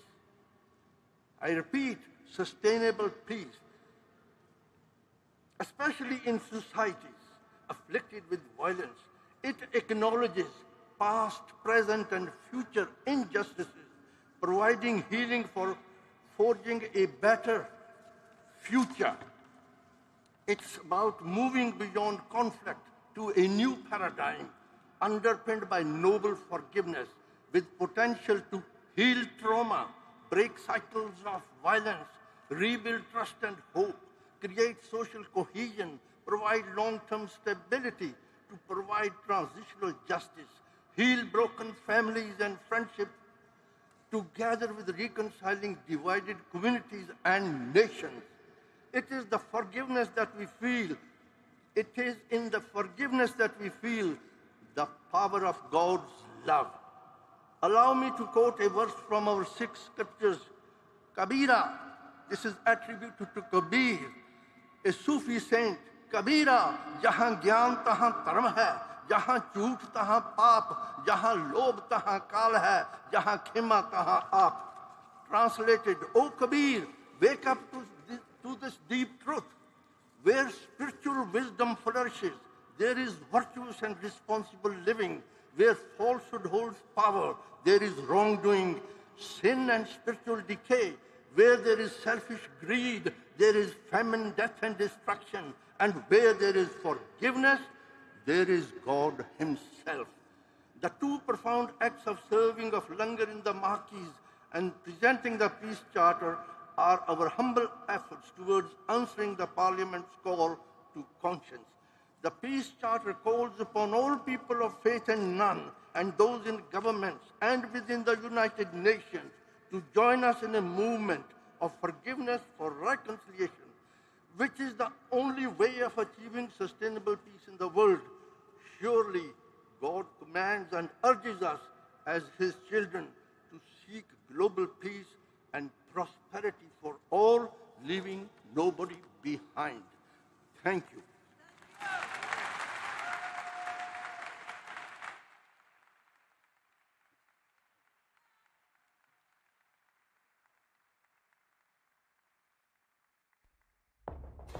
We're all here together for one simple goal, the goal of leaving our Earth a better place than we found it.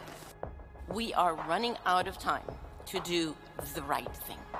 We're running out of time to do what is not just morally responsible, but perhaps even more importantly, the only morally acceptable thing to do in our generation, which is to ensure that generations to come have the livelihood and the well-being that we have been able to enjoy on Mother Earth. A human being is what you call the chosen ones. The ones out of all creation who are chosen to do good to the rest of creation. It can seem overwhelming and scary when we think about climate change, when we think about the issues that my generation will have to face, that we are all facing right now. But there is hope, and there is so much that we can do.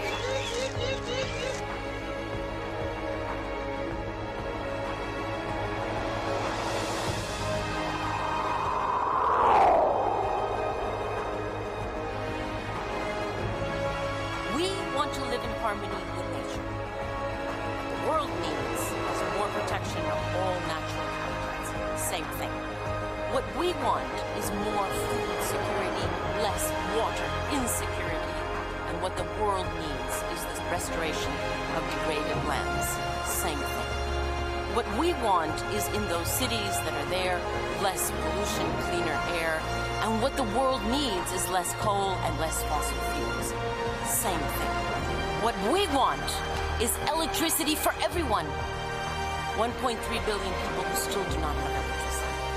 What the world needs is renewable energy that can provide that power to every single human being on this earth. We consumed much more than we needed. We didn't give anything back. So, my friends, as we raise our gaze to the true aspirations of humankind, we realize that what we want is what the world needs.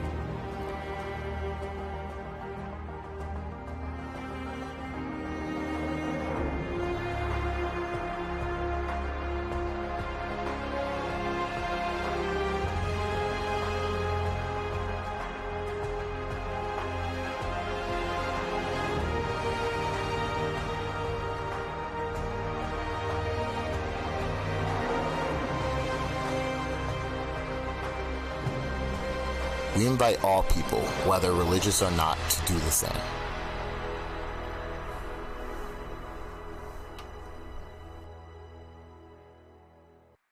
Please welcome Chairman of the Board and President of Sea Shepherd Conservation Society, Pritam Singh. Thank you.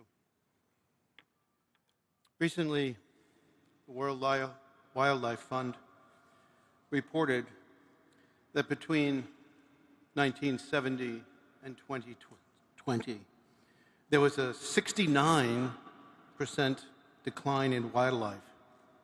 69% of mammals, birds, amphibians, and reptiles gone. That means they're dead. That means they're dead. To me, the fifth directive says, I have to take care of life. And the directive is not a suggestion. The directive is not a conversation. The directive is a written order. It's an order written in my heart, and it's written in your heart. And every human being, when they're born, has that directive written in their heart. The question for all of us here and everyday human beings is, what are we going to do? The world, the natural world, is dying. It's dying. We're killing it. We have to stop. When will we reach, each individual one of us, the moment of obligation? The moment where we make the decision to have a transformative commitment.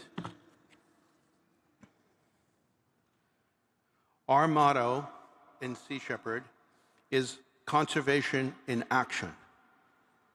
Our motto is not conservation in conversation. although I must admit we have a lot of conversation in Sea Shepherd.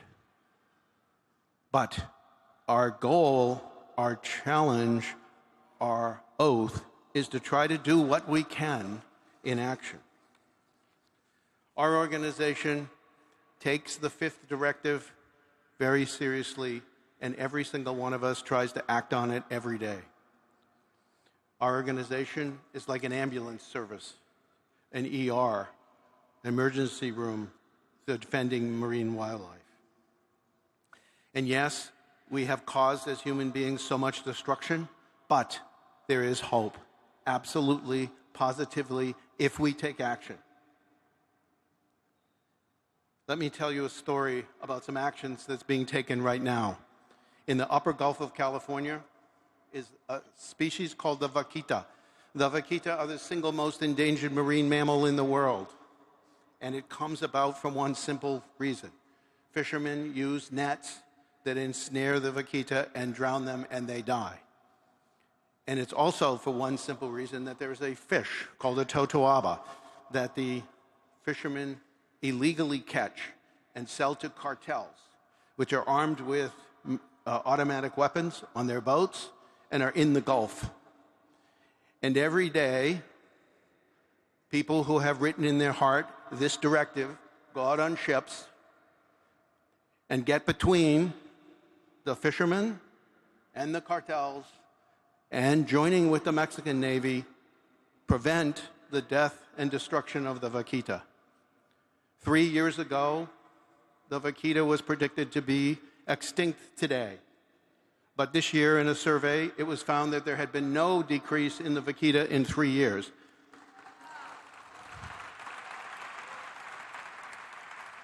We are determined to be there every day, as long as it takes, whether it's 1 year or 10 or 20, to protect this species, the smallest porpoise in the world. We have a world to protect. We all have to go on the front lines, however we can, in whatever capacity we have to take action.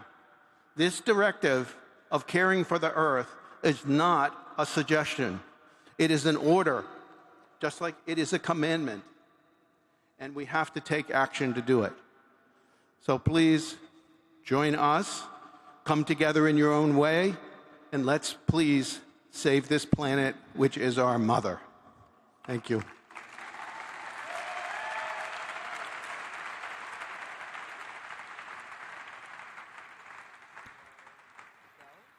Please welcome founder and president of the Green Hope Foundation, Kekeshan Basu.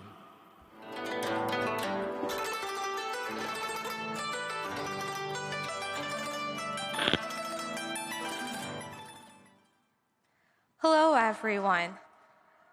I speak to you today as the youngest trustee of the Parliament of the World's Religions in its 130-year history. Thank you. And as the chair of the Parliament's Next Generation Task Force. And it has been an honor to be able to share this space with you for the past 5 days, where we've been able to meet people from all across the world, from different faiths, cultures, traditions, spiritualities, but all of whom have one thing in common, and that is our love for one another, for humanity, and for our Mother Earth.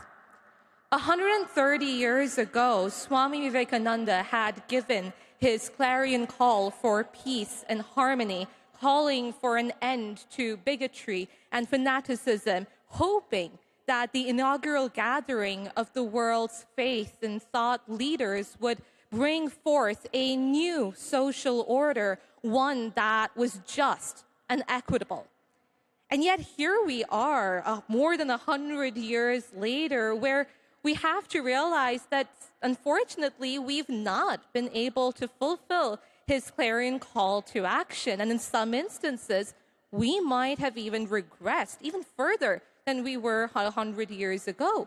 We are living in tumultuous times, one where we see issues of complexities and a magnitude that we've never witnessed before, that have the potential to derail the progress of human civilization and push us towards Armageddon. Overconsumption and environmental degradation are making our Mother Earth an increasingly broken and unlivable planet.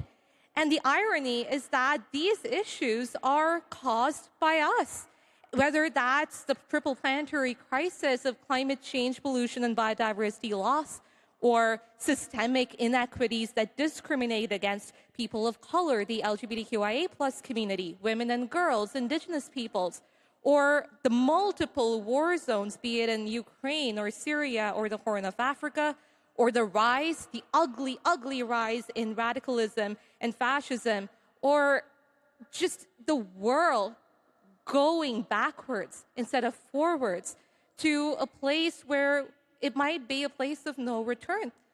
But given that all of these issues are human-made, there is still hope that we can rely on human ingenuity and find an elixir to combat these issues, drawing on compassion, love, empathy, all of these values that form the foundation stones of our faiths and traditions. So as we move forward from this parliament, I would like to urge all of you to reflect on the learnings from this parliament, from the theme of this parliament, and just understand that no matter what our faith or tradition or lack thereof, we are, after all, human. And it is that humanity that we need to harness to build forward better. It is time for us to introspect. What is the legacy that you want to leave behind for your children and their children? Would you not see a problem and take action beyond what a corporate guideline mandates? We are living in these tumultuous times because of our apathy, and we need to do away with that apathy, because failure to act is quite literally our extinction. It is the cost of our survival.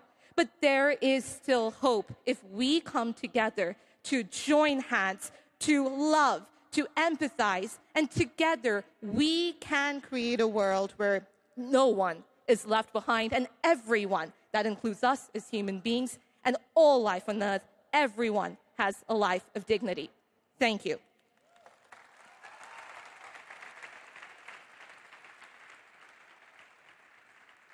Please welcome back the Chair of the Board of Trustees for the Parliament of the World's Religions, Nitin Ajmera.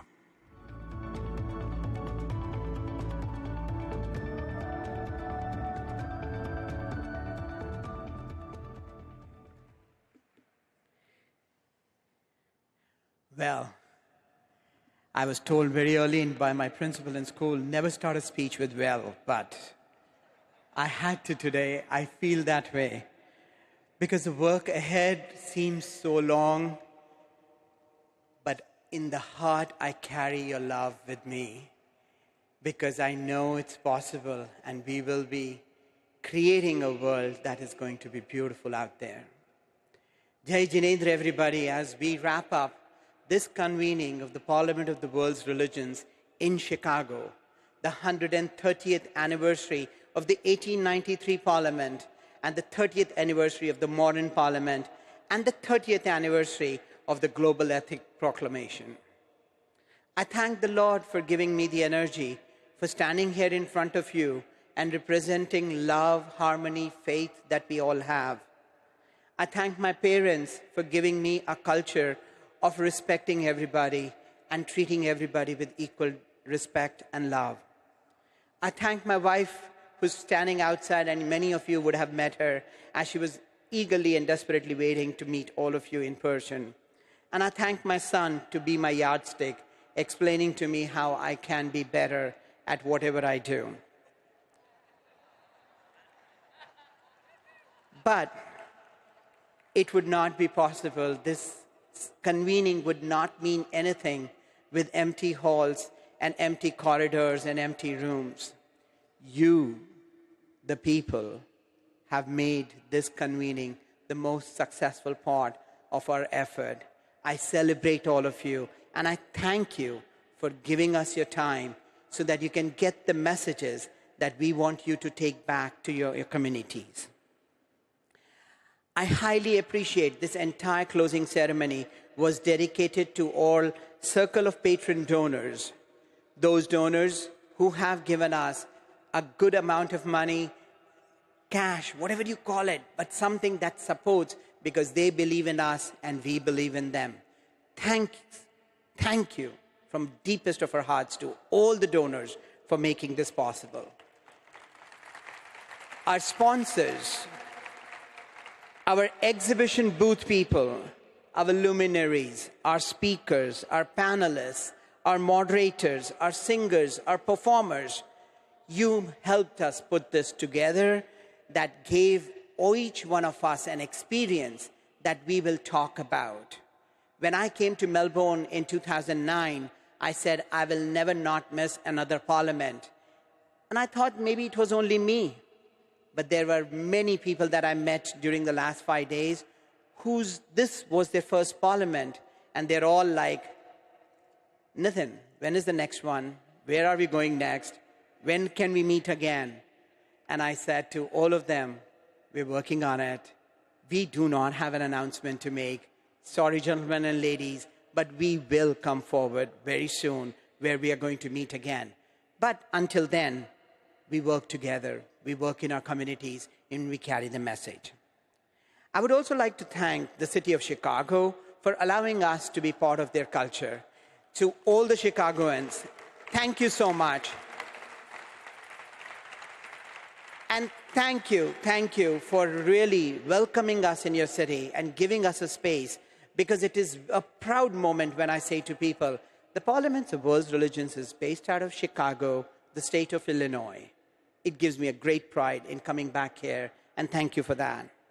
McCormick Center, its management, its staff, for everything that you did with us, amazing, thank you. But I would really like to give out a shout out to their janitorial and cleaning department, because every morning this place was spotlessly clean. The show strategy people who put up this stage and all the setup, thank you for listening to us. I would really like to thank the prime electricians for giving us all the electricity that we wanted. And my real shout out to my friends at the light and sound team back there and LSAV management. You, for the first time in my life, I did not test the mic and my voice sounded the way I sound. So thank you so much for managing that for me. I would love to thank also Seraphim Marketing Management for allowing us to spread our word before, during, and after the convening. And their effort and their guidance was amazing to us. AF Services for providing all the security, thank you. And at this point, the most important people that have made this happen is Stephen Avino and his team of office colleagues. And I would like them to come up on stage here so we can applaud them for all the work that they have been doing throughout the last 1.5 years. Stephen and our office team.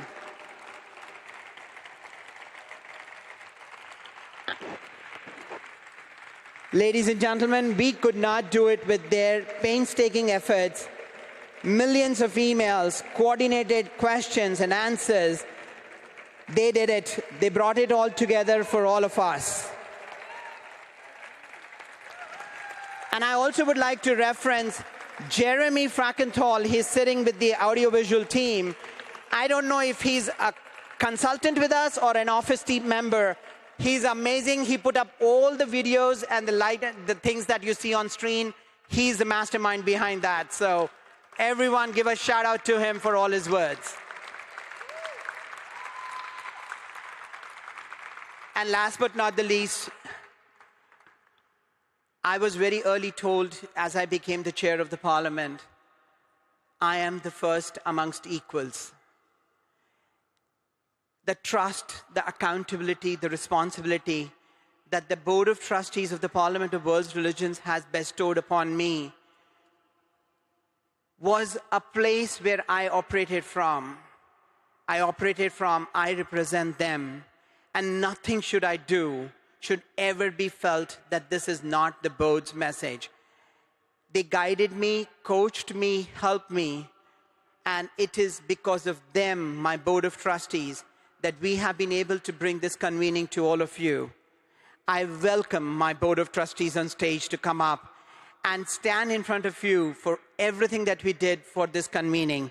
And through various sessions, we brought out the themes of global ethics, climate action, women's rights, indigenous efforts, next generation, peace and justice. My board of trustees, my executive committee, my officers, it is a proud moment for me to be able to represent each one of you. And I welcome you on stage as we say thank you to this beautiful crowd at our 9th convening at the Parliament of World's Religions, and an amazing convening that we have been able to organize in the city of Chicago.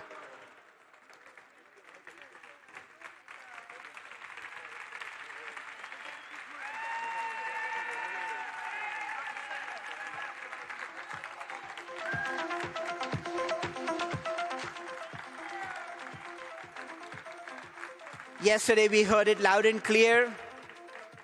We are somebody. We are somebody. You, I, all of us are somebody. And when we raise our voices, not in agitation, but to assert ourselves, we need the power of all of us. As various people would say, during this process of bringing the convening, if we have hurt you in any way, through action, thoughts, or deeds, we ask for forgiveness. Michami Dukram, everybody. Jai Jinendra, have a safe trip back, and thank you. And very soon, see you in the next Parliament. Thank you, everybody. Thank you.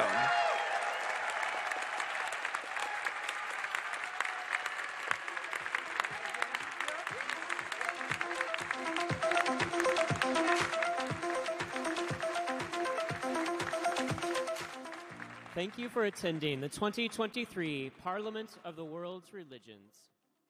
If you are planning to